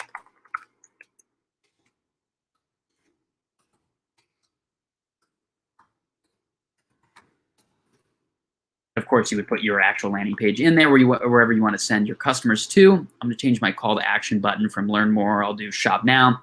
So you have a subscription brand, you want to do subscribe, but I'll keep it as shop now. Looks good. And here's the fun part. So this is how easy we make your targeting. So again, the audience building, the targeting, that's something that we're entirely automating for you. And it's as easy as just toggling a button right here. So say you want to run this ad at top of funnel and you want to use it to prospect and find new customers, you're going to toggle find new customers. Say you want it to be a retargeting ad to retarget website visitors, you toggle retargeting. Say you want it to be both, you're going to toggle both. We're going to create 2 different ads, one for finding new customers and one for retargeting. And again, it's as easy as that. I'm going to go ahead and click save. If you made any other adjustments or any other ads, you'd be ready to go after clicking deploy campaign. And within 15 minutes, those ads are now going to be running. And there it is. That's it. We make it that easy. That's awesome. I love it. The secret sauce here is you've streamlined the process of ad creation for sure, but the value prop has got to be in that targeting and what's going on behind the scenes after we publish, and you're optimizing for us. I used to spend hours in the back end of Facebook trying to figure out the best, slice and dice ad segments to target, and it's a whole bunch of guessing, a whole bunch of expensiveness. So give me a glimmer into the AI and how it works so that I can trust it for me and my brand. Yeah, definitely. So for example, if you were to toggle finding new customers and say you did sell eyelashes. So what our AI would be doing, be taking a look at primarily your Shopify data, right? So getting a really clear picture of who your good customers are. And we would actually be, for example, for this brand, our AI would want to forecast lifetime value. And it would want to determine not just who your customers, your good customers were in the past, but who they're going to be in the future by helping you build better lookalikes, right? And so pulling that data, running the analysis, doing that forecasting, building those audiences, segmenting those audiences, actually plugging them into Facebook with the proper ad sets, with the proper budget, all of that, again, is going to be optimized for you. You're not going to have to worry about any of that. But in the back end, in this example, that's what would be going on. We'd be doing some forecasting, some data analysis, building lookalikes, segmenting them, and then plugging them into Facebook to run your ads. I love it. And I want to emphasize, this doesn't make a starting store successful, but this makes an established brand, smaller brands that have maybe dabbled in advertising, a lot more successful especially at the savings of an agency, because there is definitely this middle ground, right, Brecker, where it's like, ads are doing okay. I can't really run them, but if I hire an agency, I'm not going to make all the money's going to go to the agency. I can't do 50K in ads. So like the cost of the agency always becomes overwhelming. So I think this solves that problem there, right? Yeah, I mean, if you're spending $4,000 a month on ads and a decent ad buyer, you're paying $2,000-3,000 a month, it makes it pretty difficult to get a significant return, right? It starts to make more sense if you're spending 20, 30, 40, 50 grand a month on ads, then the numbers work out. But if you're early stage, the numbers for the most part definitely don't work out. One comment I would like to make though about this being for brand new brands. The data requirement is actually really low. We worked really hard to make sure that we could work with almost every single brand. So 99% of the time, if you have sold at least $5,000 worth of product ever, now of course, that's going to vary depending on your average order value and how much your products are priced and things like that. But for the most part, if you sold at least $5,000 worth of products ever, we'll be able to get to work. Right. So even if you're super early stage and, maybe you're selling $2,000 or $3,000 a month and you're a couple months down the line, this is definitely going to be a tool that you're going to be able to utilize. Awesome. Brecker, thanks so much. We're going to move right into our next presentation. I've put the link here in chat for everybody, and it'll also be in the show notes for everybody listening to check out Preflect and get your ads up and running, especially if you're not running retargeting ads today. Almost always, this is an easy win for increasing sales in a business. Brecker, thanks so much. Thanks for having me, Derek. Awesome. With that, we're going to move right into our next presentation. So you're sending traffic to the site to purchase. Most of that traffic is going to be on mobile. What if you had a new shopping experience on mobile that was more interactive and had a higher conversion rate? Nurit, do you know anything about that? I think I can guess. I think I might have experience in that, Derek. Thank you so much. That's awesome. I'm going to go ahead and add your screen. It looks like this, if you want to move your screen over to the presentation so we don't go into an infinite loop situation. Okay, perfect. I'm going to add it here. I'm going to let you explain a little bit more about Pelori's and that mobile experience optimization. Okay, thank you so much, Derek. So everyone, I hope you're enjoying the event. I'm sure that it's insightful. I've been to many of Derek events before. So my name is Nirit. I'm the CMO and co-founder at Pelori's, and today we're going to talk about the next generation of mobile shopping experience. I'm talking a bit fast, so I'm sorry. I'm trying to talk a little bit slow, and pardon me in advance for my accent. So just so you get a grasp a little bit about us and about the company and where we came from. So we are the three co-founders of Poloris. Amir, our CEO, he's the engine behind the business who's driving us full steam ahead with a strong technical background. He was the founder of a social media network for foodies here in Israel that was acquired a few years back, and later on moved into product development for the Prime Minister office in Israel. That's where I met with him. My background is actually social media marketing. I worked with many brands as e-commerce managers, website managers, and of course, Facebook, LinkedIn, and all the ads and everything that you've discussed before. Been there, done that, was frustrated by that many, many times. Arik, our CTO, he holds a strong technical background, development of all the magic behind the business. I have no idea what he's doing, but it's looking really well, working flawlessly. So I'm guessing he's kind of good in what he does. In a nutshell about us, we're currently serving over 50 clients worldwide. We were last June finalists in the Louis Vuitton Innovation Award under the category of the future of e-commerce experience. That's our motto, that's our tag, that's where we see Poloris going forward. First place winners of the TMTI competition under the e-commerce and media. Launched the product into production in early 2020, just with the COVID when it hit. Headquarters in Tel Aviv, Israel, and happy to be here. So, like Derek said, you're bringing a lot of traffic into your website, and to be specific, into your mobile website, but still, 3 out of 4 of your shoppers choose to leave the website and don't complete their purchase. So that means that you're actually bleeding out on revenues, because even in 2021, even with the COVID and all of the online that was booming, desktop converts better. So we're trying to understand why is there such a big difference between the desktop experience and the mobile experience? Well, I can narrow it down for you for 3 key reasons why it happens. First, responsive is simply not enough anymore.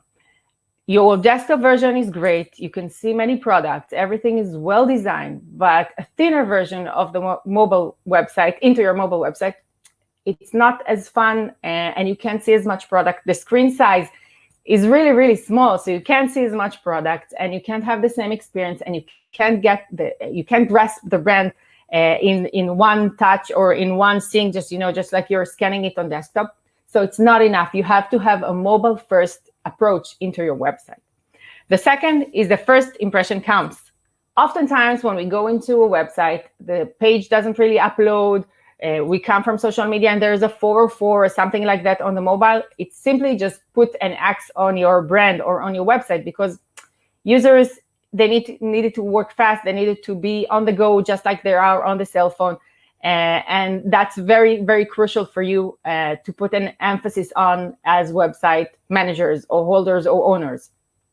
And the third and most important part is nowadays the customers or your consumers are on the driver's seat, which means that the customer care, the customer service, and everything about the customer is supposed to be specific for him, especially for him, personalized for him, for her, for they, because they want something that is truly designed for them. They want answers. They want them now. And they want to get an experience that is relevant for them, just like they know and love from other social accounts, for example, for social media networks, for example.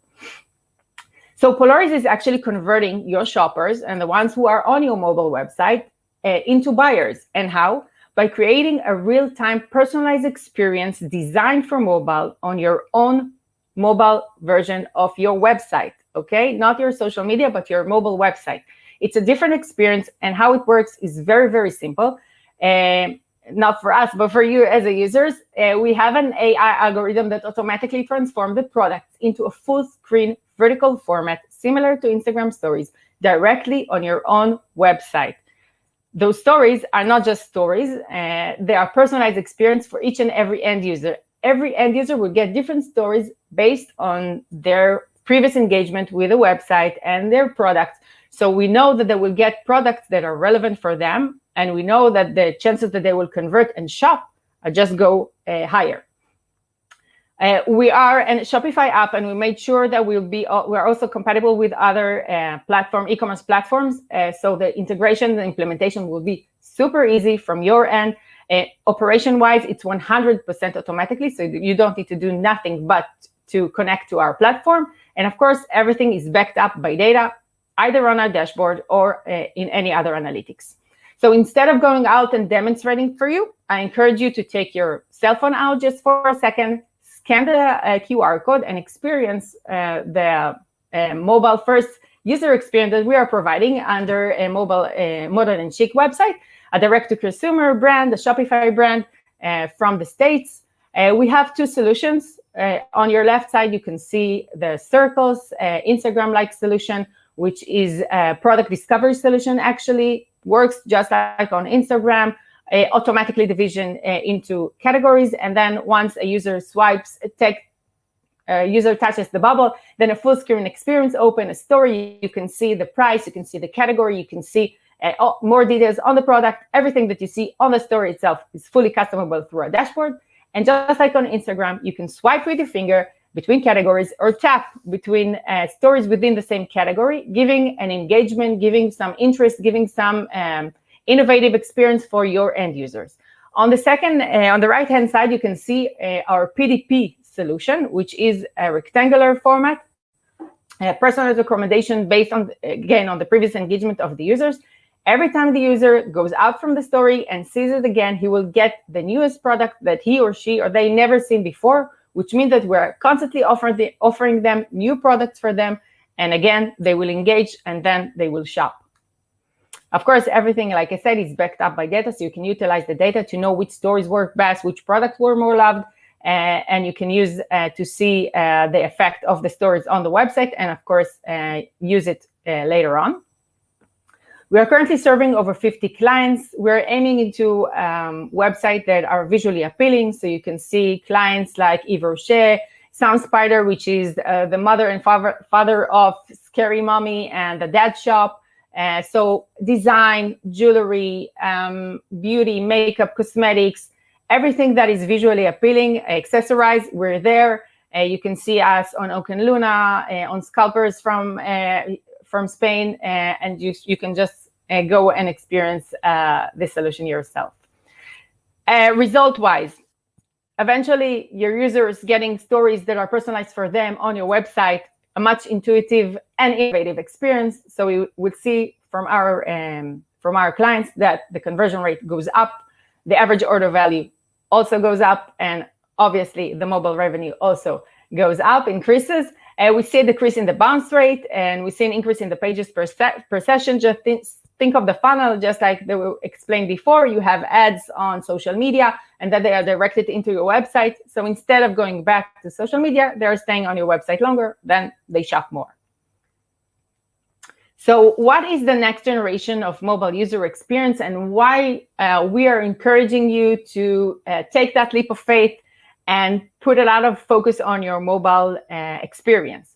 Well, just think that when I want to see something on the Facebook or Instagram, I'm going to the app, I'm going to my mobile, and I don't want to see it on my desktop because the experience there is not that good.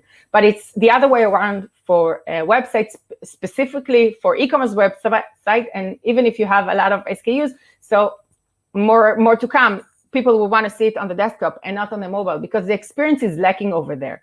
So we try to narrow it down and to understand what kind of benefits the social media have on mobile that we can leverage into your own desktop. And we narrow it down to those following, and I'll explain about them in just a bit. So personalization. Personalization is a key factor to increase your conversion rate. And why? There's more engagement because I see the products that I like, that I want, and that are relevant for me. Let's say that I go into Kiko Milan and I will get a bundle of, I don't know, teen makeup. Well, I'm not a teenager anymore.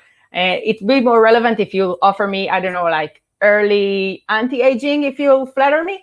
So I think that's more likely for me to engage with if I'll get some kind of a bundle from that sort. And of course, if my experience is very good and I got everything that I wanted, then I will go back and I will shop more because I had a great experience. They knew just what I wanted. So why not go back again and experience this pleasure all over again, okay? And the third, and I think that's the most crucial part, and I think that's the biggest challenge for brands, online and offline retailers, to work with. Brick and mortar experience is, it's enormous. You go into Macy's and then you see all of the makeup line after lines and the colors and everything. And you find the product that you came for. Let's say I went and brought a mascara. Okay, I'm sorry, but I'm in Kiko Milano, so I'm thinking about mascara and makeup. So I'm taking a mascara, and then a beauty attendant come, and she suggested that I will take also this eyeshadow and this makeup that will work great for me as a user. And you know what? Truth be told, I'm probably gonna shop it because it was meant for me. She gave all her focus to me as a user, or as a person who went to buy it, and it's matching to my needs and my desires. So it's very hard to do it on an e-commerce website. That same brick and mortar suggestions that are personalized for you, and a product discovery that you can see really fast and can be really colorful and really, really, really interesting. So you need to try and leverage that feeling or innovative feeling by giving it to your users on your website. And of course, eventually, integration and operation is also very, very crucial for you to understand the personalization. Personalization is not based on a hunch, but it has to be based on reliable data and smart data analysis. And you want to do it, or you want an AI or machine learning algorithm to do it for you, so you won't have to worry about it, because it's really complicated. The second emphasis about the user experience and mobile user experience is that you have to understand that being a mobile first is not a nice thing to have, it's a must, okay? You have to be a mobile first website or mobile first brand, because first and foremost, Google won't give you high ranking if you are not compatible to mobile, if you're slow, or if you're not responsive enough. So you'll get lower ranking and nobody will come searching for you organically, okay? That's first and very, very important, because if you're not searchable, then you're not there. We all know that. The second is that you have to have optimized website, which means that the page speed is very, very crucial, and you need not to overload your website with a lot of features in order for the page to go up really, really fast. And I'm talking fast, it's the fast that you can imagine.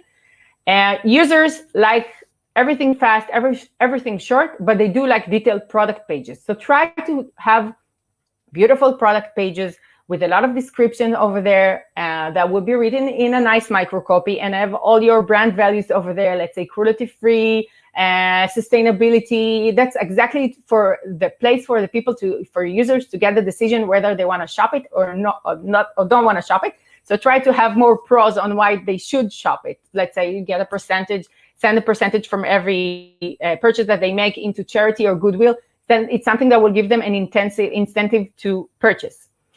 The third, why mobile commerce? Because we're always on the go, and we're always fast and always running and always rushing and always with our phone. So once I'm on your website and I'm scrolling and I'm seeing product, if a notification comes from Instagram or Facebook or from WhatsApp or any other place, or God forbid, a phone call, then I'll be directed and disturbed, and I won't remember to go back into your website. So everything has to work really, really fast. So the path to purchase will be faster than whatever that you think that might be have.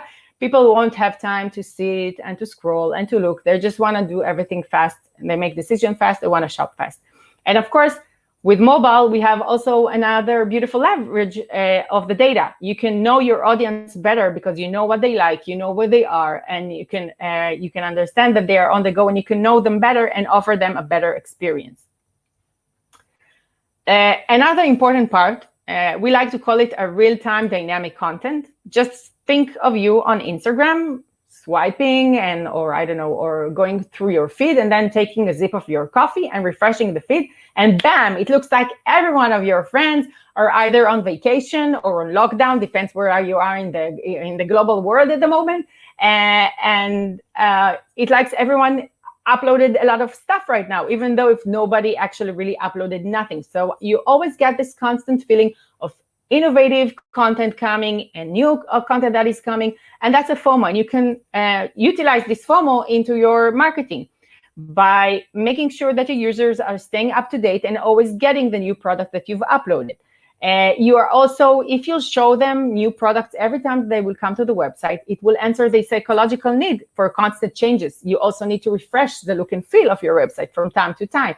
So just, add a video, change a banner, make them feel like everything is in work, everything is designed for them. Of course, it can also help you to move them down the funnel for the purchase. If you offer them incentives, coupons, and other beautiful discounts or bundles or surprises or I don't know what, but you can you make sure that they won't miss out in order for them to complete their purchase and go down the funnel. And of course, you need to make sure that all the data that you use is completely reliable, preferably API-based, so no scraping or nothing. So you know that you're getting products that are in inventory, products that are looking good, and that you have an image and you have all the details that you need in order for them to feel secure to shop in your website. The visual story format. Okay, so we are talking about the user experience that is not on social media, but it's on your own website. And why stories? Well, just think that as a people in this planet, nowadays, we are viewing so many pieces of content per hour, per day. It could be in billboards around us, but it could be in social media networks, on our emails, on our kids in TikTok, television, Netflix, whatever that you see, so many bits and pieces of data, and we don't process it anymore. We just scan it, okay? We don't read anymore, we scan. And what we see, we remember 60,000 times more than what we read. So the story format came and actually created a solution for this situation. When we see something, we can imprint it into our brains directly, and then we can engage with it, or we'll remember it much more. So we can utilize that into enhanced product discovery. So all you need is a functioning thumb. And if your thumb is not functioning, you can also use the finger. For the swiping gestures, you can swipe up to shop, and swipe between the stories, and get more products, and in a visual matter that really converts, because users know and love it from social media. You don't need to educate them on how to use it. They just do. Of course, when it's personalized for each and every end user, just like on Instagram, it's a much fun experience. I don't want to watch people that I don't follow on Instagram because I don't care about them.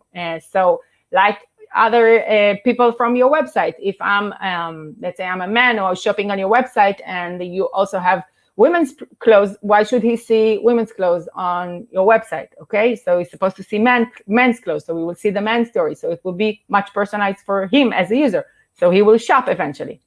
And of course, it also helps you to navigate seamlessly in your website. You can easily go between categories. You can swipe up. You can see more stories. You can see more products. And with that, you can just shop more. And of course, it also helps you with a lot of data insight. So you'll know what works really well for you, what works for your users, what kind of product do they like, what categories works best. And then you can utilize it to your social activity. I know I talked fast, and I apologize if I made such a mess, and thank you for bearing with me and my accent and my English. But here are the take-home values from this small presentation.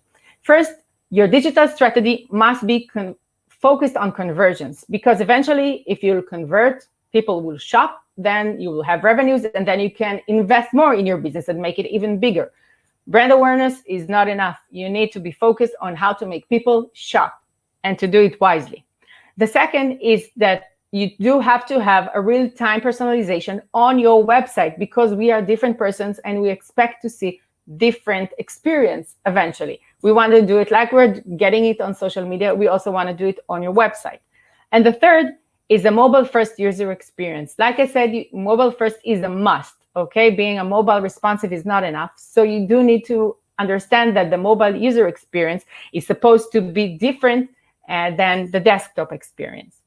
So that was me. Our offering today for you as attendees of this event is a 1-month retrial, personal customer success manager for you, personalized. Like I said before, I love it. So you also get a personalized customer success, and of course, a practical how-to ebook, so you can take all what I've spoken about and know exactly on how to do it. So just before I leave, you can take your cell phones again, and you can scan whatever here that you see and love. Skin is a direct-to-consumer loungewear brand. You can see over there that it's a much cleaner theme that we've created for them, with the stories that are much more have the look and feel of a calm indoor feeling. You can see Nunu brand, which is a fashion rock style kids clothing brand. If you don't know it, go, you love it. You can see more stories that are more gothic over there, so you will enjoy that. And that was us. Feel free to contact us. Of course, we're available on LinkedIn, Facebook, Instagram, our personal email, contact email, website with many case studies that you can see and learn. And that was me. Yeah, awesome. I love it. And I definitely took the QR code, went to the site, and had a good time looking through those stories. I mean, it's just immediately such a more powerful shopping experience than like having to, like, I don't know, sort through collections and find the products. It's discoverable, it's enjoyable, and most importantly, it's not converting. It's not a taught. Yeah, that is the most important. But I think the secret behind it is because I already know how to thumb through these or use my finger if my thumb is broken. I did laugh at that. That was pretty funny. Like it's an experience that I'm already used to, that I've been doing for the last 3 hours today already. No, I'm just kidding. But you know, everyone wants to shop this way. And you know, the truth of the matter is, I don't think the platforms like Shopify, WooCommerce, Magento kept up with the change in what a mobile shopping experience should be, which of course opens the door for you to enhance it. And the fact that it's personalized, it's tagging products, and that you can create these little video graphics without having to do anything, basically. That just adds a lot of value to that mobile shopping experience. So there's no wonder why it's converting more. It's obvious why it's converting more.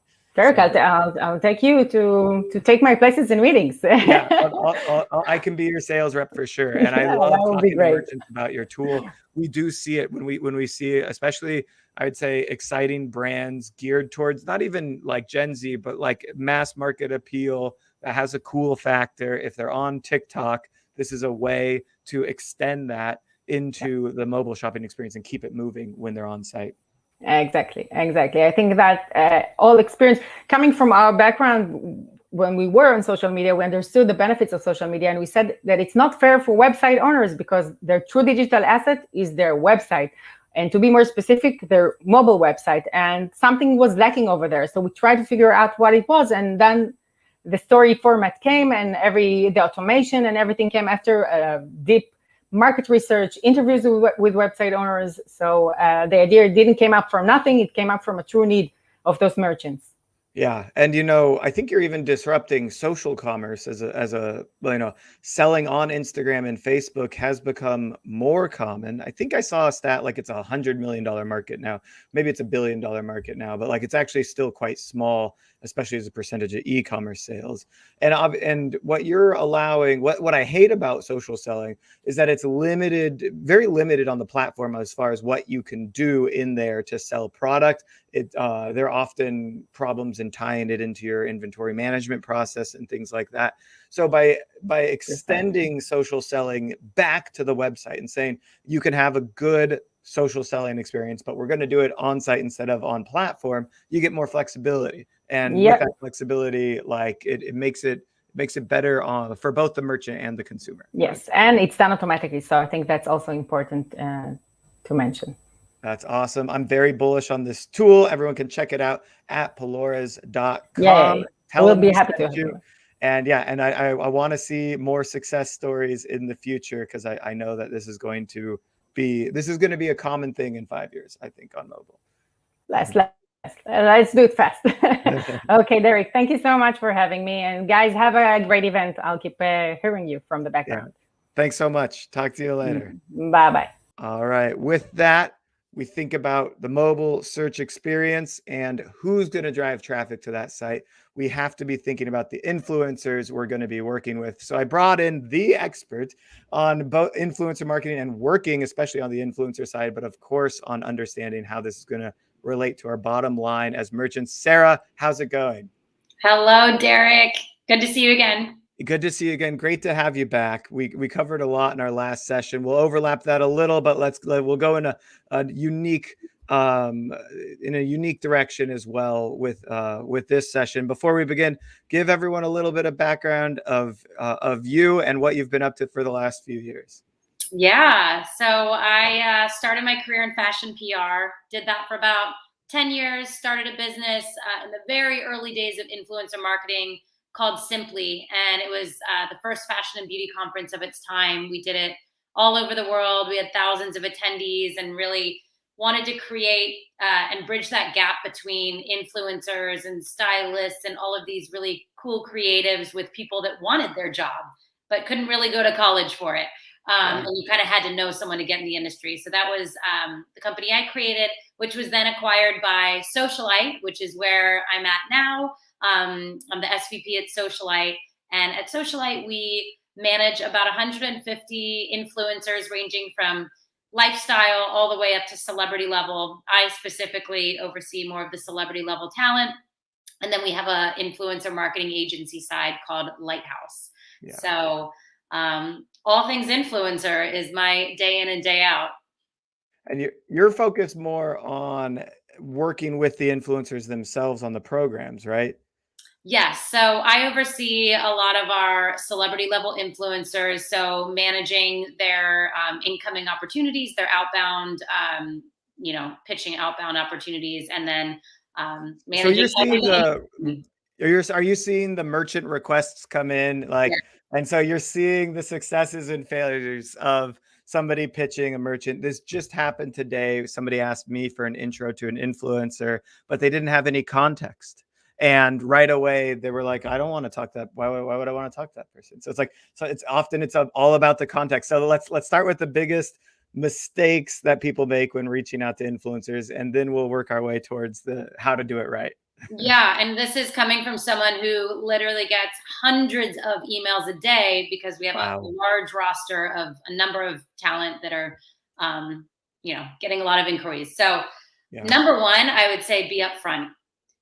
Say exactly what you want, put it all in the email. The biggest fail that I see is not being upfront saying, look, we don't have a budget, or this is an affiliate program, and trying to kind of get around that piece of it and get me on a phone call and waste 30 minutes of my time when at the end of the call, I'm like, she would never do an affiliate program. She has to be paid up front. If you would have just said that in an email, I wouldn't be annoyed. So just be upfront. If you don't have a budget, just say that. And maybe there is a talent that could be a fit for that program. But I would say be upfront. Everyone that you're emailing is very busy and you don't want to waste someone's time. Let them know if it's paid or unpaid, and share the deliverables, what you're looking for. So I would say in that initial email or phone call, just kind of lay it out on the table. Yeah, I couldn't agree more. It's kind of like owning your position as a brand. So give me an example of a pitch you got today that was the opposite of the worst pitch, the one that you go straight into the spam folder or the trash or the block or whatever. Well, the worst is all of the spam accounts that are coming out right now. I'm getting so many of them, and we have all of these spam checkers that we use because it's not even like a real company. So get rid of all of those. But an actual real company that actually came to me, I'll use the call I got on yesterday, and it was, they've been following up. Let's set a call. Let's do this and sign an NDA. So I signed an NDA. Oh yeah, that's almost never. It's a bad sign, right? If you have to sign the NDA before going into the call. Zero information given. I'm on the call. We're giving backgrounds. We're talking about everything, and then at the end, they're like, "Well, we don't have a budget." And I was like, "Why wouldn't you tell me this a month ago when we were trying to set up the call?" So there's a lot of those. Was that like an equity? Like they wanted to give equity or something like that? Because I know that happens to influencers as well, right? They were offering to create their own product line for the talent, but at a zero budget. With no guarantee, which I'm sure some people would want, but at a celebrity level where they're getting paid a lot of money for the similar opportunities. Yeah, you need at least a guaranteed like revenue. So we're going to sell 100,000 in product and you'll get 10,000 of that or whatever, something like that, right? Exactly. Yeah. So there's some sort of guarantee if they're promoting your product and your brand and all of those sort of things. Another no-no I would say when reaching out to an influencer is going around their management and their team. Okay. That's, it's always going to end up back to that manager and agent and just kind of put a sour taste in their mouth if you're trying to go around them. So I would say that. And then a third would be to do your research before. I've gotten so many emails where they spell the person's name wrong. They put the wrong name in it. They, ask if their, child can promote something when they don't even have a kid. So it's like, do a little bit of due diligence before you reach out and, provide anything. So don't just scrape a list off of somewhere and then send the same email to 400 people. That's what gets you a 0% response rate. Whereas researching a list of 400 by hand and then going to the 20 that make the most sense and asking them specific questions about themselves, their brand. I think especially, tell me if this works. I saw that your client recently worked with this brand. They're like a complementary product, a related product. We worked with them in the past. Does this help make the connection? Absolutely. Anything that I could tell that someone actually did the research and they spent time, more than 5 seconds, actually putting some thought into the email, I will 100% respond and get back to them and really give them more attention than the other emails. That's awesome. So this is big takeaways for everyone listening when they're thinking about reaching out and talking to influencers. So let's take a step back now and ask the question, when as a merchant should I be thinking about talking with an influencer? I'm sure your cast, as they're on the celebrity side, they're probably a bit more expensive, typically going to be part of larger campaigns and they're not just the whole budget on them kind of thing, right? So when do we start working with, let's say, your level specifically to Socialite and Lighthouse, your level of influencer? Like how much revenue should I have as a brand? Just like as an example. I mean, it really depends on how you divvy up your marketing budget. If it's all going to influencers, it could be a very different number than, if it's allocated in a number of different channels. I mean, you can start working with influencers on an affiliate basis or micro basis at any size. I would say even celebrities. Many celebrities go into affiliate. Once you get to celebrity level, I mean, a lot of celebrities aren't going to work with a small business that they haven't heard of. They're going to want the big, Fortune 500s or, something that's cool and in the industry and that's well known. I don't know an exact dollar amount, but I think it's, you have to be to a place where if you're spending $500,000 to $100,000, it's not going to put your business out of, underwater. And is that because it's risky to go with influencers? Sometimes, I mean, some perform, some don't. You don't want to put all your eggs in one basket. Some perform really well in terms of sales. We have a few of them, which are incredible, but then some you work with for brand awareness. Some you work with just for the clout. They sell a little bit, but it's really to get that beautiful content and have that celebrity talking about your item. So it kind of depends. There's never, hey, I'm going to pay you this much and I'm going to guarantee this much in return. If someone tells you that, it's impossible. Yeah, I think that's a very good point, because anyone saying that they're going to guarantee this many clicks or views or impressions is likely on the train of, like, I don't know, buying fake views or something like that. Like, right.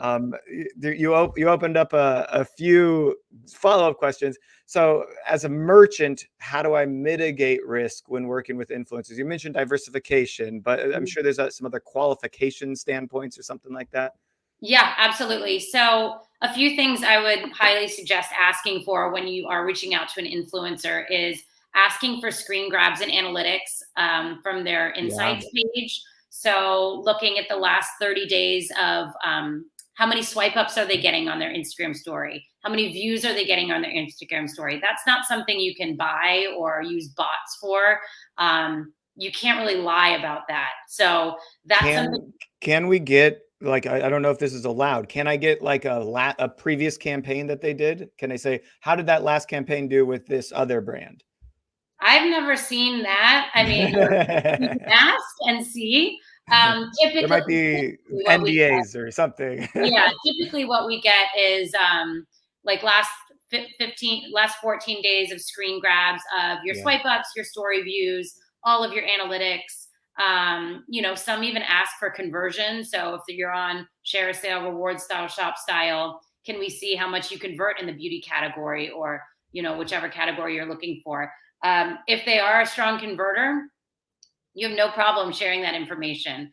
If they don't want to share that with you, that might be a red flag, that they aren't a strong sales converter, if that is your goal. So those are things I would definitely ask for. If your brand is US only, look at their US following, look at their male, female. Yes, male, female, their age bracket. So look at all of those analytics and, you know, analyze them. And if you are an international company, it doesn't matter as much. But if you're only shipping in the US and they only have a 20% US audience, you know, that's something you have to pay for the full amount, even though you only get 20% of the value. So it becomes a problem. Exactly. So those are really important. And I think that's something that's become really common. You know, it's a really common question that people ask, and we always provide that. So as the agent for the influencer, you're working with a merchant. You need to protect the influencer. Help me. I want to know where you stand on the spectrum of, like, are you the used car salesman for the influencer? Like, I'm just going to sell the merchant whatever I can get money out of them for, as long as it's healthy for the influencer, you protect the influencer. Or is it like, we always take the merchant's best interest? We want to find them the right influencer. We want to do that. And I know that I'm putting you on the spot a little bit here, but like, seriously, like, everyone wants to make money. I know that there's some do-gooding parts, like, you're not the agency for the merchant, except, well, Lighthouse might be, I suppose. Right. But you're managing the influencer. So when maybe an outside agency comes in to hire, how do you, like, you know, how fair and transparent is the process? You know what I'm getting at? Like, totally, yes. And I am all about being fair, and, you know, that's a conversation that I have with the talent. And when we're putting their pricing together, I don't want to put pricing together where the talent is not going to be rebooked by that brand.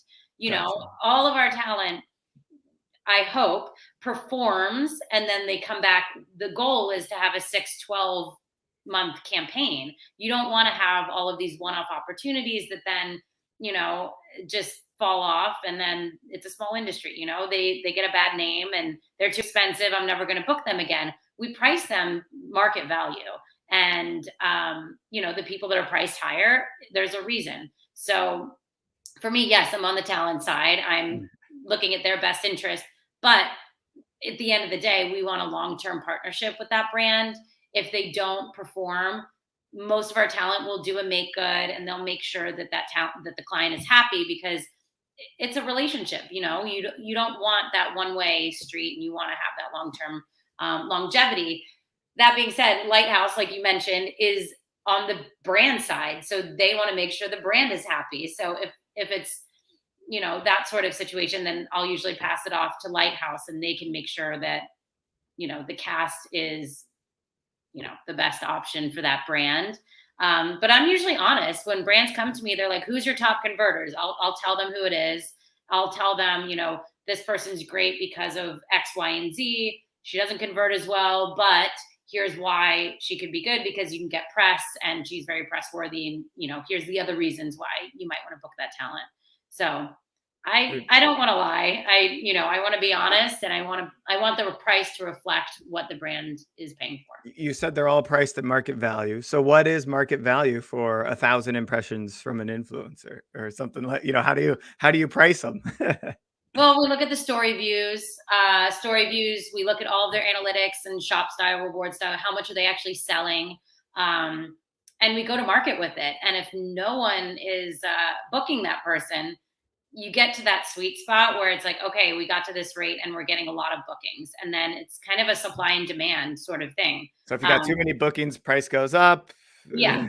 Yeah. And we do have a limited amount of supply for some of our talent. So like, especially Q4, rates have gone up because it's holiday season, it's a premium. So we just, kind of ebb and flow based on supply and demand and how much, availability there is. So that's an interesting kind of topic, talking about price going up for Q4. Ad prices go up for Q4 as well.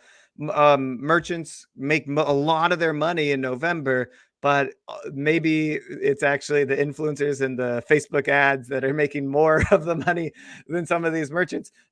So if I was starting an influencer program, imagine you wouldn't say start on Black Friday, Cyber Monday. We're getting close already. Should we therefore start in Q1 or Q2, or does it just not necessarily matter as long as we're getting the ball rolling and testing things? I think testing is great all year, but Q4 starting in October, like right now, we are so busy with everyone trying to plan out their holiday programming. So I think now is the time to either, start looking and booking your talent, because a lot of our influencers, their content is booked up for the next 2 months. So you have to get it now. You can't kind of wing it last minute, like, oh, let me put some money towards this Black Friday campaign. They're booked. So brands are getting really ahead of the calendar year, and we've had bookings into next year already. So it's time if you're thinking about holiday. Yeah, that's that, like, yeah, it's already time, probably even last month, or yeah, maybe even earlier. Like, I like the idea of testing in Q1, Q2 on influencers, and then the ones that work, like about this time, saying, here's more money for you, let's do this again for Black Friday. Yeah. I think that could be big. Now, we had on earlier today a brand called Bumpin' Blends that sells frozen smoothie mixes online. They Yeah. made a lot of they might have even worked with you or some of your I've heard influencers. of them, yes. They made a lot of success in gifting their product to celebrities and influencers. What do you think when you get a package from a merchant? Like, are you getting cold, like, apparel, like, like cold outreach, not even having talked to you or said, can I send this to you? And how often is this work, and how, like, is it a good idea, is what I'm trying to say as a merchant? Should I just be sending this in the mail to somebody? Well, yes and no. So as a small business, absolutely, this is a great free way to market your business, especially to smaller influencers. Once you get to celebrity level and the macro level influencers, a lot of them decline gifts just because they get so much and it's overwhelming, and then they feel the pressure, they have to post about it, and it's easier to just push it into a paid campaign. That being said, the smaller influencers, you get a pretty high hit rate, especially if it's a really beautiful package and, a great product. You'll usually get a lot of organic content. Perfect. That being said, make sure that you email or confirm that you will be sending it. They do not like getting random Just complete packages spray. to their home. That's a little scary. People just sending you things, knowing where you live. So I would definitely confirm the address first before you're sending it. Make sure you send all the press materials, all of the information in that email, and they confirm yes or no if they would like to receive it. But absolutely, I think it's a great way to free market your brand. So we talked earlier about the email format and how to personalize, make sure that they're the right fit. We've got that short list, and then we send the email saying, "Hey, I'd love to send you some free product." Do you typically find people saying no pressure on posting, or I'd appreciate a post, or I'd love to send this to you in exchange for a post? Like, Okay, but in exchange for the post, I always say no, because if you want to post, yes, guarantee, then everyone's going to say no to you. They don't want to have to guarantee that they're going to post about it for a free product. I would say if you choose, or if you like the product, if you feel inclined, here's our social. Would love for you to post if you like it, but no pressure. Just give them the information. If they like it, make sure you put a note in the package as well. They're never going to find that email if they get the package a week later. Put a note in there with your social handles. 9 times out of 10, they'll tag you, which is great.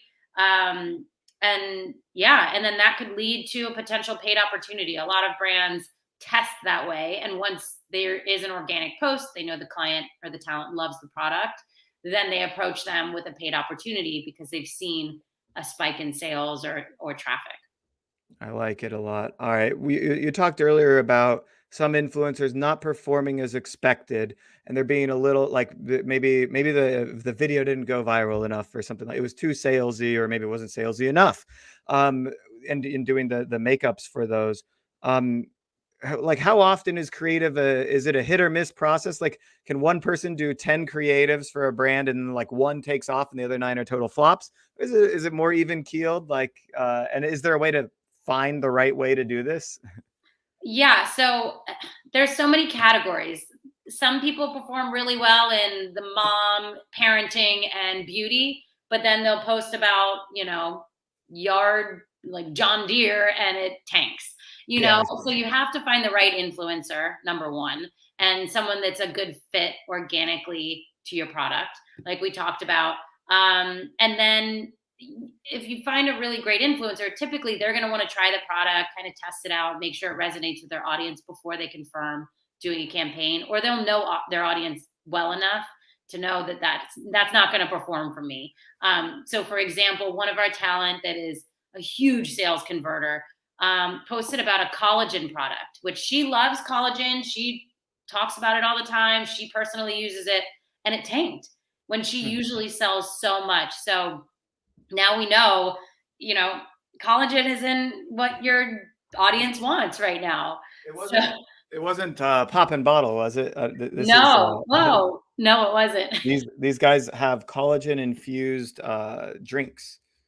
Yeah, it's trending. I mean, everyone is drinking it. It's a huge trend, but for some reason it didn't resonate with her audience. So that's something that, now we know in the future. Yeah, you had to learn it by trial and error, and now, right. You couldn't have predicted this. Sometimes that happens, and sometimes influencer marketing is trial and error. They are people. It's not, a traditional ad buy or anything like that. It's a person. So sometimes they could sell thousands of products with, one swipe up, and the next one in a different category, nothing. So it's really hit or miss, but across the board, we kind of know who converts, who doesn't, who has an engaged audience, and who just really trusts everything that they say.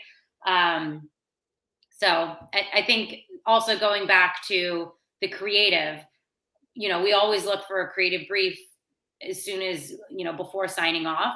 But sometimes they're so strict with the wording, and it kind of takes all the creativity away from the influencer. So sometimes, as much as you want to do that as a brand marketer, you kind of have to let them have a little bit of freedom to speak how they would about the product organically, as opposed to hitting every talking point and having 1,000 bullets that they have to meet within 5 slides. So it just comes across really salesy, and people aren't engaged with it. So think about that when you are putting a creative brief together, giving them as much flexibility as possible, while still maintaining, all of your brand guidelines that you want to hit.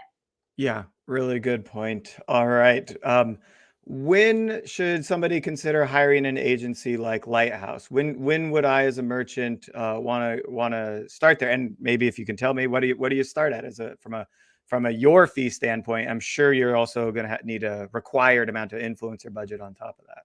Yeah. So with Lighthouse, it's really if you're ready for an agency to put together a full strategy for you, as opposed to just booking a couple influencers. You need a long-term campaign, multiple influencers, amplification we can do on Facebook and Instagram, and really put together a robust campaign. So once you're at that point where you've worked with some influencers on one-off opportunities, it's getting to be too much for you to manage in-house, we can take that off your plate and really provide you just the approvals and the final beautiful analytics. So, and take everything else off your plate, from contracting, campaign management, influencer negotiation. We have really great relationships with a lot of them out there, and can get the best pricing, and kind of make it really turnkey for you. We, in terms of rates, the minimum I would say is like 25,000, and then obviously goes way up from there. We're the agency of record for Airbnb, Keurig Dr. Pepper, and then all the way down to emerging brands. So we really want to work with you from the ground up and start with you from the very beginning and help build you to that large scale company. So 25K for your fee, and we're looking at maybe a 6 to 1 year influencer oriented plan with maybe I'm going to spend another 100, 150, 200,000 on influencer that year. So, and then that probably is going to be part of an omni-channel strategy that includes another million in Facebook ads. I would assume influencer is always going to be a little less than Facebook, Google ads, and those channels. So yeah, you should have I'd say a healthy $1 to $2 to $3 million overall marketing and advertising budget. And you should have dabbled in influencer marketing or had some sort of like organic influencer component where influencers just start talking about you and you want to make it better organized. And then from there, I think an agency like a Lighthouse and Socialite makes sense. And to be clear for everybody listening, Lighthouse will work with all sorts of influencers, not just the Socialite influencers. Yes. So you get the whole thing, not just it's not just an agency for those. Correct. Yeah, we have about 10,000 in our network. So that's a lot to manage. That's a big spreadsheet. We actually built our own internal technology, which is really cool. It took years to build. It's called Insight.